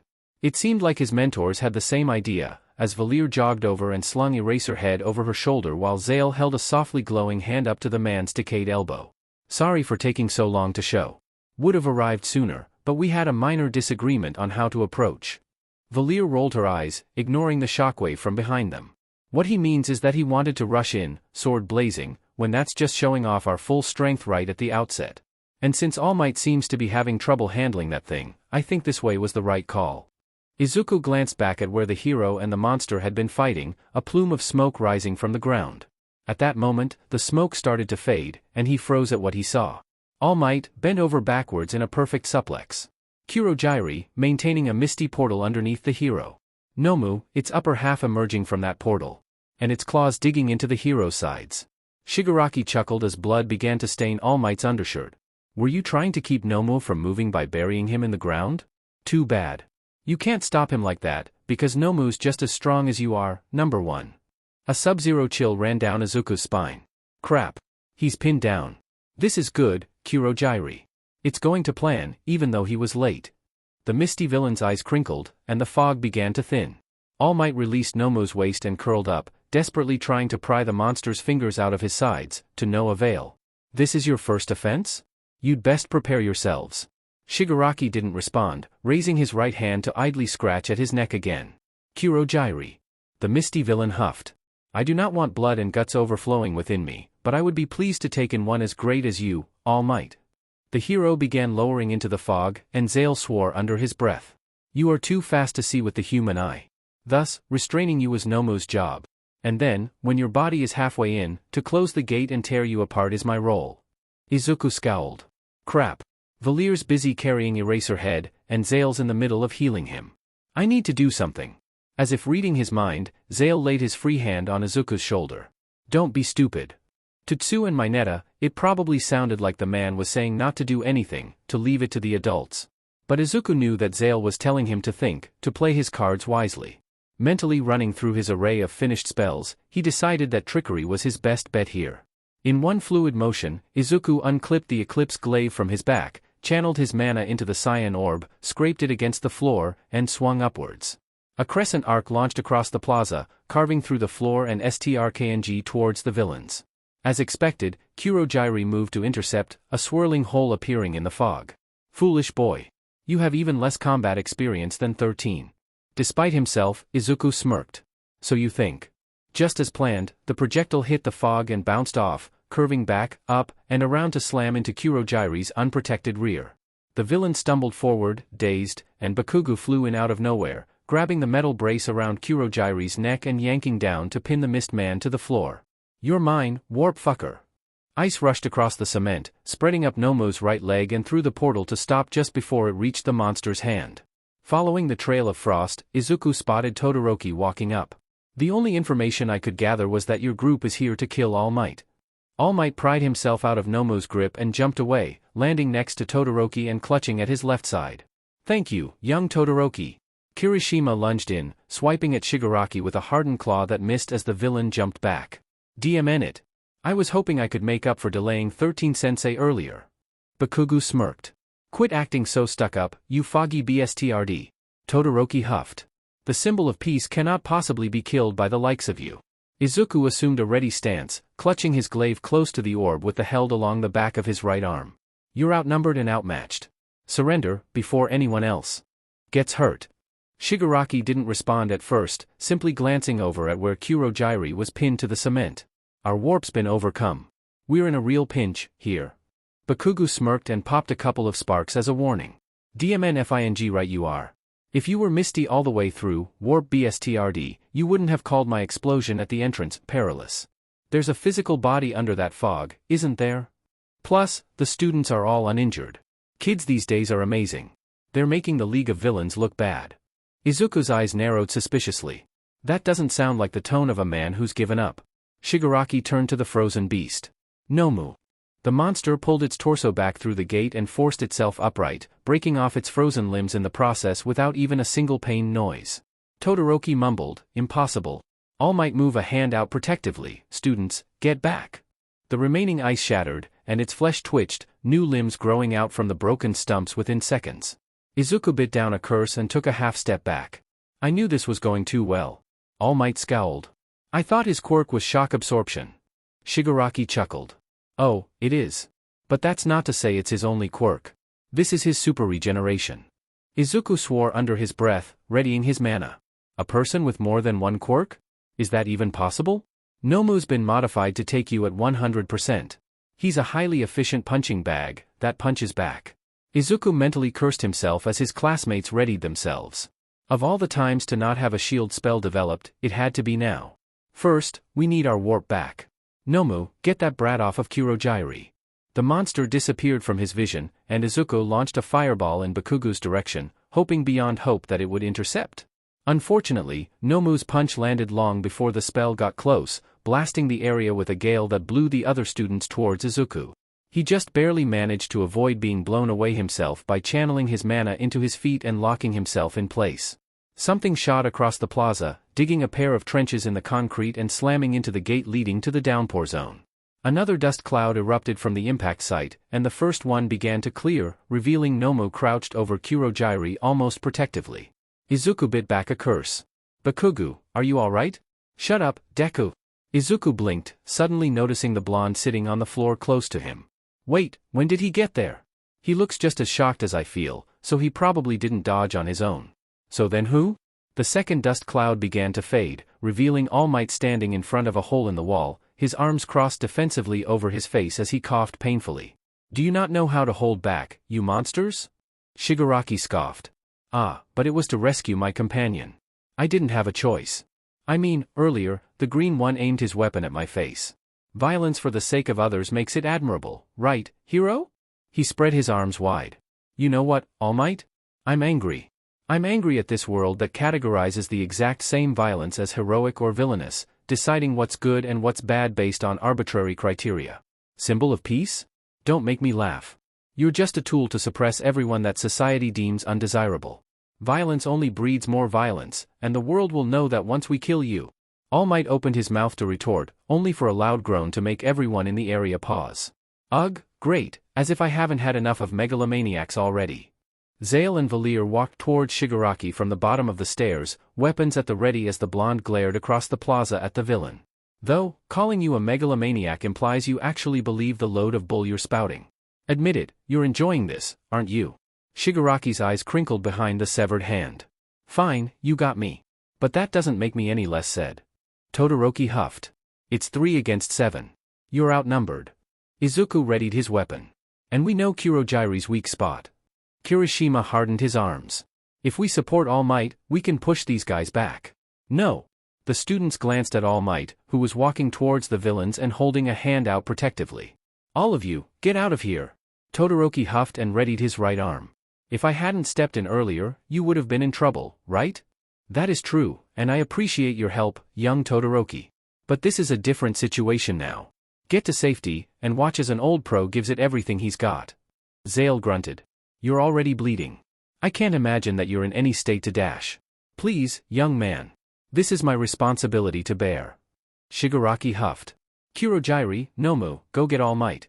I'll deal with the kids and the unknowns. Let's clear this level and go home. The villain dashed forward, and Izuku bit back a curse, readying himself for battle. Suddenly, it was as though the very air around All Might had stiffened, and everyone froze. I am the symbol of peace. I will not be beaten by the likes of you. All Might launched forward, and Nomu dashed to meet him, their punches clashing halfway between the two groups. The resulting blast of wind sent everyone flying back, the students and solstice warriors landing near the stairs as the two villains slid towards the conflagration zone. Shigaraki caught the ground to slow his momentum and groaned, Oi, you talked about his shock absorption yourself, didn't you? Indeed I did. Hero and Beast launched blow after blow after blow, each collision unleashing another gale. However, if his quirk is shock absorption and not nullification, that means there's a limit to how many impacts he can absorb. Bit by bit, Nomu was forced back, and Izuku couldn't help but be in awe of the hero's strength. Whoa! It's one thing to see it on TV, but to watch him go all out in person. Made to fight me, you say? If he can withstand me at 100%, then I'll just force him to surrender from beyond that. All Might's blows started coming faster and faster, each punch delivering greater force than the last. Even as blood poured from the man's mouth, he never wavered. A true hero. A strong punch sent Nomu flying, and All Might leapt after it. The two collided in midair, tumbling over each other. Dot can always break out of a tough spot. All Might stomped against Nomu's face, sending the beast flying up into the air. The hero leapt back in, grabbing the monster's arm and spinning around before throwing it into the floor. The concrete shattered, and Nomu bounced back up slightly, just as All Might landed with enough force to crater the cement. He straightened, every muscle in his body tensing to its absolute limit. You may have heard these words before, villain, but allow me to teach you what they truly mean. Go beyond. He pet his right fist back, taking aim with his left. Plus. His fist launched forward, landing squarely on Nomu's chest. Ultra. There was a split-second delay, before the monster was sent flying, easily punching through the USJ's glass dome and soaring into the sky. Shigaraki started scratching at his neck again. Oi, oi, oi, what the hell is this? Izuku forced himself to rip his gaze from the hole left by Nomu's exit, glancing down at where All Might stood, partially hunched over. I really have gotten weaker, haven't I? In my prime, 5 hits would have been enough. The hero straightened and thumped his fist over his heart. But today, it took more than 300 mighty blows. The Solstice warriors stepped forward, weapons leveled at Shigaraki and Kurojairi. Zale announced, your pet monster is gone, and UA's faculty is on the way. You're finished, dirtbag. Valir added, surrender now, while we're feeling merciful. Shigaraki started scratching harder. Emanate, emanate, emanate, emanate, emanate. He must have used some kind of hidden cheat. He's not any weaker at all. Did Sensei lie to me? Kurojairi bristled. Shigaraki Tamura, calm yourself. Looking closely, I can see that Nomu's attack certainly dealt lasting damage. We still have underlings who can be used. We likely only have a few minutes left before reinforcements arrive. If you and I work together, we may yet still have a chance to kill him. Shigaraki stopped scratching. Yeah. That's right. We don't have any other choice. The final boss is right there. We might as well go for a Leroy Jenkins if it's our last route available. The grunt villains started to approach, and Izuku scowled, shifting into a combative stance. All Might has the lead villains occupied. Let's do something about these smaller fry. Valir held out a hand. Wait. Izuku paused, glancing at her curiously. She met his gaze, and the unspoken message there sent a chill down his spine. All Might's bluffing. She can tell that he's running on fumes. Shigaraki charged in, arms held out by his sides. This is revenge for coing our cheat code. Kurojairi surged forward, and Izuku jumped to intercept. Valir and Zale haven't seen what Kurojairi's capable of, but I know that they can deal with Shigaraki. I'll have to do what I can to help. He drew back his glaive, aiming for the metal brace that was barely visible through the mist. And this is payback for dropping me in the lake. Suddenly, Shigaraki moved a hand into the fog, which came out of a portal right in front of Izuku's face. Kurojairi announced, I won't fall for the same tactic twice. The fingers were inches away. Centimeters. Millimeters. Izuku stared death in the face. Shunk. And it blinked. Izuku dropped to the bricks, skidding for a good meter before coming to a stop. Zale appeared next to him, his sword glowing orange. Shigaraki's hand slid over to the base of the fountain. Shigaraki stared at it from several meters away, before slowly lowering his gaze to his right arm, which was cleanly cut through at the wrist, and the wound was already seared shut. My hand. The villain dropped to his knees, clutching at his blackened stump. Zale swiped his sword through the air, blood splattering the bricks as the light faded. He snarled, keep your filthy hands away from the kids. Kurojairi's mist exploded outwards, covering the two villains. A second later, it faded to reveal that they'd vanished. Snapping his gaze to the side, Izuku spotted the severed hand falling into a portal on the floor that disappeared just as quickly. Is it over? A familiar voice rang out, apologies for the delay. It took quite some time to gather everyone and make it here. Another voice called, I, Ida Tenya, have returned with assistance. Glancing up at the entrance, Izuku spotted almost the entirety of UA's staff gathered at the top of the stairs. As he watched, they proceeded to tear through the grunt villains with terrifying efficiency. Yeah, it's over. The class gathered outside the USJ while the grunt villains were loaded onto a series of prison transport buses. One of the officers, a plain-looking man wearing a beige trench coat and hat, ran a quick head count and nodded. Fortunately, it seems that none of you kids were injured during the attack. Izuku said nothing, one eye locked onto my neta like a hawk. The only reason I'm giving him a pass this time is because we were suddenly moved into a life-or-death situation. If he pulls another stunt like that, I don't care what the circumstances are, I will do something about it. The officer, who'd introduced himself as Detective Tsukachi, turned to one of the other officers, a man with a cat head. In any case, let's have the students return to their classroom for the time being. They should have some time to calm down before we question them about the incident. Tsu hopped forward. Detective, what about Aizawa-sensei, Karo? The detective sighed wearily, sticking his hands in the pockets of his trench coat. He's still alive, but heavily injured and unconscious for the time being. According to the doctor who treated him, he suffered comminuted fractures in both arms and a facial fracture. There doesn't seem to be any serious brain damage, but his orbital floor was injured, and his eyes might suffer from the aftereffects.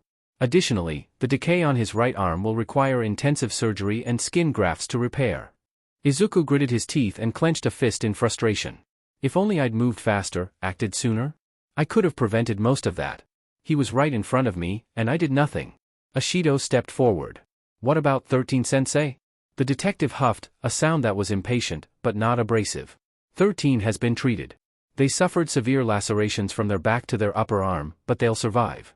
The girls that had stayed by the entrance breathed a sigh of relief. All Might will also be perfectly fine. Recovery Girl's healing is enough to treat him, so he's in the nurse's office. I've also heard that the principal is bringing in a couple of underground heroes who have healing capabilities. If that's all the questions you have, please head back to your classroom. Izuku shook himself out of his thoughts and tapped the ground twice with the blunt end of the Eclipse glaive, drawing the class attention. Right. 1A, to the bus. Meanwhile, dark fog swirled into existence in the middle of the bar and dropped Tamura onto the floor, still clutching his charred stump. My hand? He cut off my hand. Emanate, we completely failed the quest. Even the cheat code got code. He lifted his head to glare at the small TV over the bar. Sensei, he wasn't weaker at all. You were wrong, All Might was totally healthy. I wasn't wrong. We simply didn't prepare enough. A different voice chimed in, we certainly didn't.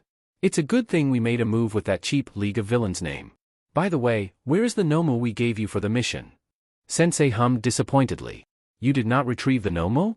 Kurogyri sighed, his fog only covering his head and hands.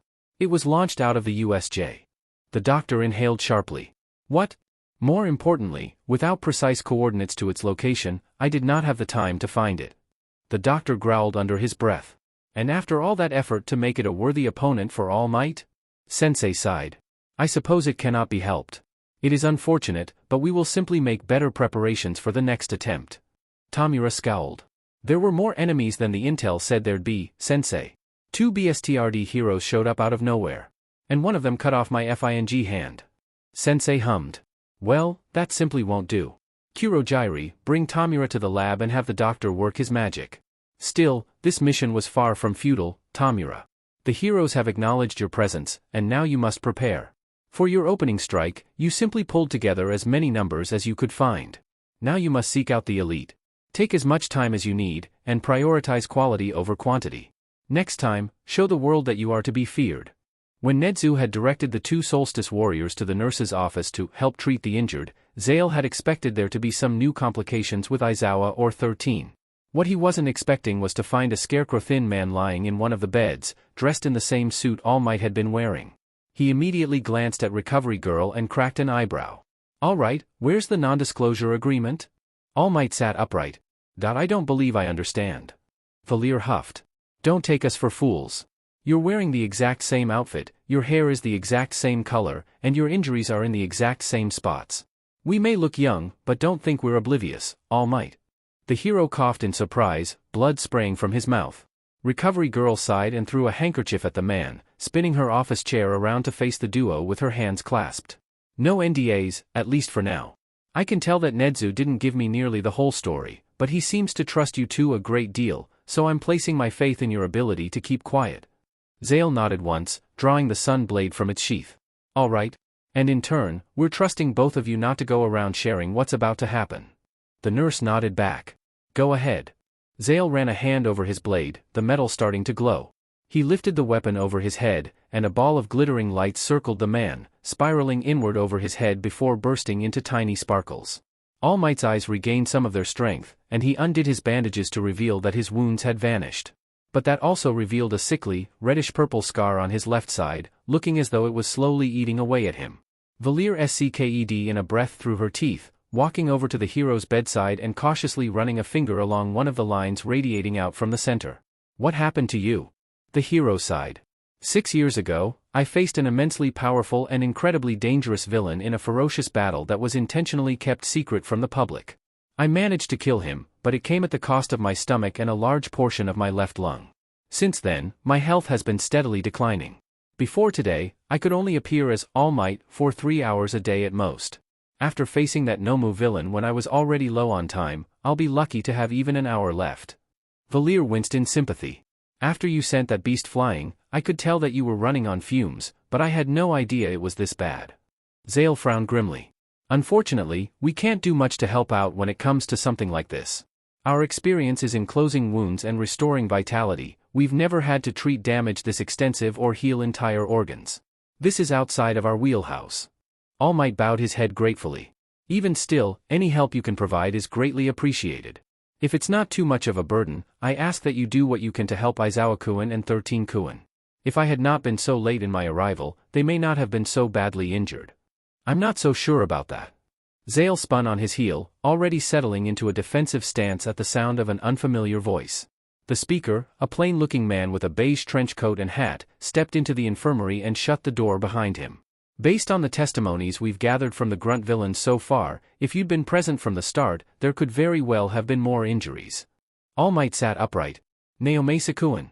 Zale hummed, sheathing his blade upon the confirmation that the newcomer was a known party. You two know each other? All Might chuckled. You could say that. This is Detective Tsukachi Naomasa, my best friend in the police force. He paused, the detective's earlier words clearly sinking in. Wait. What do you mean? The injuries would have been worse if I had been on time. Tsukachi sighed. According to Tesla, the villain who was jamming communications and the alarm systems, the initial plan was for Nomu to occupy you while Kurogyri scattered the students around the USJ. Then the grunt villains would deal with the students, leaving Shigaraki free to deal with 13 while Nomu pinned you and Kurogyri moved in for the kill. Since they didn't account for Eraserhead being there, or you using up your time earlier in the morning, they weren't sure what to do, and that uncertainty probably bought the students time to defend themselves. Valir huffed warmly. And based on what I could see, they did that and quite a bit more. All Might nodded in agreement. Indeed. The villains did something very foolish. Those first years have experienced a real fight very early on in their lives. They survived, and they learned about what fear can do to you in the midst of battle. They are far more acquainted with real combat than they were yesterday. They're strong, and I'm certain that they'll grow into strong heroes. Zale frowned. While I'm not disagreeing with you that this'll make them stronger in the long run, we can't exactly overlook the short-term consequences of being in life-threatening danger. Especially on what was supposed to be a school field trip. Valir nodded. Agreed. Zale and I were lucky to avoid true conflict until we were fully trained and mentally prepared to enter mortal combat. Considering what some of the students went through today, they may be a little more than just shell-shocked. All Might hummed. I see your point. Young Midoriya in particular nearly met a grisly fate at Nomu's hands, had the two of you not placed yourselves in front of him. And later, had you not intervened, Zale-kun, he surely would have lost his life to Shigaraki. Zale winced. Yeah. Good thing we were there, I guess. Nedzu dropped out of a ceiling vent, startling All Might into another bloody coughing fit. Indeed. I'm quite grateful I asked the two of you to keep an eye on the state of things at UA. If you had been unaware of the danger at the USJ, things could have gone rather poorly. Tsukachi frowned. Principal, you know these two? Recovery Girl crossed her arms. I'm rather curious about that, myself. I've known you for decades, and yet you didn't bother mentioning to me that you'd become acquainted with a duo with healing capacities. Well, not until today. Nedzu chuckled. In fairness, I only personally met them about 5 years ago, around when they first began patrolling in the Muzutafu area. But you're correct, it would have been wise to inform you that I had met a pair with healing capabilities. Recovery Girl huffed. Lord knows I'm overworked as it is. Indeed. As a matter of fact, that is something I wish to discuss in the aftermath of this tragedy, the possibility of a pair of new hires. All Might blinked. So soon? Valir blinked. Why us? Zale blinked. Are we even qualified for that? Nezu smirked. Yes, so soon, Yagi. As I'm sure you know quite well, one must be able to keep up with the times, and make necessary changes to avoid being left behind. Yes, you're very qualified for the position I had in mind, Zale. I was envisioning adding a degree of physical education to the hero course's curriculum. As for why the two of you, Valir, well, you've already guided one student through this sort of training, it's not too much of a leap from that to multiple students. All Might frowned. But they're so young. Recovery Girl scoffed. Please, everyone looks young when you reach a certain age. Still, I'm in agreement with the oaf, for once. Care to explain your reasoning, Principal?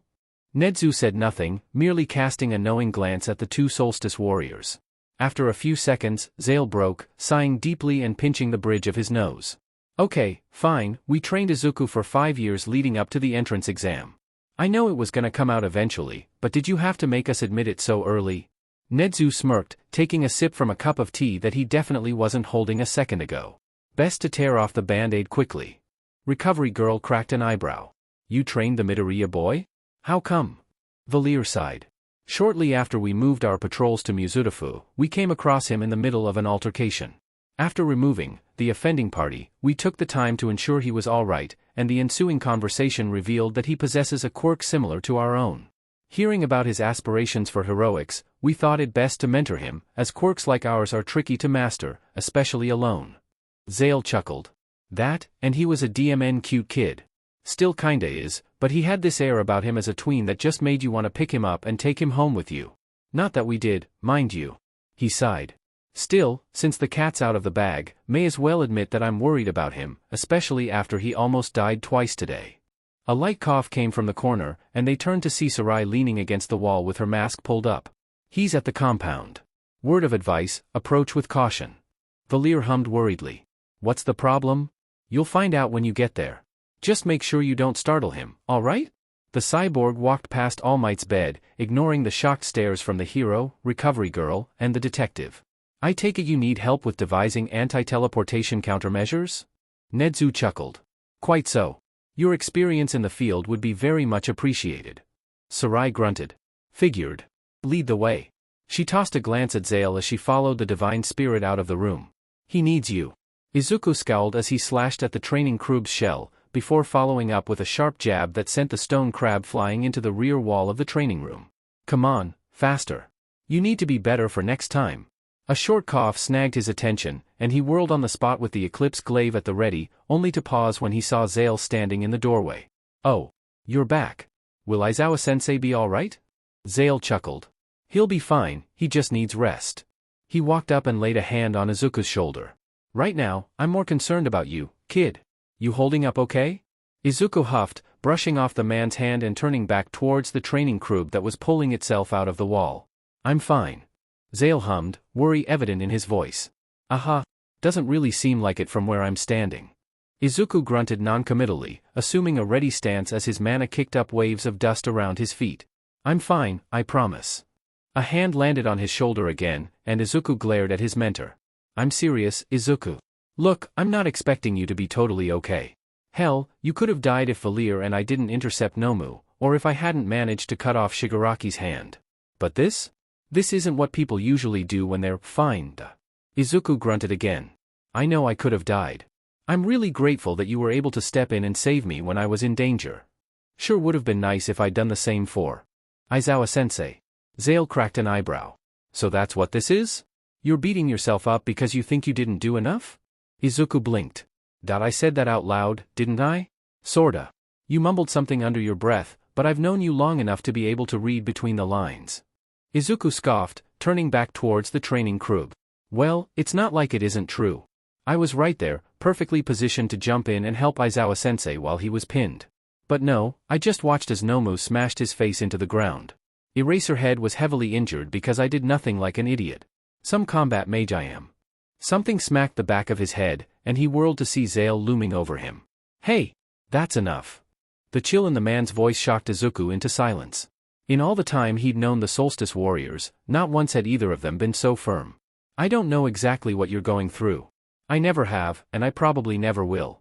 But what I do know is this, you're not a failure, Izuku. Remember what you've accomplished here, all of the blood, sweat, and tears that you've spilled in this room. Remember the hard work you've put in to not just catch up to your peers, but shoot ahead and sit among the best of the best. But no buts. You may have failed to act once today, but from what I saw and heard, it was only once. You intercepted the attack aimed at the boat, giving your classmates an opening to escape the shipwreck zone. You got Azui out of Shigaraki's reach, and would have landed a hit on him if Nomo hadn't intercepted it. You stunned Kurojairi while All Might was pinned, giving your classmates an opening to free him. You moved to handle Kurojairi after Nomu was defeated, knowing that we were less familiar with his abilities than you were. Zale clapped a hand on Izuku's shoulder, that familiar warmth melting away a bit of the chill in his heart. You're the furthest thing from a failure, Izuku. And I refuse to let you think that you still have to prove yourself to anyone. UA was closed on Friday, and so the class had a long weekend to recover from everything that had happened at the USJ. His mentors, Zale especially, kept Izuku busy with training, both of them going out of their way to make DMN sure he knew that he'd earned his position. Even after 5 years of their training, their trust still felt unearned.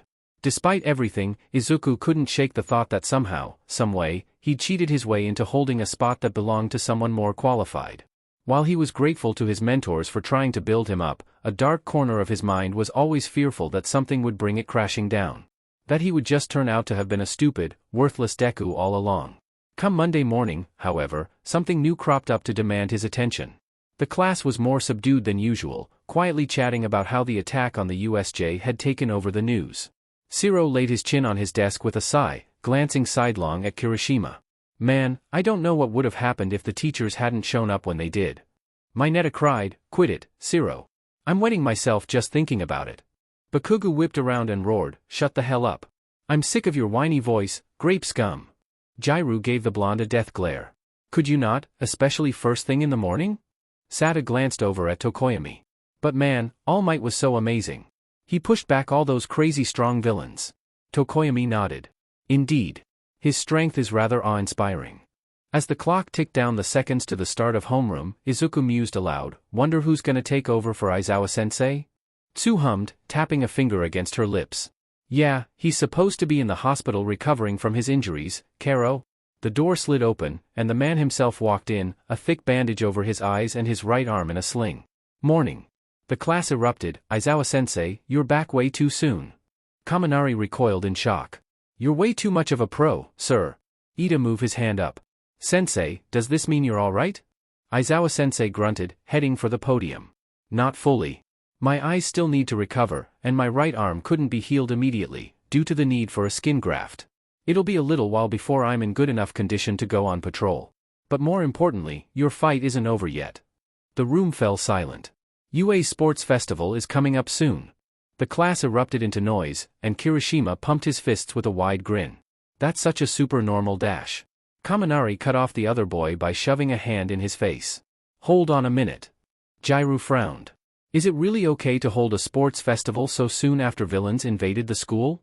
Ojiro hummed nervously. What if they attack again? Aizawa-sensei huffed. It is the opinion of those with greater authority than me that holding the festival so soon after the attack is a way of showing that our crisis management is still rock solid.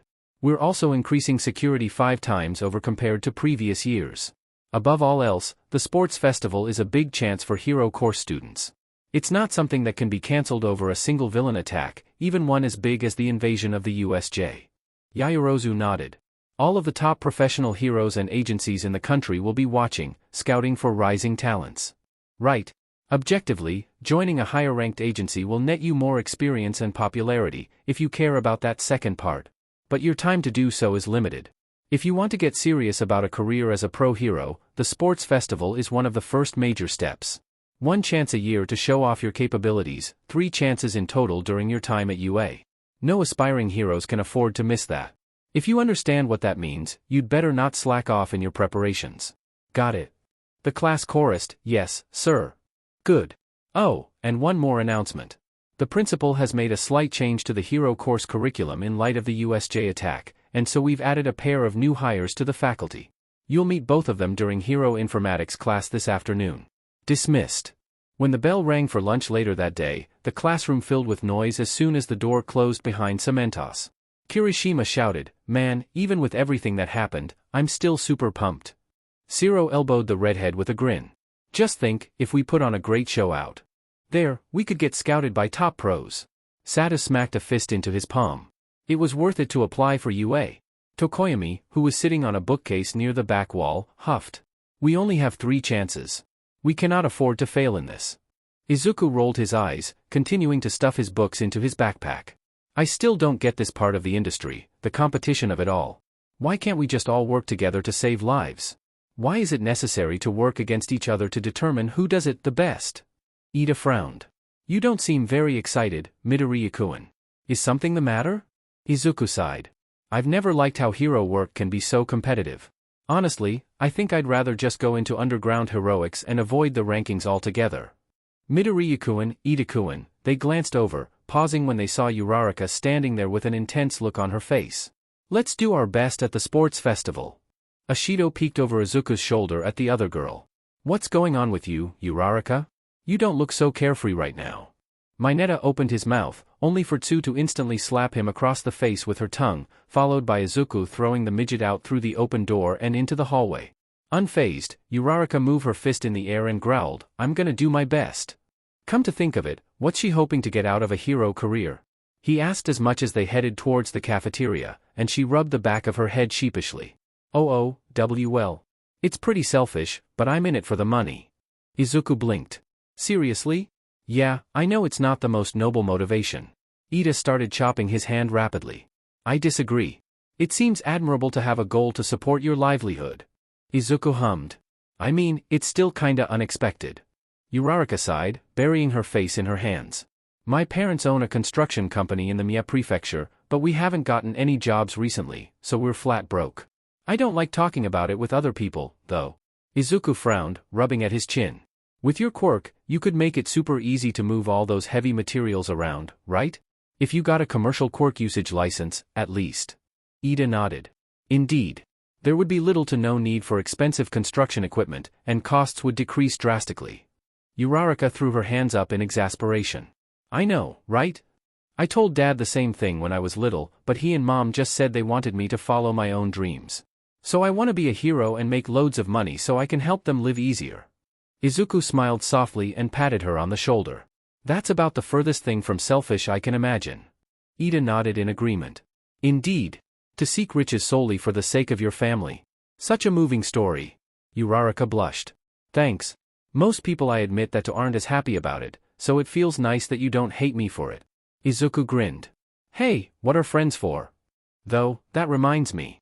Ida, the way you talk. Are you a rich kid? Ida choked on his spit, and Izuku intentionally dropped back a pace to smack the taller boy between his shoulder blades. My apologies, I was simply caught off guard.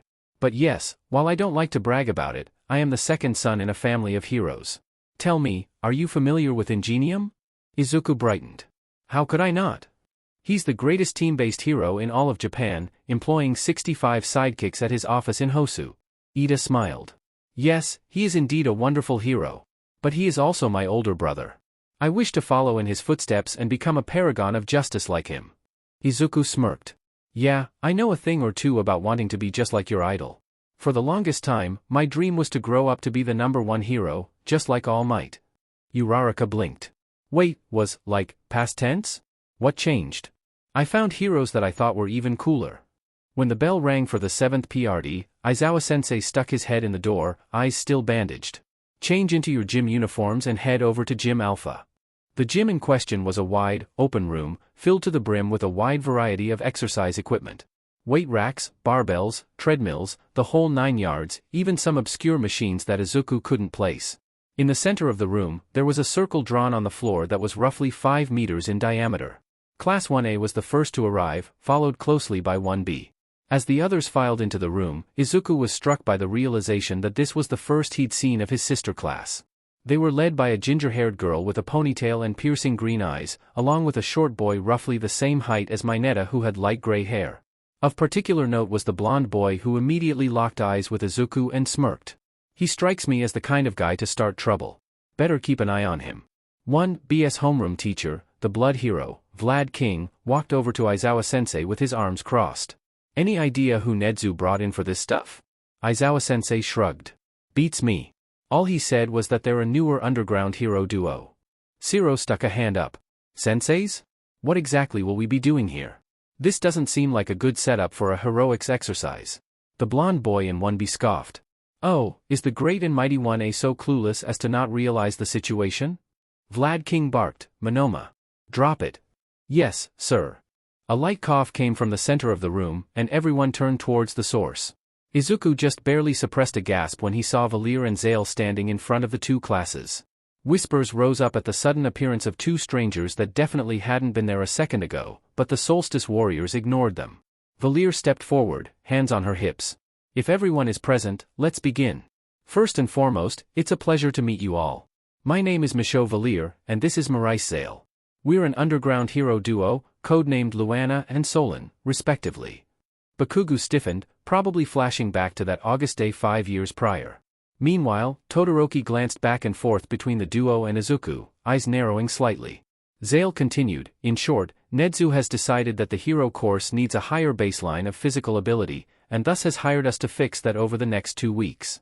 The goal is to make sure you're physically fit enough to keep pace with relatively inexperienced pros in time for the sports festival. Several hands went up, only for Valir to make a motion with her hand that brought them down. And before you ask, yes, we're qualified to teach you. A member of 1B, a boy with spiky brown hair, scoffed loudly. Why the heck does it matter if we're physically fit? The scouts at the sports festival are gonna be looking at our quirk control, anyway. Why would they care if we can run a marathon or whatever? In the blink of an eye, Zale was looming over the boy, the others backing away from his cold stare. Care to repeat that? The boy swallowed nervously, but squared his shoulders. From where I'm standing, there's no point in building muscles when a guy with a strength-enhancing quirk can always do it better. Zale cracked an eyebrow, before glancing over at Aizawa-sensei. What do you think, Eraserhead? Is there a point to being fit when someone with enhanced strength will always be better at it? Aizawa-sensei grunted. Leave me out of it, just teach. Valir huffed, crossing her arms.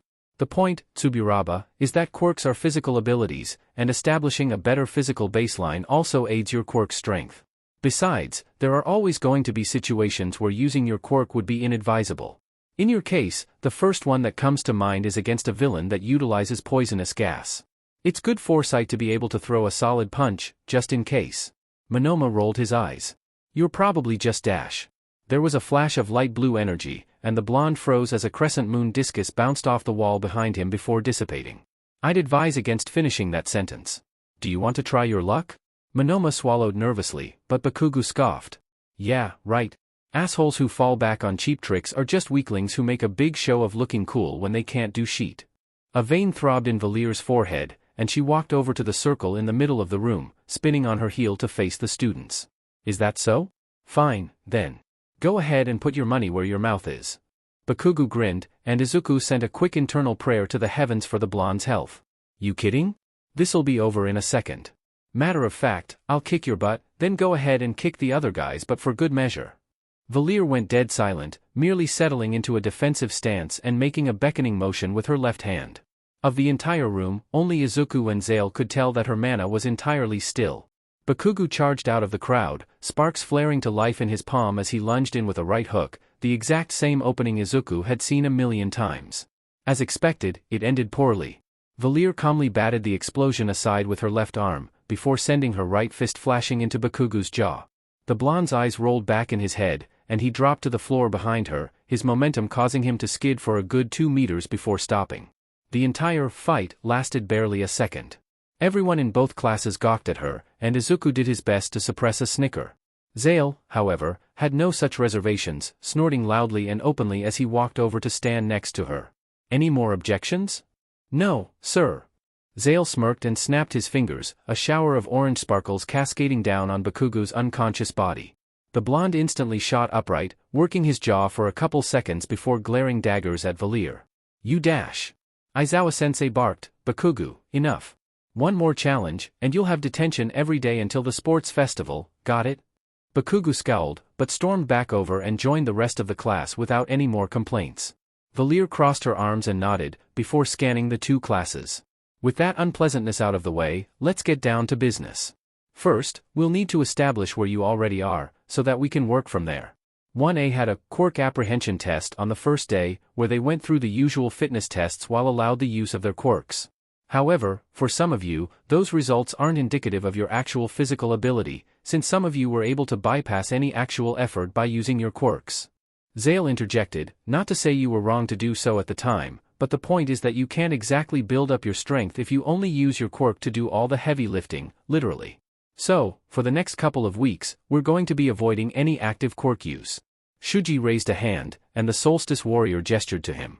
And I specify active quirk use for a reason. Some of you, like Shuji here, have quirks that you can't exactly turn off. In short, if there's an aspect of your quirk that requires conscious activation, it'll be in your best interest to avoid using it, so that you get the most out of this. Uraraka cautiously raised a hand, waiting for Zale to acknowledge her before nervously asking, what if we don't meet the baseline in time? Zale blinked, then pinched the bridge of his nose. Okay, that's on me, I should have chosen my words more carefully. When I said that Nedzu wanted a higher physical baseline for the hero course, I meant that he wanted a greater focus on physical ability. We aren't going to hold any of you to a specific standard we expect you to reach by the time the sports festival comes around. Nor are we going to set a benchmark for everyone to aim for, because that's just stupid. Valir nodded. Every person is unique, and demanding a consistent result across the board is an exercise in futility. These next few weeks will be spent ensuring that you all grow as best as each of you possibly can, while working at a pace that fits each individual. In all honesty, calling them classes is something of a misnomer. Think of this more as a 2-week personal training regiment, albeit one that happens to be concurrent with 39 other personal training regiments. Zale scanned the classes with a critical eye. Anything else? Kirishima raised his hand. What if we've already got an exercise plan that we already keep up with on our own time? Valir smiled. Then use this time to work on it further. If we see ways we think you could improve or adjust your regiment, we'll bring it up, but if you know that something works for you, then keep doing it. Zale added, plus, don't feel like you have to do any of this by yourself. Nobody lives in a vacuum, and collaboration is as vital to hero work as self-sufficiency, if not more so. Most importantly, this is in no way a competition, alright? Don't compare yourself to anyone else in the room. The only thing that matters is your own progress. Valir cleared her throat loudly. One last thing. It's going to come out eventually, so we might as well get it out of the way. Midoriya already knows what to expect, since we mentored and trained him in the 5 years prior to the entrance exam. All gazes snapped to him, and Monoma opened his mouth to say something, but Valir cut him off. This does not in any way, shape, or form exclude him from putting in as much effort as the rest of you, though I expect he didn't need to be told that. Izuku nodded once. I expected nothing less. Zale scanned the classes with a critical eye.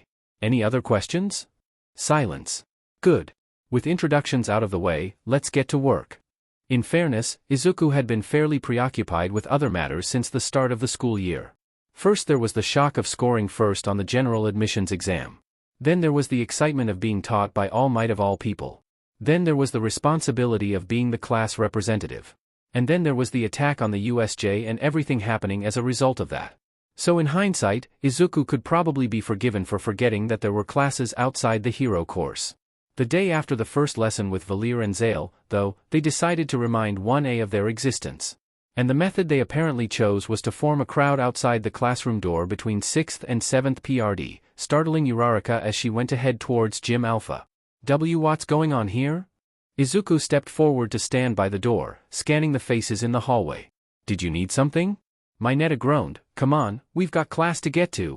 What are you all doing here, anyway? Bakugo huffed. Scouting the enemy, dipshit. We're the ones who made it out of a villain attack, so they want to check us out before the sports festival. He shoved past Izuku and stopped in the doorway, the closest student stepping back a bit. Not like there's any point. Move your buttes, extras. A tired sigh came from the center of the crowd, and a purple-haired boy with severe eye bags pushed his way to the front. I came to see what the infamous Class 1A is like, but you're pretty arrogant. Are all the students in the hero course like this? I'm disappointed. The newcomer scratched at the back of his neck. You know, there are a few Gen Ed kids who didn't make the cut for the hero course. Were you aware of that? Izuku blinked. I wasn't, actually. Should I have been? The schools left us a chance. Depending on the results of the sports festival, we can be considered for a transfer into the hero course. And they usually transfer people out to make room. Scouting the enemy? Sure, go ahead and think that. Personally, I came to make a statement. Even if you're in the hero course, if you get too carried away, someone you thought was inferior can sweep your feet out from under you. And I'll do my best to make that happen. Consider this a declaration of war. Most of the crowd looked angry, but Izuku could see something different behind the tired boy's eyes. A fire of determination, a burning desire to prove someone, maybe even the world, wrong. He understood the feeling, intimately, in fact. Almost against his will, a smirk stretched over his face. He calmly grabbed Bakugo's shoulder and pulled the blonde aside, ignoring the enraged shouting in favor of extending his right hand. Then as class representative, I accept. You realize, of course, that this means you've established yourself as someone to watch. We won't be able to take our eyes off of you out of paranoia, and all that attention might not be what you'd want. The tired boy searched Izuku's eyes, seemingly finding something there that made him smirk back. Maybe not. But if it throws you off your, a game, then I'll take whatever advantages I can get. They clasped hands and shook. Shinso Hitoshi. Watch your footing. Izuku grinned. Midoriya Izuku. Aim for the shins. 2 weeks later. The day of the sports festival seemed to arrive out of nowhere, even though they'd spent so long preparing for it. Valir and Zale had driven both classes hard, and Izuku was fairly certain that most of his classmates had practiced on their own time. He certainly had, at least. The weekend prior, he'd gone off into Mizudafu Forest by himself, later emerging tired, hungry, and sore, but satisfied. With any luck, he'd be able to really blow his mentors away. Glancing at the clock revealed that it was almost time for the class to head out to the field. Izuku squared his shoulders and cleared his throat loudly, drawing the entire class attention. Get ready, 1A. Today's your day to prove what you can do. Midoriya. Todoroki walked up, one hand in his pocket and a cold, calculating look on his face. Objectively speaking, I'm stronger than you. But our new teachers, they've been watching you for a while. I'm not going to try and figure out why they chose to train you to begin with. But know this, I'm going to beat you. Kaminari let out a low whistle. Ooh, is the big dog making a bid to lead the pack? Kirishima walked over and clamped a hand on Todoroki's shoulder. Hey, come on, Todoroki bro, it's not manly to pick a fight at a time like this. Izuku sighed, and the entire room fell silent. No, he's right. As much as I don't like it, the reality is that I've already received special attention from our teachers. Logically, that makes me an obstacle, someone to beat. He lifted his head to meet his classmates' gaze. If you want to defeat me, Todoroki-kun, you're more than welcome to try. Heck, you'll probably win. But I'm going to give it my best shot, regardless. Bakugo scoffed. Izuku ignored him. The thing is, though, so is everyone else. The other courses are aiming for the top with everything they've got, just as much as us. So if you want to claim that you're stronger than everyone, I'd suggest you wait on that until you've proven it. He stared the other boy directly in the eyes. Nobody goes into battle expecting to lose, but only a fool thinks their victory is guaranteed. If you say you're going to beat me, you'd better be prepared for the possibility, however remote, that it might end up being the other way around. Welcome, one and all, to the UA Sports Festival. We're only a few seconds away from kicking off this ragtag rodeo of adolescent adrenaline you all adore. Are you ready? It's time for our magnificent first-year students to take the stage. Izuku clenched his fists, stepping out onto the sunlit grass. This is it. This is my chance to prove how far I've come. Entering the field now, it's the fledgling heroes who've fended off dastardly villains once already. Let's hear a warm welcome for the wonderful Class 1A of the Hero Course. Ida glanced around at the packed stands. So many people? Can we truly give our best performance under such pressure? Perhaps we should allow ourselves to be swept into the fervor, to amp ourselves up. Next up, they haven't been getting nearly as much news presence, but don't underestimate their talent. It's Class 1B of the Hero Course. Izuku caught a glimpse of Monoma smirking evilly across the field. Come to think of it, I still haven't figured out his quirk. Better play it safe around him until I've got a clear picture. Following that, it's Classes C, D, and E from General Education. Izuku locked eyes with Shinso across the field and nodded once, receiving a nod back from the tired boy. He's even more of an unknown than Monoma, but he made a strong first impression. Best to keep an eye on him, too. In addition, we've got Classes F, G, and H from the support course. Izuku's gaze was naturally drawn to a pink-haired girl covered head to toe in equipment. Literally, even her boots looked ridiculously high-tech. Her gaze was focused solely on the section of the stands for support company representatives. She looks like someone to watch. Rounding us out, Classes I, J, and K from the management course. Izuku forced himself back on track, stepping onto the concrete in the center of the field. No time to get distracted. I've only got 3 chances to make my mark on the industry before I graduate. Let's hear it for UA's first years. Midnight snapped her whip out to the side, expertly ignoring the excited whispers from the audience and some of the students. For the student pledge, please welcome Midoriya Izuku from Class 1A. Izuku probably would have fainted on the spot if Zale hadn't warned him that the top scorer from the entrance exam was expected to make a speech to open the sports festival. Still, the hungry stares from some of the Gen Ed students sent chills down his spine as he stepped up to the mic staring out over the crowd. He took a deep breath and steeled his nerves. We all have something to prove here today. Some want to prove that they aren't cowed by disaster. Some want to prove that they're equally worthy of the spotlight. Some want to prove that they're just as capable as their peers. Whatever it is we want to prove, all of us stand here today with the same goal, to win. To show the world who we are, and what we can do. So, this is my pledge. I pledge to put forward my best effort, to give this day everything I've got. And at the same time, I'm issuing a challenge to everyone gathered here. I challenge you to do the same.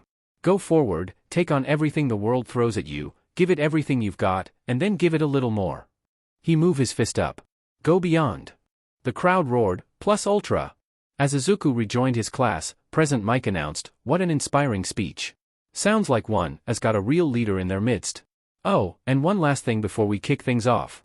Normally, I'd have one of the hero course homeroom teachers in the booth with me, but this year's been anything but normal, so we've switched things up a bit.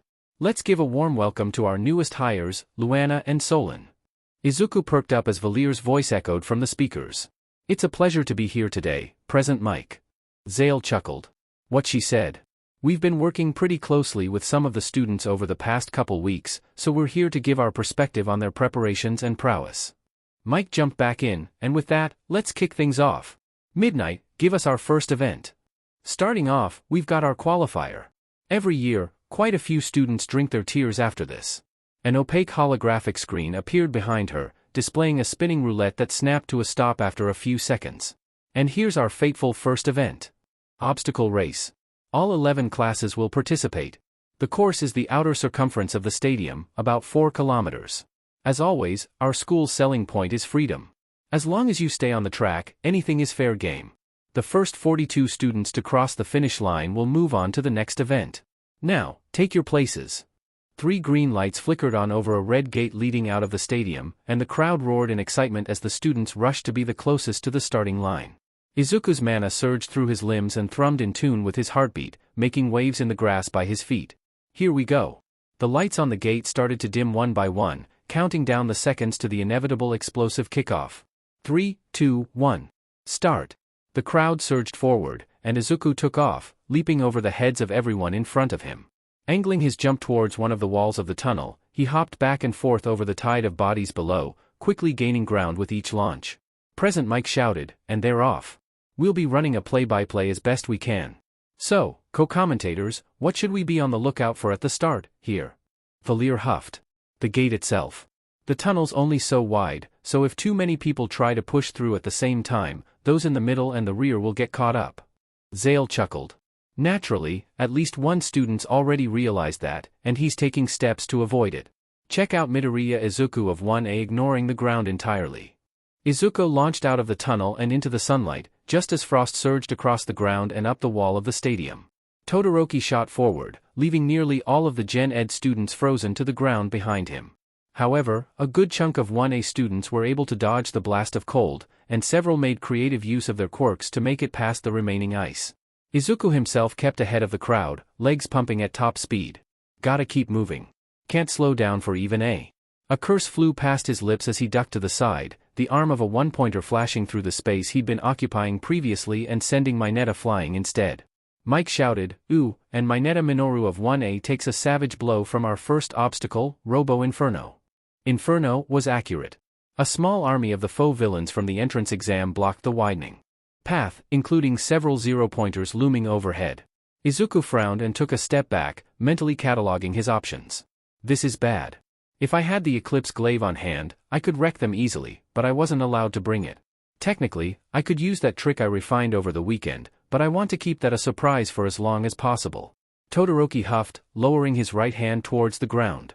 So this is what they used for the general exam? Frankly, I'm almost disappointed. The frontmost zero-pointer lowered a massive hand towards him, and the temperature dropped like a rock. If they went to all this trouble, I wish they'd used something better. Especially since my old man is watching. He swept his right hand forward, and an absolutely massive wave of ice followed the motion, almost completely covering the closest robot and freezing a few other zero-pointers in an instant. Izuku let out an impressed whistle, then spotted an opening and dashed forwards, cutting in front of Todoroki to slip between the immobilized robot's legs. "Don't forget to pace yourself, Todoroki-kun. We've still got the rest of the day ahead of us." Todoroki scoffed, his breath already coming out in frosty clouds. "Don't patronize me, Midoriya." One of the Gen Ed kids shouted, "Hey, they're not moving anymore. We can get past by going underneath." Todoroki called back, "I wouldn't advise it. I froze them off balance." Almost as if on cue, the frontmost zero-pointer tipped forward, crashing into the ground and shaking the earth. "They'll fall over." Mike shouted, "Amazing. Offense and defense at the exact same time, with such incredible elegance." As expected, Todoroki Shudo is one of the first to make it past the Robo Inferno. "He's so strong, it's almost unfair." Valir huffed. "So is life, but that's beside the point. It is impressive how he was able to stop them so thoroughly despite not having faced them before, to my knowledge, at least." Zale grunted. "Even still, don't count any of the other students out quite yet. For all we know, an underdog could rise up out of nowhere." The sounds of explosions rang out behind Izuku, quickly growing louder and closer. "Get your butt back here, Deku." Case in point, quite a few students from Class 1A are already making their way through the robots. I haven't worked quite as closely with them as Luana has, but I can still tell that they've got something that their sister class, plainly, just doesn't. Mike seemed to pause at that. "Really? What's that?" "Experience." Valir hummed in agreement. While 1B is far from weak, the reality is that 1A has already had to contend with life-threatening danger, and came out intact. We shouldn't ignore the emotional consequences in the short term, but there's no denying that it gives them greater initiative in the long term. They know that they won't have time to pause on a real battlefield, and that a moment's hesitation can cost them. They won't make the same mistake twice, that's for certain. Izuku forced himself back to the task at hand, skidding to a stop at the edge of a massive chasm. Mike shouted, "In any case, looks like our frontrunners have reached the second obstacle. If you fall, you're out. If you don't want to fall, then crawl.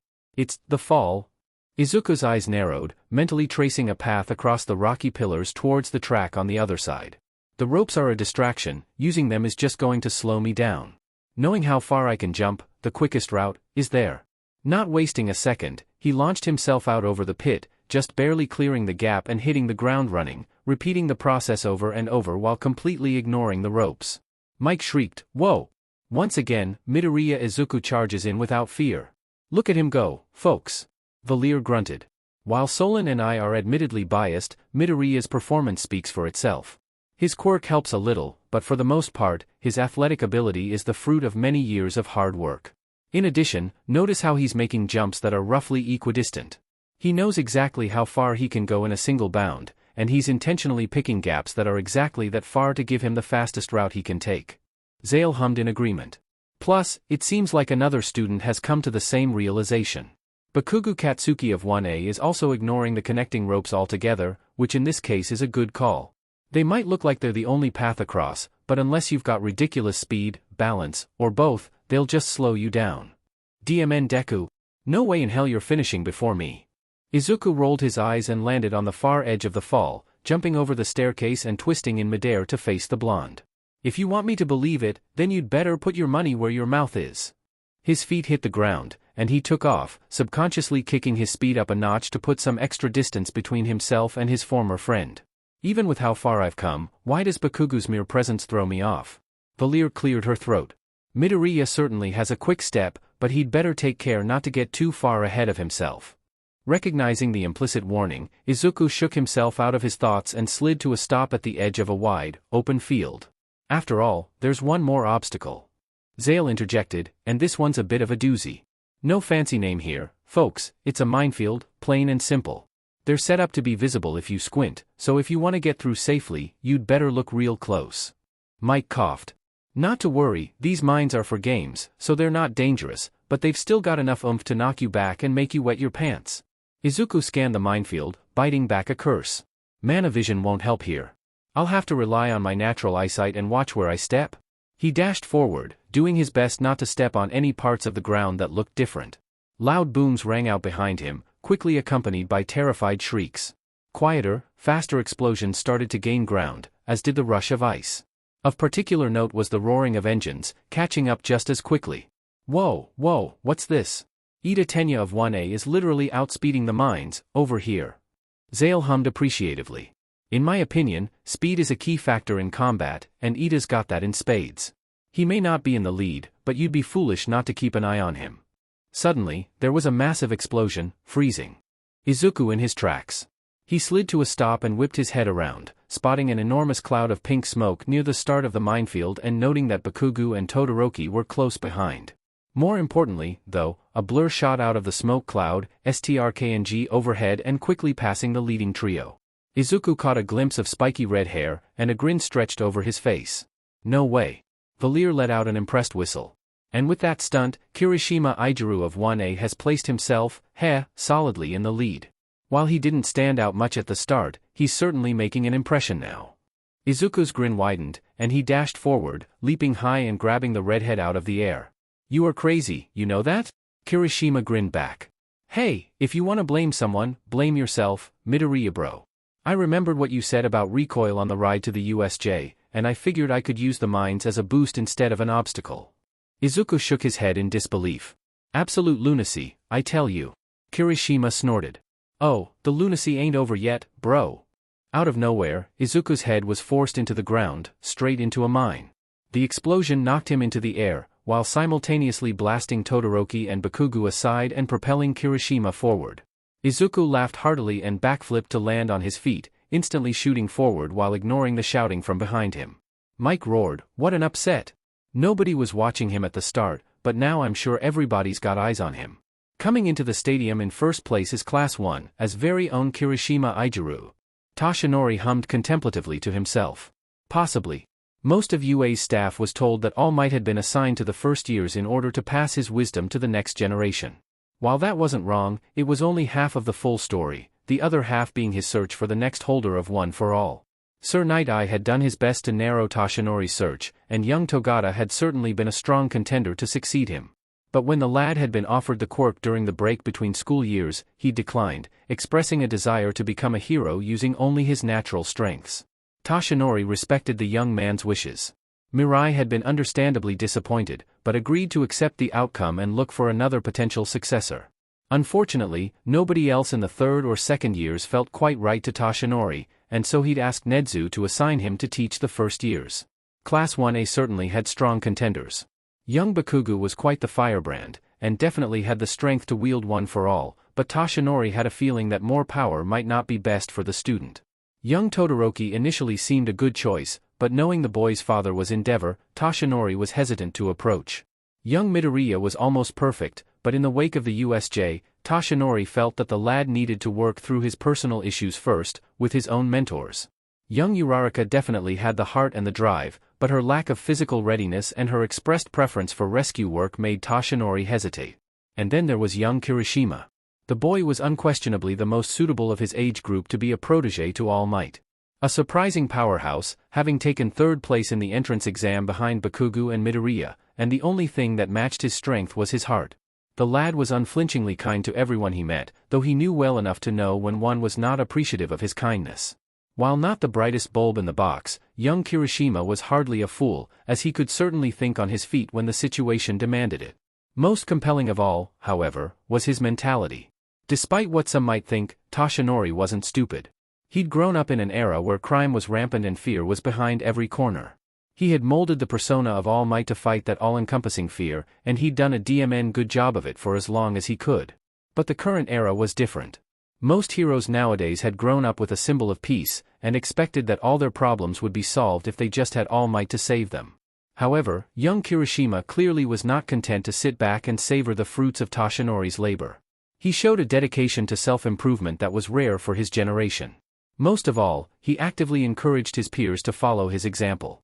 Yagi Toshinori had become the symbol of peace to fight back against an era of fear, but Kirishima Ijiru could become a symbol in his own right, a symbol of hard work, tenacity, and dedication. And he certainly wouldn't let others sit back and ride his coattails. He would encourage and inspire all to strive for better. The more Toshinori considered it, the better it sounded. Mirai, I hope you're watching. If you think the same way I do, you may have a new student for internships. The second that Izuku crossed the finish line, he instantly beelined towards Kirishima and pulled the redhead into a headlock, digging his knuckles into the other boy's head with a wide grin. "You are an absolute madman, sir, and I salute you." Kirishima laughed and brushed Izuku's hand out of his hair, wrapping his arm around Izuku's shoulders. "I told you, if you want to blame someone, blame yourself for planting that idea in my head." "Nah, you're not pinning that on me. I may have planted the idea, but you're the one who made the decision to go through with it." "Oi! Shitty hair." Katsuki stomped up, his palms smoking and a scowl on his face. "The F was that move?" Kirishima smirked. "Something wrong, Bakugu? Mad that someone else did something cool with an explosion?" Bakugu scowled and pulled back his right hand, only for Midnight to call out, "Remember to keep clear of the finish line. We wouldn't want to cause problems for the later finishers." The blonde seemed to remember he was on live television, and resorted to scoffing and sticking his hands in his pockets. "Fine. This isn't over, you know." Kirishima smirked. "Well, yeah. We've still got 2 more events left." Bakugu stalked off towards the announcer's podium, and Izuku poked Kirishima's chest with a grin. "You like to live dangerously." Kirishima rolled his eyes. He's gotta be able to take it if he's gonna dish it out like that. There was a cough behind them, and Izuku turned to see Shinso walking up with an amused expression. "And here I thought you were gonna keep your eyes on me out of paranoia. Though, with stunts like that, I'm not surprised that you were distracted." Izuku glanced over at the finish line, humming curiously as a swarm of 1B students crossed over at about the same time, and in a strangely calm and orderly fashion. The pink-haired support girl he'd noticed earlier waddled into the stadium in 41st place, her belt smoking ominously. Aoyama stumbled in shortly after, the speakers blaring as soon as he stepped over the finish line. Midnight announced, "All right, everyone, that's it. With 42 contestants back in the stadium, the first event is officially over." Mike shouted, "What a crazy kickoff to the first-year stage. They may not be as skilled or experienced as their senpais, but these kids have some wild moves of their own." Valir interjected, "To those that didn't make it past the qualifier, don't let this setback slow you down. Remember, you're UA students, the best of the best in the nation. Keep your heads high, and strive to do better next time." Zale added, "Also, to anyone stuck at the bottom of the fall, hang tight, Power Loader will provide an exit tunnel." Midnight cracked her whip, drawing everyone's attention back to her. "In any case, let's not waste time, we're jumping right into the next event." The holographic screen appeared again, the roulette already in motion. After a few seconds, it snapped to a stop, and the R-rated heroine let a smirk overtake her expression. "A cavalry battle." Kaminari swore under his breath. "ISCK at those? I always zap whoever's on my team. This isn't quite your normal playground game." The 42 competitors who qualified from the first round will form teams of 2 to 4 people. Each student is assigned a point value based on how they placed in the previous event, with faster finishers being worth more points. 5 points for 42nd, 10 points for 41st, 15 points for 40th, and so on, all the way up to 205 points for second place. Izuku hummed. "I'm worth 205. That would make Kirishima worth." However, here at UA, we don't plan on making things easy for anyone, least of all those in the front. Therefore, the first-place finisher is worth a whopping 10 million points. Those were the magic words. 1 second, everyone was standing calmly, waiting to be given instructions. The next, everyone's gazes had zeroed in on Kirishima with hunger in their eyes. That's right. It's survival of the fittest, with a shot for those at the bottom to overthrow those at the top. To his credit, Kirishima barely seemed fazed, grinning sharply and smacking a fist into his palm. "So that's how it is, eh? Fine. Bring it. Now, for the remaining rules. Each team is worth the sum of its members' points, and the rider will wear a headband with that total printed on it. You'll have 15 minutes to grab headbands from other teams to accumulate as many points as possible. Any headbands you take must be worn from the neck up, so the more you have on you, the tougher they'll be to manage in a fight. But you're not done if your headband gets stolen, no. As long as there's still time on the clock, you're still in the running." Yayorozu hummed. "So all 42 students will be on the field at the same time, the whole time." Sato winced. "That's a lot of teams. Those 15 minutes will be a brutal free-for-all, and the top 16 players will advance to the final event. Quirk use will be allowed, but it's still a cavalry battle. Attacks aimed to disrupt a team on purpose will disqualify you from the competition." The holo screen suddenly shifted to a 15-minute timer. "Now, form your teams." As expected, everyone else broke off from Kirishima, probably already scheming how they'd steal his 10 million points. Izuku, however, walked right up to his classmate with a smirk. Not backing down from the challenge, eh? Kirishima grinned and slammed his hardened fists together. Not a chance, Mito bro. I'll take him all head on. Izuku's grin widened. That's what I like to hear. I know it's a cavalry battle, but what do you say to a 15-minute piggyback ride? Kirishima blinked. I don't follow. Izuku pointed a thumb over his shoulder. Whoever's on your team, you're going to have the entire field gunning after you. That's at least 10 other squads. Hardening is good, but it's not that good. What you need is a pair of feet that can cover ground. While he wasn't the brightest student in the class, the redhead was far from an idiot, and Kirishima's grin turned manic. Keep away? Izuku matched his classmate's expression. Bingo. 14 minutes later, 12 teams had formed up around the giant concrete rectangle in the center of the stadium. Mike shouted, with their prep time almost over, the teams for the second event have joined ranks and formed up on the edges of the playing field. Valir hummed. Interesting that the hero course classes are entirely separated from each other. I had hoped that 1A and 1B would be a bit more willing to work together, but this should prove interesting. Zale added, even more interesting is the composition of the leading team in this event. With only 2 members, they'll be hard-pressed to keep up with the competition, but the first and second place finishers from the race should be a formidable duo. Mike finished, you said it. However this plays out, this is shaping up to be a sports festival to remember. Let's start the countdown. 3. Kirishima grinned down at Izuku. Ready to run, bro? 2. Izuku grinned back up. Born ready. 1. The scent of burnt caramel reached his nostrils, and the temperature began to drop. Midnight cracked her whip. Begin. The other teams charged straight in, every last one on the field angling straight for them. Looks like they've all got their eyes on the prize. Kirishima chuckled darkly. It's funny how they think they'll even lay a finger on it. The closest rider, a guy from 1B with similarly sharp teeth, shouted, only the 10 million matters. All or nothing.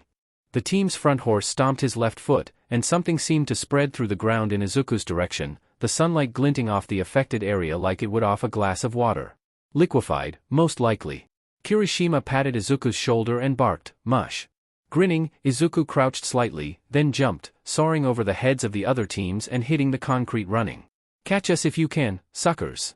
As expected, Bakugu blasted off. Of his team's shoulders, angling straight for them. Get back here, BSTRDS.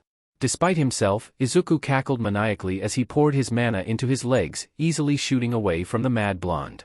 Get over here and make me. Putting Bakugu out of his mind for the moment, Izuku skidded to a stop, letting a barrage of scales shoot in front of him. He hopped over a wave of vines, ducked under a hail of flying horns, sidestepped a lashing tongue, jumped away from an explosion, slid back from an enlarged hand, lunged past a charging beast, and kicked off of a shadowy claw. Even with everyone laser-focused on him and his passenger, Izuku had never felt more alive. Talk about a crazy start. Even with the whole field gunning for them, Team Kirishima is untouchable. Zale chuckled. They're 2 of the top performers in the class, especially in terms of raw physical ability. Kirishima is the toughest in the class, bar none, while Midoriya is a bit more well-rounded, and is easily the most agile in 1A. With him as the horse, it's no surprise that they're staying far out of range of the competition. Valir interjected, even still, don't lose sight of the bigger picture. While shooting for the moon is all well and good, remember that you can still land among the stars. The top 16 players will all be moving on, so the biggest headband isn't the only way to advance. Oi, Kirishima. The redhead glanced over his shoulder. Yeah? His eyes glazed over, and he slumped forward. Cursing at the sudden dead weight, Izuku ignored whatever was said next and shot off towards the emptiest corner of the playing field. Once he had a moment to breathe, he reached up and slapped his rider's cheek. Keep your head in the game. Kirishima blinked a couple times, then shook his head vigorously. Whoa, that's wild. All he had to do was get me to say something, and I would have been done for on my own. Man, I'm glad you're on my team. Izuku nodded, a bead of sweat running down his neck. Yeah. I've got enough self-control to not respond, but Shinso just proved himself to be one heck of a wild card. And I don't think there's enough room in the arena to stay out of earshot completely. Think you've got any tricks up your sleeve to handle that? Don't worry. I can harden my ears to block out his voice. I'll keep an eye out, but I'm counting on you to stay out of the danger zone. Izuku grinned. I think I can handle that. We've hit the halfway mark, and, now this is rather interesting. It looks like only the teams from Class 1A are still going after the 10 million points. Class 1B, on the other hand, backed off fairly quickly after the opening salvo. Look at the point totals on the big screen. Izuku glanced up and paused. The heck? Where'd all the points go? Only half of the teams on the field had any points to speak of. Zale choked on his spit. What the heck? When did that happen? Valir grunted. It seems 1B as a whole is a tad sneakier than their sister class. Rather than drawing attention, they stuck to the background, slowly accumulating headbands from the other teams. If this situation doesn't change in the last 7 minutes, only 6 members of 1A will move on to the final event. Better get moving. Izuku scowled. Kirishima. New plan. The redhead smacked a fist into his palm. Reading you loud and clear, Midoriya bro. No way am I letting my class get taken out of the running like that. Let's raise some hell. You're not going anywhere. Izuku sidestepped as Todoroki's team slid past, the split-haired teen swiping at Kirishima's headband but missing. Aha. Like you're in any place to tell me what to do. A handful of other teams charged in, and Kaminari grinned, sparks crackling in his hair. Let's see you handle this one. Izuku scowled, dust kicking up in waves around his feet. We've got bigger fish to fry right now. Indiscriminate shock. Izuku's right eye flashed a brilliant orange. Solar wind, jet stream. The world around him slowed to a crawl, the other teams practically freezing in place. Izuku dashed forward, strkng past Todoroki's team in the blink of an eye. 1.3 million volts. As the world sped up again, electricity arced off of Kaminari, slamming into the other teams as Todoroki froze them to the ground. Izuku, however, was long gone, strkng across the field towards where Shinso was locked in a tense struggle with a 1B team. Before either group could react, Izuku lunged between them, Kirishima's hardened fingers already ripping the headbands from the 1B rider's neck. My bros aren't getting knocked out that easy. Raka. The brunette nodded firmly, catching the thrown headband and handing it up to her rider. Shinso, here. Shinso scowled. I'm not looking for a DMN handout. Izuku gave the insomniac a pointed look. Not like you were making headway on your own. If you want to feel like you earned it, meet us in the final event, yeah.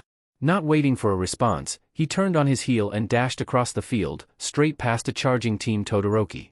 Not even sparing them a glance, Izuku bounded over the ice, moving from team to team as Kirishima collected their headbands.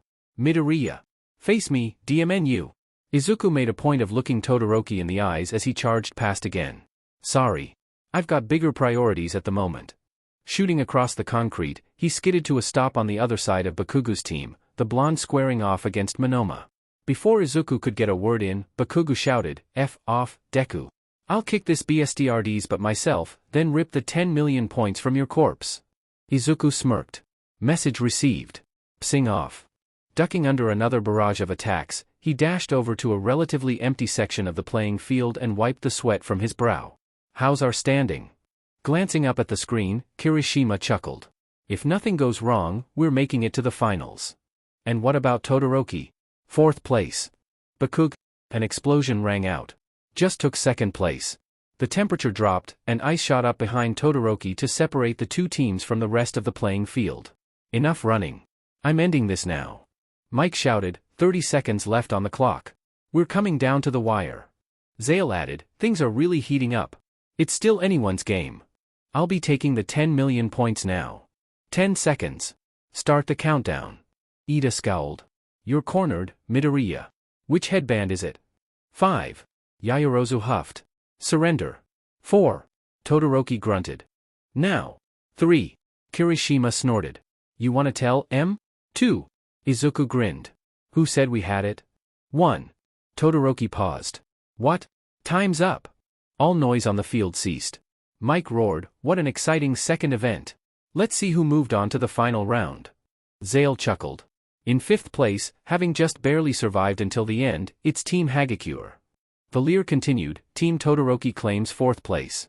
In 3rd, the only team to never even be touched throughout the whole event, it's Team Kirishima. Team Bakugu clinches 2nd, reclaiming their points in a last-second upset. Mike coughed. Wait, if Team Kirishima never even got touched for the whole thing, where'd the 10 million go?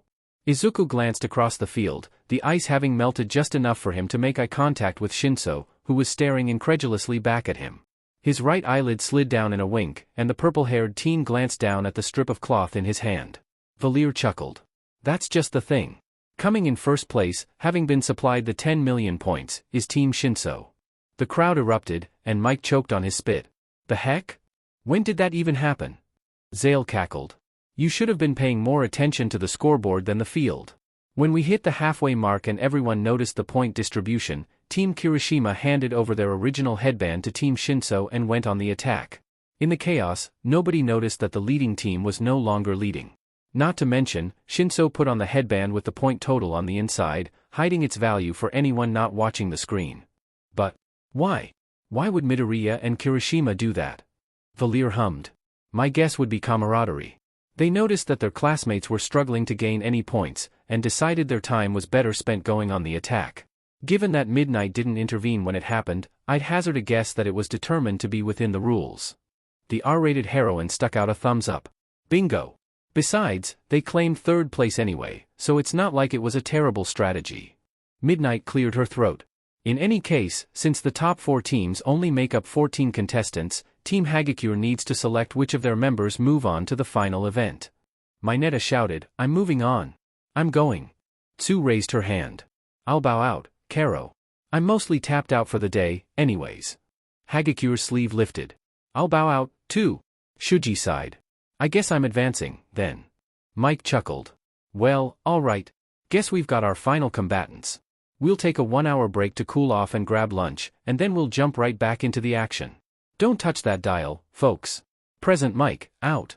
Welcome back to the first-year stage of UA's Sports Festival. You all probably know, but let's say it again for the folks at home, it's time for our final event. Forget the pretense, because you knew this was coming. It's the famous Sports Festival finale. This year, we're keeping it simple with a single elimination tournament of one-on-one hand-to-hand matches. Midnight cracked her whip, and the holographic screen flickered on behind her to show an empty bracket. While you were regaining your strength in the cafeteria, our computers were hard at work assembling randomized matchups. Team members from the Cavalry battle won't face each other in the first round, but after that, it's up to the whims of fate. Here's your competition. Match 1, Midoriya Izuku vs Hatsume. Match 2, Ashido Mina vs Todoroki Shudo. Match 3, Kuda vs Kaminari Denki. Match 4, Mineta Minoru vs Shinso Hitoshi. Match 5, Kirishima Ijiru vs Sata Rikadu. Match 6, Shuji Mezu vs Ida Tenya. Match 7, Yayorozu Momo vs Shiro Hanta. Match 8, Uraraka Ochako vs Bakugu Katsuki. Present Mike finished. We'll break for some recreational games for those who didn't make it to the final event, but hang tight. Once they're done, we're jumping straight into the action. Midoriya, right? Izuku smirked as the pink-haired support girl jogged up. That's me. Hatsum, I take it? Yep. You had a lot of eyes on you in the Cavalry battle, which means there's gonna be a lot of eyes on our match. And that means a lot of eyes on my babies. He blinked. Babies? Yep. She whipped out a briefcase and snapped it open, revealing a veritable smorgasbord of gear and gadgets. All my super cute babies that I got ready for the festival. Blasty Boy got the spotlight during the last event, but this is my big chance. Once I get the coverage I came for, I'll let you get to beating the tar out of your classmates, okay?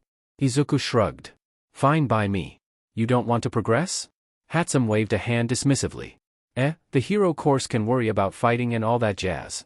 Me? I'm just here for that sweet free marketing and all the moolah I can sink into more babies. He smirked. I can respect that. Is there anything you particularly wanted me to do during our match? She snapped the case shut with a grin. Well, since you're asking. All right, ladies and gentlemen. With the recreational events out of the way, let's get into what you're really here for. It's finally time to kick off the final event of our first-year stage. Jumping right into our first match, we've got Dash. Valir interrupted, what in the world is going on down there? Izuku grinned as he strode into the stadium behind Hatsum, both of them decked out with an assortment of support gear. Ready, boss? Hatsum beamed and gave a thumbs up. Ready, assistant. As they stepped into the newly sculpted arena, Izuku tossed a thumbs up towards the announcer's booth. He was just barely able to see Zale return the signal. Hit it. Hatsum cleared her throat, the sound echoing from the speakers. Ladies, gentlemen, and that wonderful rainbow in between, thank you for tuning in to this one-of-a-kind broadcast. Izuku added, this is the chance of a lifetime, folks. Witness the future in the present, before your very eyes. Is it time travel? Precognition?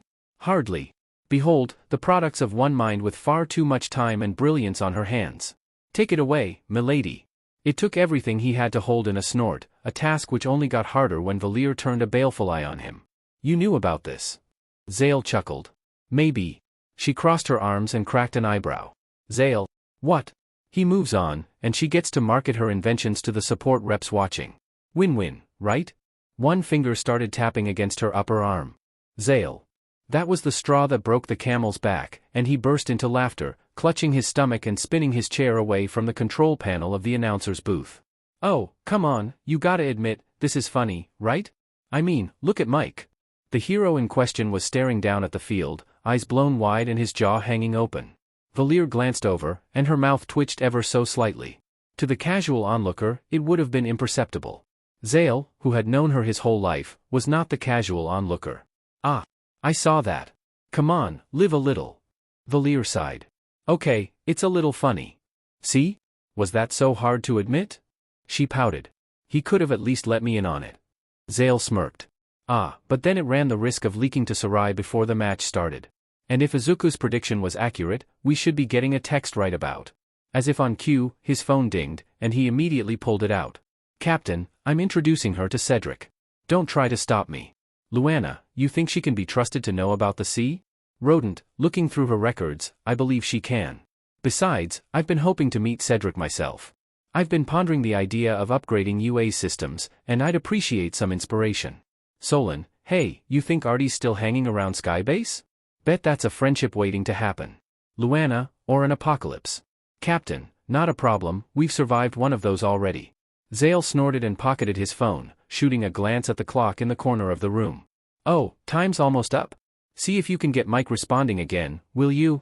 Valir rolled her eyes and smacked the voice hero upside the head, pulling herself up to her assigned microphone. Get a hold of yourself.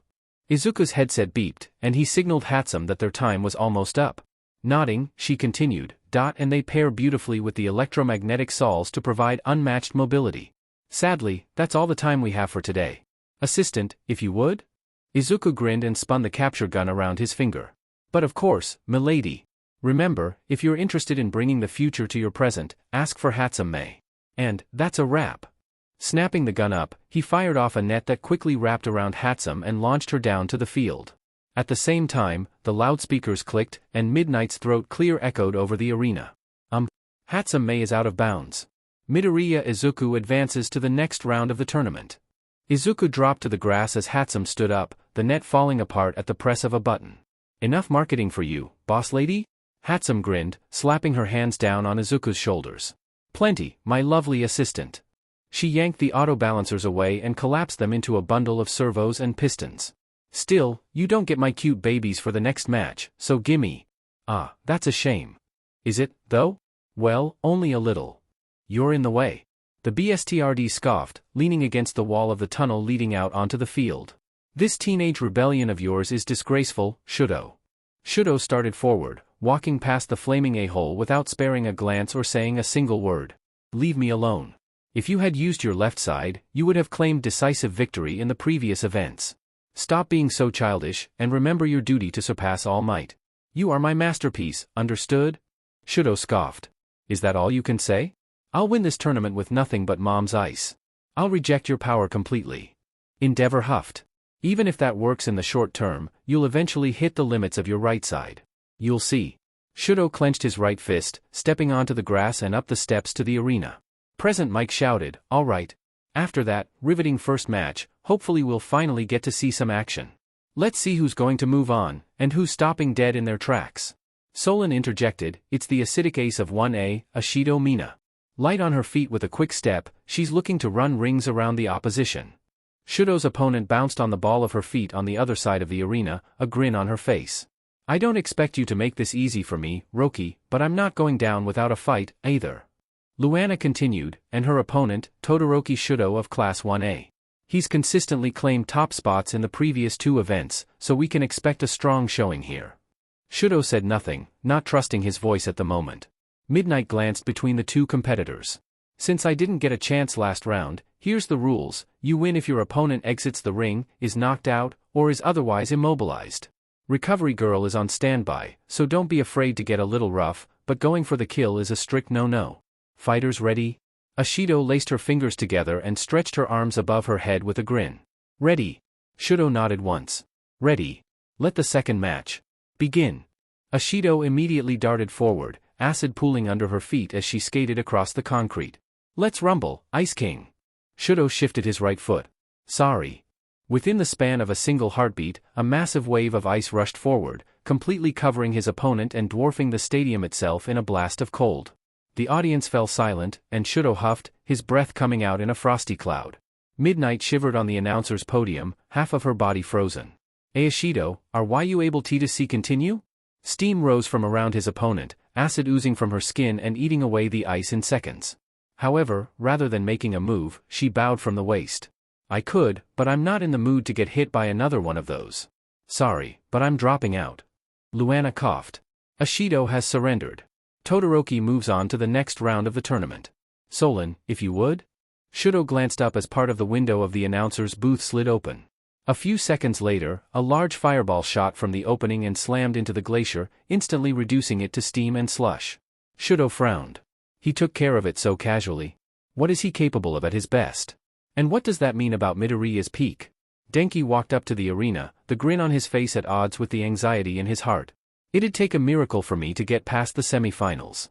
Midoriya or Todoroki, I'd be up against a total beast either way. Mike-sensei announced, time for match number 3. And here come the combatants.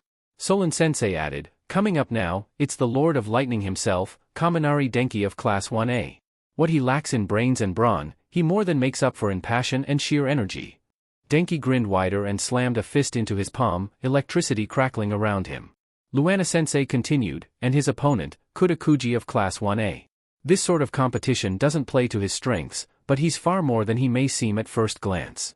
Kuda stepped into the arena, wringing his hands. Even from the other side of the ring, Denki could see how much his classmate didn't want to be there. Making up his mind, he called, Hey, Kuda. I know this isn't really your jam. You sure you want to go through with this? Kuda glanced around the stadium, shrinking in on himself. Then his gaze landed on something outside Denki's field of view, and the guy's expression hardened.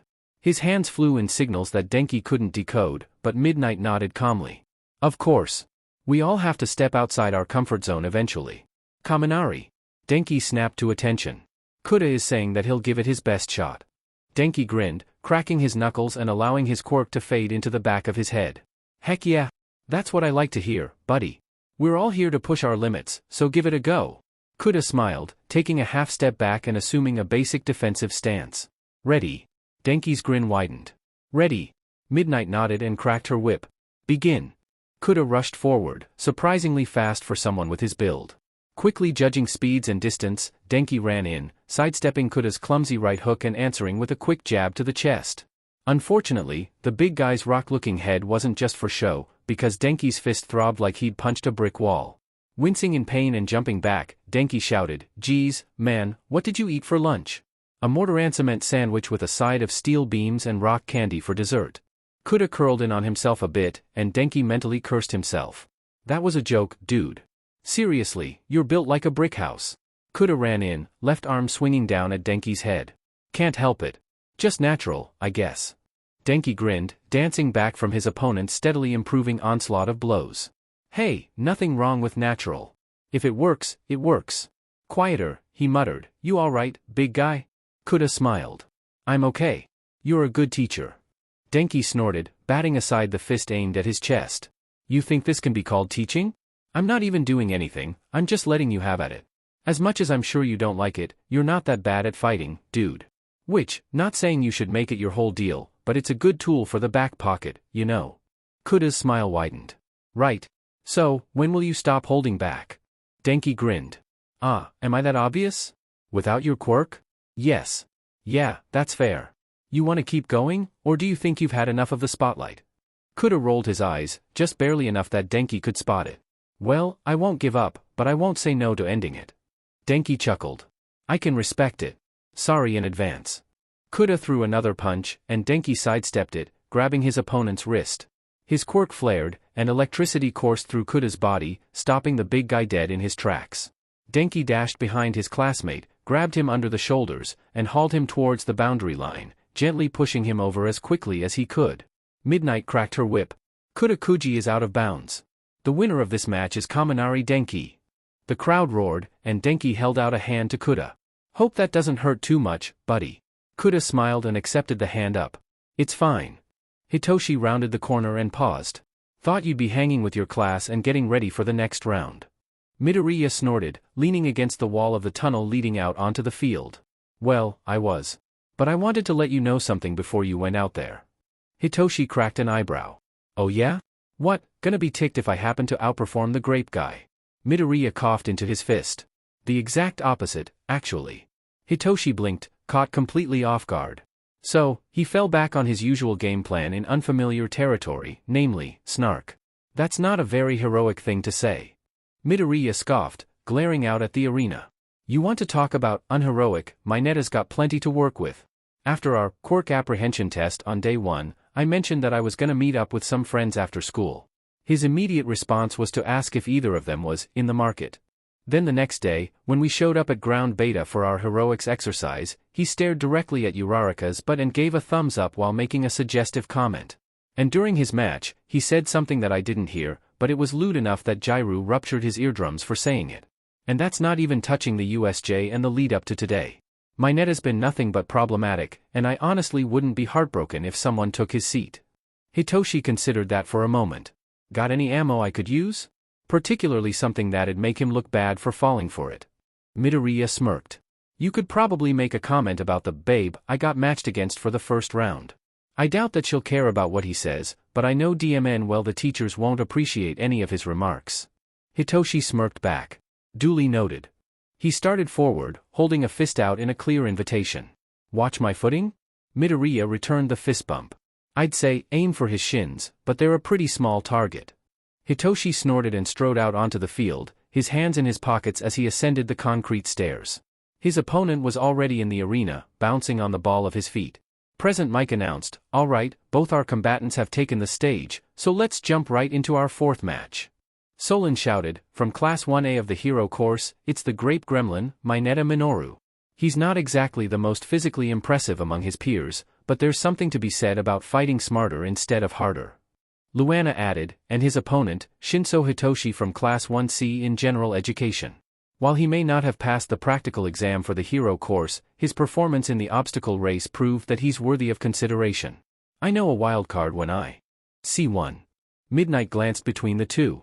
You win if your opponent is knocked out, immobilized, removed from the ring, or is otherwise incapable of fighting. Combatants ready? Mineta shouted, come on, let's get this over with, already. Hitoshi rolled his eyes dramatically. Ready. The heroine cracked her whip. Begin. Almost immediately, the midget plucked a purple ball from his head and threw it in Hitoshi's direction. He made a show of yawning as he stepped to the side, though he carefully ensured that he was still inside the boundary line. Lacing his hands together behind his head, he casually started walking around the perimeter of the arena, bobbing and weaving as more ball were thrown his way. Sheesh, and I thought I was a twig, but here you are without even a decent throwing arm. Come on, I thought you made it into the hero course. Where's your aim? Mineta scowled. Don't even start. I'm already annoyed as it is. Hitoshi cracked an eyebrow, for once not immediately trapping his opponent in his quirk. Yeah? What about? Oh, come on, don't act like you don't know. Hitoshi smirked. Not liking the matchup? Duh. For different peaches I could have gotten a taste of, but no, I have to fight some jerkwad who isn't even taking this seriously. Hitoshi frowned dramatically. Ah, what's wrong? Is baby upset that he didn't get his favorite bottle? Mineta launched forward and cried, out of my way. The hot babes are waiting for me.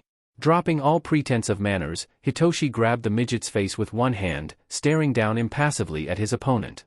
Wow. And here I thought I'd need to put you under my quirk to make you lose. But you just handed your butt to me on a silver platter. He turned on his heel and bodily threw the dwarf over the boundary line and onto the grass. Besides, real heroes treat their peers like the queens they are. Midnight sighed. Mineta Minoru is out of bounds. Shinso Hitoshi is the winner. Muting the microphone at the base of her neck, she muttered, and may whatever god exists have mercy on his soul, because Sho and Nedzu sure won't. Izuku cracked his knuckles, grinning widely as he walked up the steps to the arena. On the other side of the field, Sato was doing the same thing with the same look on his face. Mike-sensei shouted, all right, ladies and gents, time for match number 5. Solon-sensei jumped in, hailing from Class 1A, it's the rock-hard redhead, Kirishima Izuku. He made a strong showing in the obstacle race and cavalry battle, so let's see what he'll pull out next. Luana-sensei added, and his opponent, Sato Rikadu of Class 1A. Kirishima's proven himself one to watch, but Sato's no slouch, either. While he's cut off from his quirk's activation requirement due to the rules of the tournament, you'd be a fool to think that he's completely powerless without it. Sato chuckled nervously. She's right, you know. Normally, I'd just go with a sugar packet, but can you imagine what that'd look like to the guys running security? Oh, yeah, no big deal, let me just walk in with this baggie of totally normal white powder.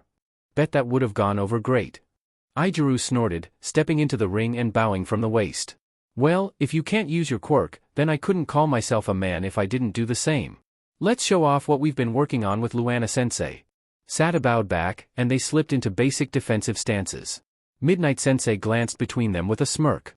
It seems you boys already know how this is going to go, so let's not waste any more time. Fighters ready? Izuku grinned. Ready. Sato grinned. Ready. She cracked her whip. Begin. They rushed in at the same time, lashing out with identical right hooks that crashed against their jaws. Reeling back in unison, they lunged back in with left hooks that crashed into their chests. Step back, recover, in. Step back, recover, in. Right cross. Left jab. Right uppercut. Left cross. Izuku grinned. Give it up, bro. Even without my quirk, I'm tougher than anyone in the class. Sato grinned back. Right back at ya. Save for Shuji, nobody beats me when it comes to raw muscle mass. Izuku lunged in again, right fist swinging out in a vicious haymaker, only for it to hiss through empty air as Sato ducked.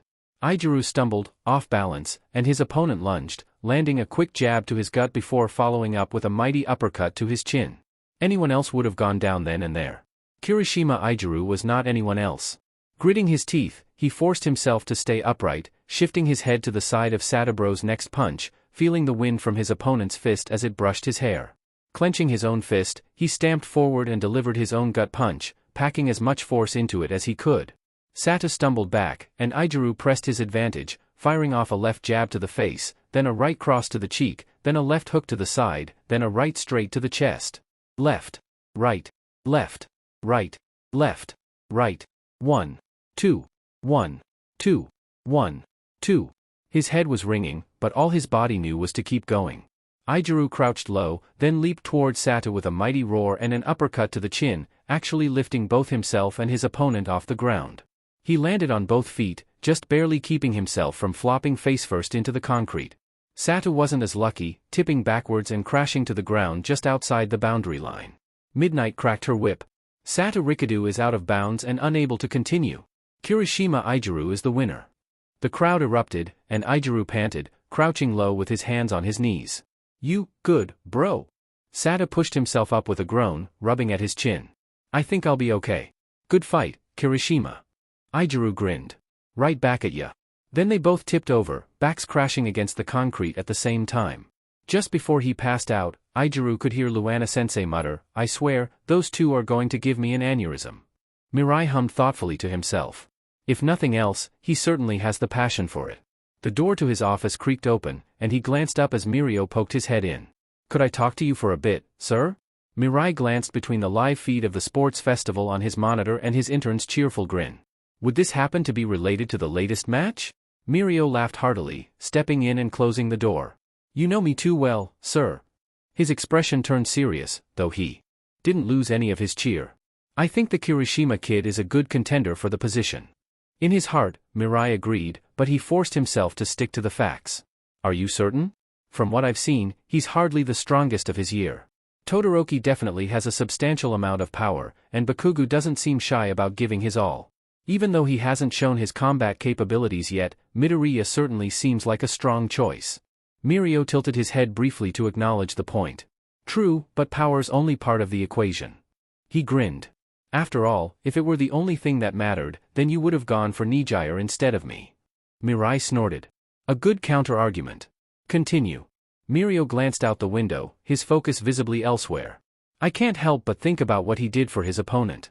He made the conscious choice to level the playing field, even when it was in his best interests to give himself as much of an advantage as possible. He imposed the same restrictions on himself that Sato was forced into, purely so that his classmate could make a good showing. I think that's a good attitude for any hero to have, much less a potential number one.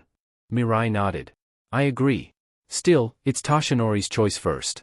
If he doesn't offer someone by the end of the festival, then we can bring up Kirishima as an option. Mirio grinned. I can work with that. Tenya stiffly walked up the steps to the arena, keenly aware of exactly how many eyes were on him. Mike-sensei shouted, "All right, my lovely listeners, let's jump into match 6. Solon-sensei announced, "Here's our first fighter. Let's give a warm welcome to the speed demon of Class 1A, Ida Tenya." Shuji walked up on the other side, cracking his knuckles as his other 4 arms hung limp and handless at his sides. Luana-sensei continued, and his opponent, Shuji Mezu of 1A, easily the biggest member of the class and the strongest base musculature. Still, power isn't everything. Tenya bowed low at the waist, eyes fixed on the floor. "I look forward to an exceptional match, Shuji-kun." He straightened in time to see his classmate match the gesture. "Likewise, Ida-kun. I don't enjoy fighting, but I'm eager to see how well I fare against one of our class best." No, Midnight-sensei glanced between them with her persona's usual lustful smirk. So proper and refined? Alright, a quick recap. Victory is yours if your opponent is immobilized, knocked unconscious, or forced out of the ring. Fighters ready? Tenya took a half step back, his engines revving as he brought his arms up in a boxer's stance. Ready. Shuji matched his stance, fists forming on the ends of his 4 additional arms. Ready. Begin. Not wasting a second, Tenya dashed forwards, engines roaring to life. He shot across the arena, getting right in his classmate's face within a fraction of a second. However, Shuji was already lashing out with 3 right hooks, clearly having read Tenya's approach. Biting back the instinct to swear like Bakugo some kind of hooligan, Tenya leaned back as far as he dared, his opponent's fists hissing through the air his face had just occupied. Snapping back upright, Tenya skidded to a stop just inside the boundary line, spinning to see Shuji turning to face him. Tenya narrowed his eyes, glancing around the ring and mentally plotting out a path. When moving at this speed, there is not much room to maneuver and avoid Shuji-kun. I must be careful not to overshoot. Unfortunately, it was clear he wouldn't get that much time to think, as Shuji dashed in, arms held wide in clear preparation for a grapple. I can't just let you move however you want. Forcing himself to keep his mouth shut, Tenya nimbly stepped to the side, delivering a quick jab to Shuji's ribs before shooting to the other edge of the ring. At the same time, I cannot allow myself to be confined. Shuji grunted, one hand going to his side as he brandished the other 5 threateningly. Well, what's it going to be? You and I both know I'm too heavy for you to simply push out of the arena. Tenya sighed, his engines humming. You are correct, Shuji-kun. With my normal speeds, I would need to engage you in close-quarters combat, where you would undoubtedly hold an advantage. Shuji cracked an eyebrow. I'm sensing a but here. However, the roar of his engines filled the arena, and flames shot from his exhausts, shifting from their usual red to a brilliant blue. I am not limited to just my normal speeds. Shuji muttered something under his breath, all 6 of his arms crossing over his chest in a defensive stance. Recipro burst. 1 second, the 2 fighters were on opposite edges of the arena. The next, Tenya was standing where Shuji had been a moment ago, and the larger teen was flying out of the ring. He slammed against the concrete wall under the stands and slid down to the ground. Thankfully, Shuji was still upright, but the force of Tenya's blow had shorn through the boy's gym uniform, leaving the massive bruise on his chest exposed. Midnight-sensei blinked. Shuji Mezu is out of bounds. Ida Tenya is the winner. Tenya panted, his engine sputtering and dying as his exhaust pipes slowly lost their red-hot glow. Mike-sensei shouted, "WHOA. What the heck was that? Solon, did you catch what happened?" Solon-sensei let out a grunt of what might have been admiration. Just barely, and for me, that's saying something. Near as I can tell, Ida was able to temporarily crank up his engine's output several times over for a burst of ludicrous speed. Luana-sensei hummed. Still, it seems to come with a rather extreme drawback, from what I can see. Unless my eyes are deceived, he may want to report to Recovery Girl. Tenya coughed into his fist, slowly walking down the stairs and offering a hand to where Shuji was sitting on the grass. My apologies. Thinking back, I should have warned you. Shuji chuckled and accepted the hand up. It's fine. If anything, it's good to have an ace up your sleeve that your opponent won't expect. Luana-sensei has a point, though. I believe your shins are smoking. They were, in fact, smoking, and the skin around Tenya's exhaust ports was an angry red. Despite that, he chuckled. I will be all right with time, Shuji-kun. I have known for some time about the downside of this technique, and I have prepared myself to handle it. The masked boy gave him an odd look.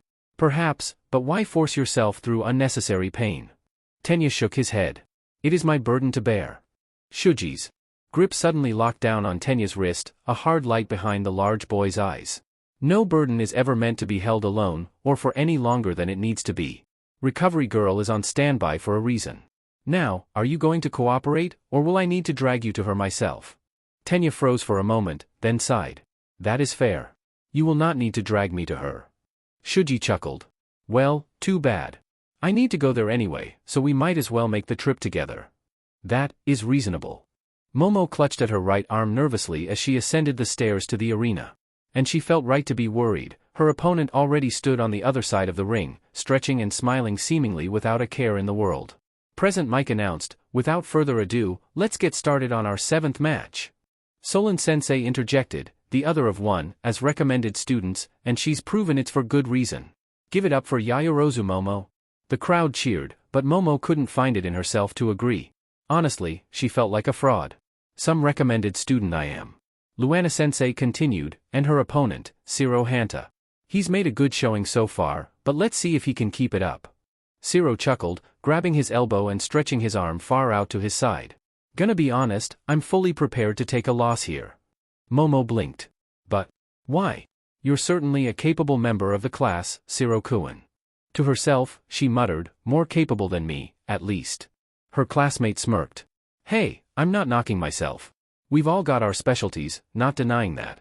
But let's not kid ourselves, you can do anything I could and then some. Momo bristled. I most certainly could not. How could I even think to keep up with you? Shiro rolled his eyes. I make tape, Yayorozu.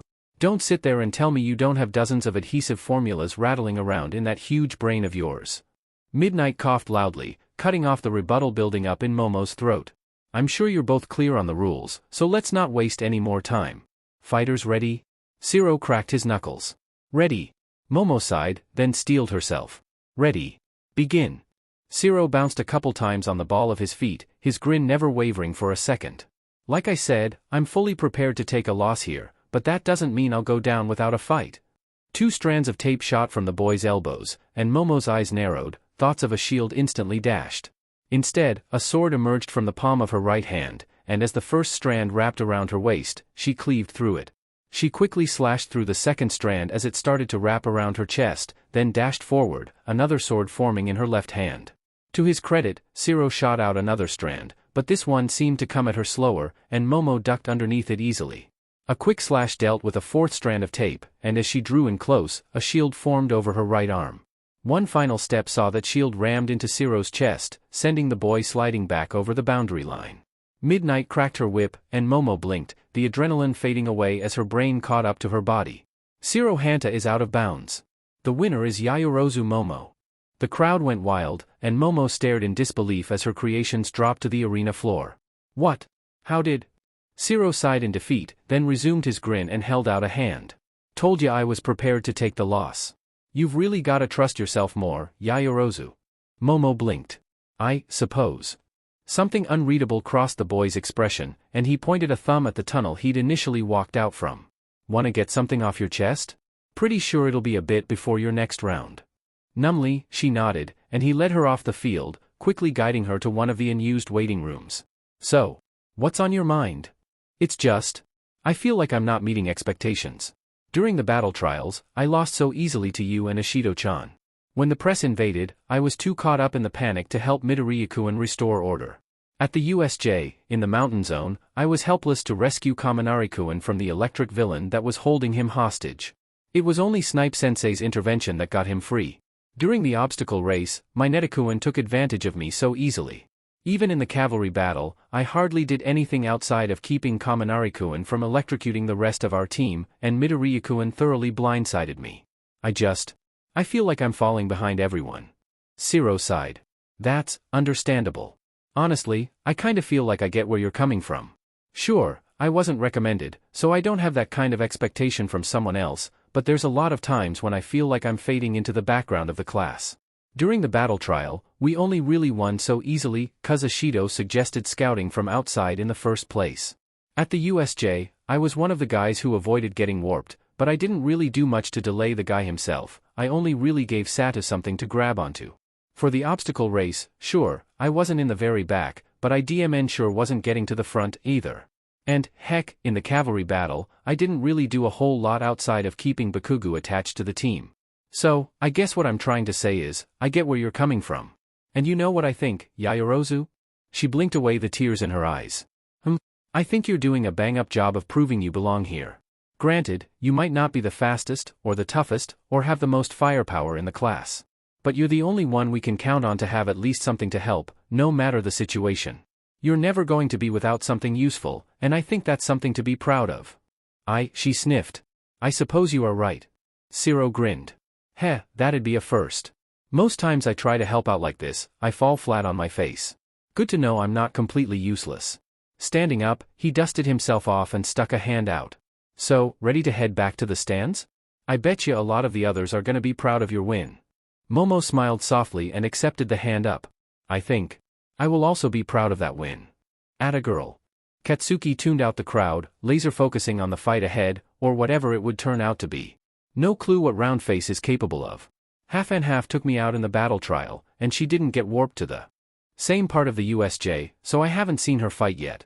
Didn't spot her doing a whole lot during the cavalry battle. I think she was busy carrying Troll Doll. Better play it safe until I see an opening, then take her out. Present Mike announced, alright, folks, on to match 8, and the final fight of our first round. Sun BSTRD huffed, entering the ring now, it's the blonde bombshell of 1A, Bakugo Katsuki. A bit of a hothead, but I won't deny that his skills speak for themselves. Moon Beach added, and his opponent, Uraraka Ochako of 1A, something of a wild card. I'd say it's a toss-up whether or not she'll be able to pull off a victory here. Katsuki scoffed, slamming his fist into his palm and firing off an explosion for intimidation. I doubt it. The way I see it, you either surrender now and spare yourself the pain, or you leave this ring on a stretcher. What's it gonna be, Roundface? His opponent bristled. Oh, come on, you could at least use my name. Whatever. Are we doing this or not? Roundface scowled. Oh, we're doing this. Midnight glanced between them and coughed. Just a reminder that lethal force is against the rules. Fighters ready? Katsuki grinned. Ready. Roundface nodded, anxiety and determination briefly fighting in her expression before the latter won out. Ready. Begin. To her credit, Roundface didn't waste a second, rushing in right off the bat and staying low with her hands held out. I'm not counting on a win, but I'm not going out until I've given it all I've got. Katsuki scoffed, drawing back his right hand. You call this your best? Might as well go home. He swung, directing it towards the ground at the last second in an attempt to blast her off her feet. Unfortunately, she clearly was expecting a right hook, and so she ducked right into the explosion, crying in pain as she slid back into the smoke. Katsuki bit back a curse. Don't act like you're worried, dipshit. If she's serious about being a FING hero, she shouldn't let something like this keep her down for long. Movement caught his eye, and he lunged, slamming his left palm down with another explosion. I saw that. Then the smoke cleared, revealing an empty jacket pinned to the concrete with a sooty mark on the back. Sheet. A diversion. Glancing back, he caught a glimpse of Roundface lunging towards his back, and he unleashed another explosion, sending her flying away. TCH. So you're not a dumbass like some of those losers. Still, it's gonna take a hell of a lot more than that to beat me. He dragged his right hand through the smoke, spotting her charging straight in yet again. Eyes narrowing, he swept his left hand low, releasing another explosion in her face and kicking up more smoke. Come on, you tried that approach already. Mix it up a little. She lunged in from behind. I'm not done. Another blast drove her back, and more smoke filled the air. Not happening. Another lunge. Another blast. More smoke. Not yet. Another charge. Another blast. More smoke. Katsuki scowled. Anyone else would be done by this point. I wouldn't be surprised if even Shitty Hair tapped out by now. But she's still coming. Another lunge. Another blast. More smoke. Emanate, she's persistent. Another charge. Another blast. More smoke. Someone shouted, hey! Quit bullying the poor girl. Poor girl, my left ass cheek. She's a FING tank. Another lunge. Another blast. More smoke. Stop toying with her and end it already. The F makes you think I'm not FING serious? The loudspeakers screeched, and Moon Beach snarled, quiet. I don't know who the hell you think you are, but you're certainly not someone worthy of a hero license. If you think Bakugo's toying with his opponent or not taking the match seriously, go home and rethink your career path. Sun BSTRD added, if there's one thing that can be said about him, it's that Bakugo is smart. He's carefully testing his opponent's limits, looking for an opening without injuring her too severely. Not to mention, he's acknowledging her strength in making it this far and treating her like the serious threat that she DMN well is. If you think she's not worthy of consideration because she's a girl, I don't know what makes you think you can call yourself a hero. The smoke cleared slightly, revealing Round Face standing on the other side of the arena. Covered in soot and panting heavily, but still on her feet and staring him down. I think, that should be enough. He paused. Enough what? Thanks, Bakugu, she straightened a bit, splaying her hands out in front of her. For keeping your focus on me. I wouldn't have been able to set this up, otherwise. The smoke thinned a little more, and Katsuki spotted a couple of vague shadows on the carved-out arena floor. Snapping his head up, a bit of blood drained from his face as he spotted a veritable rockslide hanging in the sky over the stadium. She kept my blasts low so they damaged the ground, kicking up debris she could weaponize and smoke to hide the setup. Release. Gravity took hold, and the rocks started to plummet. Most of them were fairly small, hardly more than annoyances, but a few chunks were big enough that they'd be a problem. Emanate. Katsuki crouched low, aware that Uraraka was running into the meteor shower with her hand outstretched. Hell. You're going down. He gritted his teeth, grabbing his left wrist as he aimed it skyward. Against anyone else, this would have been a good move. But no way in hell am I stopping in the first FING round.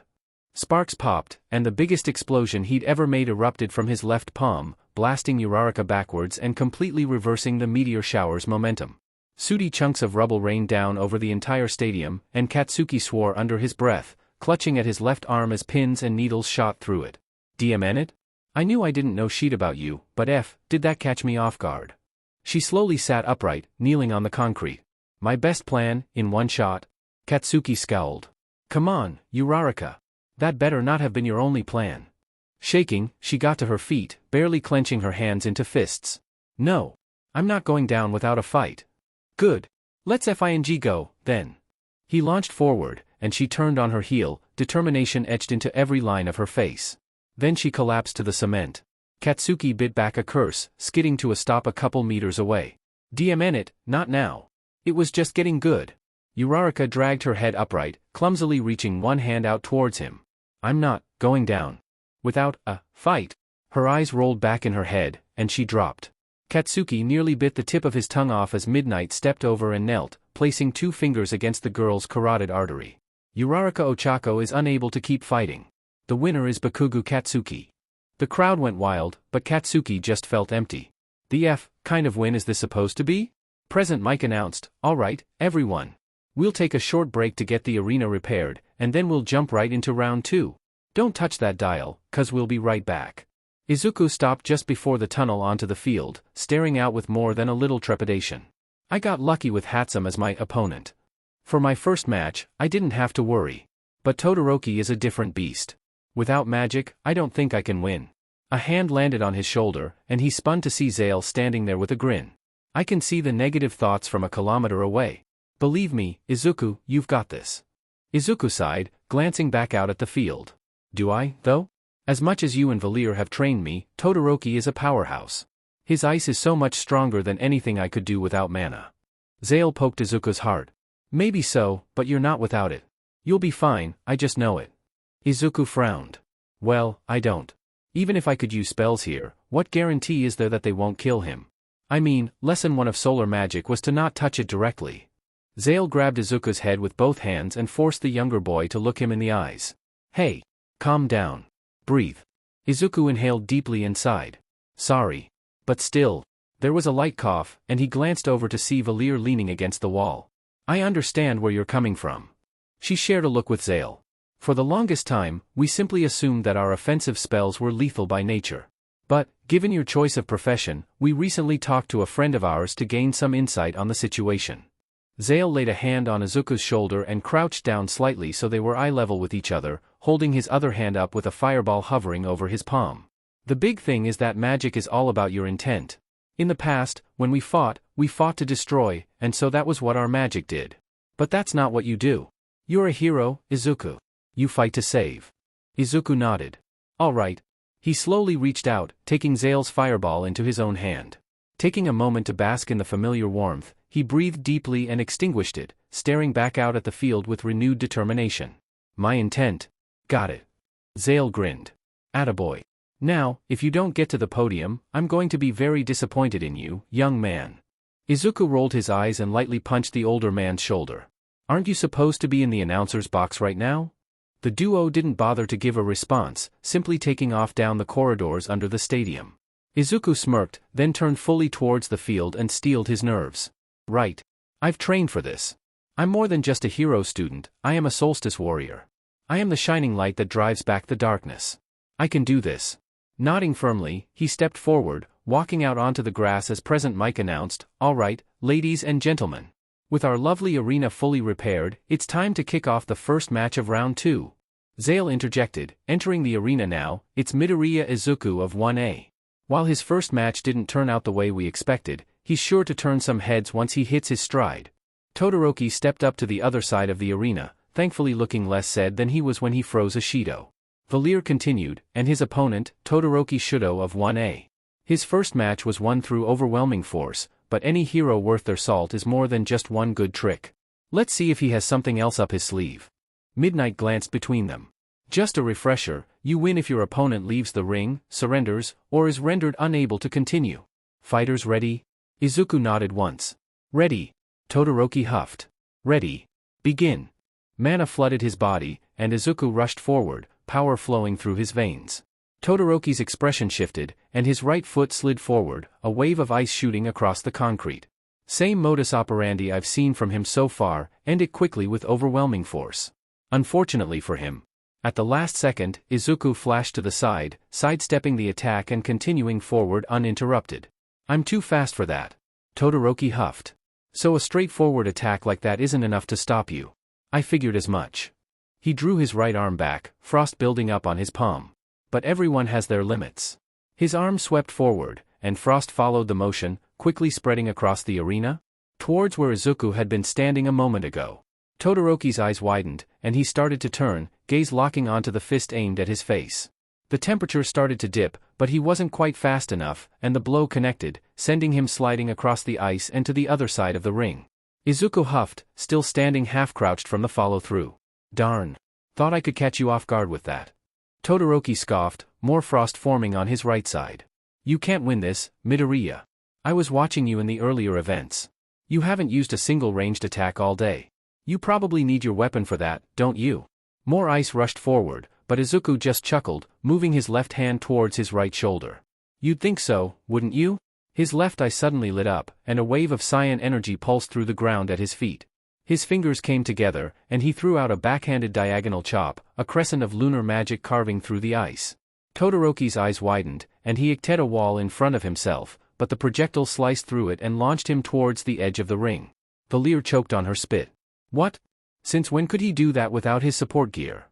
Izuku grinned. You're not winning that easily, Todoroki. Todoroki scowled. Evidently.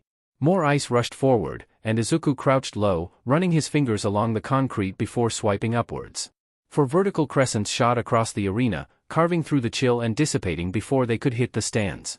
Todoroki huffed, his breath coming out in a frosty cloud. No fireballs today, Midoriya? I know you're capable of them. Izuku scoffed. Well, since you decided to cut off half of your own power, I figured it was only fair to return the favor. The two-tone teen froze, almost literally, even, as the frost spread to almost completely cover his right side. What? Izuku rolled his eyes. Don't take me for a fool. I know there's another half of your quirk that you've been holding back. When you dragged Bakugo back to the observation room after your battle trial, I saw you put your left hand on the ice block to melt it. You aren't limited to ice, are you? Your left side commands fire. Todoroki scowled. I will never use my left side in combat. Izuku huffed. And that's exactly why you're not seeing any fireballs from me. As long as you continue to hold yourself back, I don't see why I shouldn't do the same. Why should I go all out when my opponent clearly doesn't think he needs to? Todoroki's scowl deepened, and the frost spread further. I don't need his power. My mother's ice will be enough. A massive wave of ice shot forward, not quite as big as the glacier he'd thrown at Ashido but still bigger than the ring. Unfazed, Izuku stomped forward with his right foot and threw out a tall vertical chop with his left arm. A huge cyan crescent split the wave in two, and Todoroki cursed as he dodged to the side, only to find Izuku already there, charging straight at him. Come on, Todoroki. It's not gonna work. More ice surged out, but slower than before. Why are you doing this? Did my old man put you up to this? Izuku scoffed. Endeavor? Never spoken to him once in my entire life. No, this was my decision, Todoroki. If you're going to insult all of us by half-butting this festival, I'm going to insult you right back by holding myself to your standards. BSTRD. You're starting to PSS me off. Izuku let out a bark of laughter. Oh, you're set off, are you? Congratulations, now we're on the same wavelength. Slashing through another wave, Izuku darted forward, grabbing Todoroki by the neck and slamming him into a lingering ice wall. Let's talk said, shall we?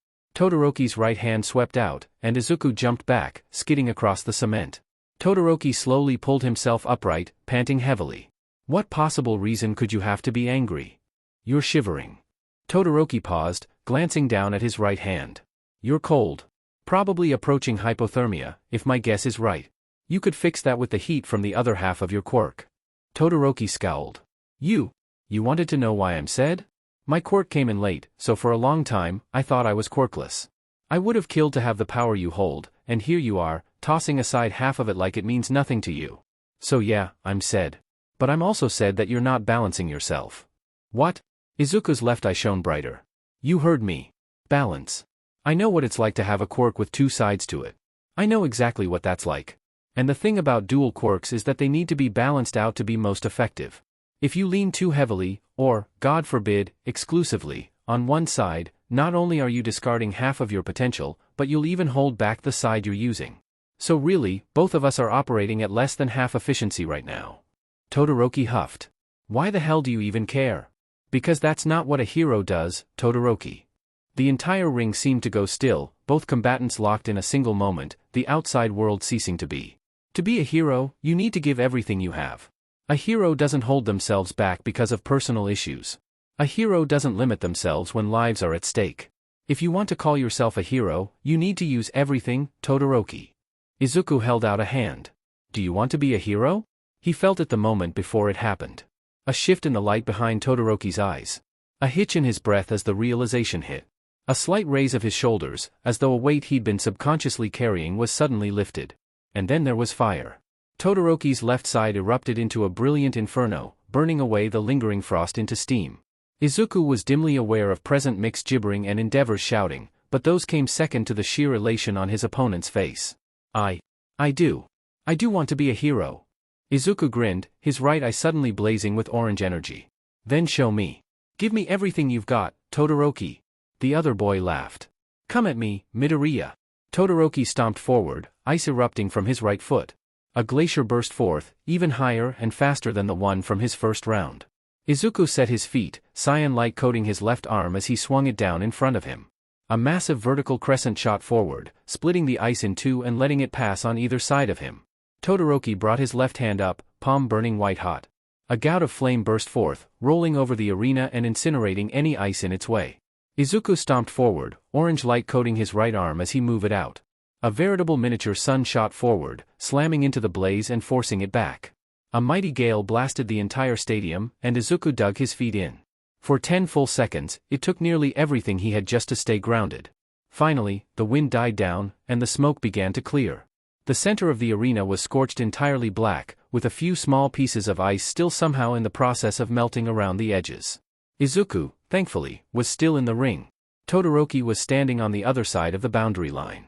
The crowd erupted with cheers as Izuku took a large step forward, panting heavily as he fought to keep himself upright. Present Mike roared, "What a nail-biting match." But in the end, Midoriya Izuku keeps himself in the running, and moves on to the semi-finals. Valir added, still, his opponent made an impressive showing. I look forward to the day that Todoroki Shudo joins the ranks of active heroes. Izuku slowly walked over to where Todoroki had collapsed to the ground, sitting with one leg propped up and one hand against the cement. He stopped a couple feet away and held out a hand with a grin on his face. You want to take another shot at this hero thing? Shudo? Shudo stared at him for a moment, then chuckled and accepted the hand up. I think I'll give it a try. Izuku. As expected, Izuku was practically jumped by his mentors as soon as he'd stepped out of Recovery Girl's remote office with a clean bill of health. Zale dragged him down the halls and into an empty prep room, before spinning on his heel with a wide grin on his face. All right, mister, since when have you been capable of full spells without your glaive on hand? Izuku grinned. Since last weekend. You didn't honestly think I would just sit back and relax with the sports festival looming over, did you? Valir huffed, but he could make out the warmth in her tone. I had certainly hoped you would take a moment to calm down, but evidently, I can set my clock by your drive to better yourself. Izuku snorted. Clearly. His face fell as he thought back on what had happened during the fight. Still, there's something not right going on with Todoroki. This whole time, he's been intentionally keeping half of his quirk locked away. And he said something about his mother's ice being enough to win, and I don't need his power. 3 phones dinged at once, and Izuku pulled his out to check. White Dwarf, I've been working on it. Red Giant, been working on it? Red Giant, how long have you known? White Dwarf, technically, I've been aware of the circumstances surrounding that family for some time. However, I've only had a legal reason to start investigating since the start of this school year, due to some things said and done around the time of the youngest's admittance. Blue Giant, but you knew about it beforehand? White Dwarf, yes, I knew. But there was little I could do about it when I would have to explain how I got my information. Nebula, wait, how did you know? White Dwarf, I have my ways. Wormhole, that's cryptic. White Dwarf, is that unexpected from me? Besides, it's imperative to not mention anything vital in a space that could potentially be breached. Wormhole, fair point. Wormhole, by the way, kid, just a heads up, you and your first-round opponent are going on a field trip the day after tomorrow, and the head honcho is tagging along. Nebula, wait, why? Nebula, and where? Wormhole, you've been to the duo's hometown, only fair that you give mine a visit at some point. Wormhole, and her gear was pretty impressive. Blue Giant, let it be known for the record that I'm still hesitant to introduce her to the big secret, but I was outvoted. Red Giant, you worry too much, this'll go over great, I promise. Blue Giant, if it goes south, you're taking responsibility. Red Giant, that's fair. Izuku stuck his phone back in his pocket and smirked. Well, if nothing else, I got to the podium. Guess you can't be disappointed in me. Zale snorted. Oh, that was never in the cards to begin with. Trust me, I don't think there's anything that would make us disappointed in you. Valir smiled softly. Agreed. She glanced at the clock over the door and cleared her throat, lightly punching Zale's shoulder. I believe we're due back in the announcer's booth shortly. Izuku, I'd wish you good luck in your next match, but I don't think you'll need it. Izuku chuckled. Given my luck for the first few years of my life, I'd argue the universe owes me, plus interest. Hitoshi walked out onto the field, mentally preparing himself for whatever his next opponent might say. Midoriya had made it clear that he was fine with the midget getting booted, but that didn't exactly guarantee that the rest of 1A felt the same. He stepped up to the arena, spotting the blonde guy running through some basic warm-up exercises on the other side of the ring. The other boy's eyes landed on him, and the guy's face lit up like a Christmas tree. Hey, dude. Ready to throw down? Hitoshi shrugged, stepping into the arena with his hands in his pockets and a casual smirk. Thought you'd be a little more ticked about your classmate getting knocked out of the competition, to be honest. Kaminari shrugged nonchalantly, lacing his fingers together and stretching his arms out in front of him. Anyone else, and I might have been. Sure, Mineta seemed like a decent-ish guy on the first day, but then our battle trial happened, and he hasn't exactly improved since then. Hitoshi cracked an eyebrow. Well, now you've got me curious. Midoriya mentioned that he set off one of your classmates, but he didn't really give any details. Spill the tea. Kaminari grinned. Later, maybe. If we both make it out of this match still conscious, we can grab an empty prep room. If not, well, the infirmary probably has enough privacy. Don't come crying to me if you leave the ring with your muscles locked up. Hitoshi grinned back. Oh, we'll see. Midnight glanced between the two of them with a smirk. Just a reminder, you win if your opponent leaves the ring, is knocked unconscious, or is immobilized, but if they die, you're out of the running. Fighters ready? Kaminari took a half step back, electricity coating his arms. Ready. Hitoshi yawned, fanning his hand over his mouth. Ready. The heroine cracked her whip and shouted, begin. Kaminari immediately raised his hands over his head, and Hitoshi made a show of panicking. Whoa, what are you doing? They let you in here in that condition? Kaminari paused, his electricity petering out. What condition? Haven't you heard? That's the first symptom of a fatal brain tumor. Ligma disease, I hear it's called. It killed Steve Jobs. Understanding flashed behind Kaminari's eyes, and he dramatically raised an eyebrow. Who the hell is Steve Jobs? Hitoshi grinned, recognizing one of his people. Ligma Ball. He took control, and the light left Kaminari's eyes, the blonde's arms dropping to hang limp by his sides. Now dance out of the arena. Whatever bit of Kaminari's brain was still conscious apparently interpreted that as dropping into a crouch, layering his arms in front of his body, and squat dancing backwards until he was over the boundary line. And someone up in the announcer's booth was Hitoshi's new hero, because the loudspeakers blasted something akin to Ukrainian folk music as the blonde did so. As soon as Kaminari set a foot outside the boundary, Hitoshi's control and the music cut off at the same time, and the blonde blinked, glancing down at the floor before looking back up and grinning. Whoops! Gee, how'd that happen? Midnight stifled a laugh behind her sleeve and cleared her throat. Kaminari Denki is out of bounds. Shinso Hitoshi is the winner. Hitoshi walked over, slinging an arm around Kaminari's shoulders. So, I believe I'm owed some tea. Kaminari snorted, leading the way into the tunnels. That you are. Okay, sadly the chapter is over, and if you enjoyed the video just leave a like, and subscribe with post notification, so when the next chapter is ready, you will be notified. Okay, see you in the next video. Bye.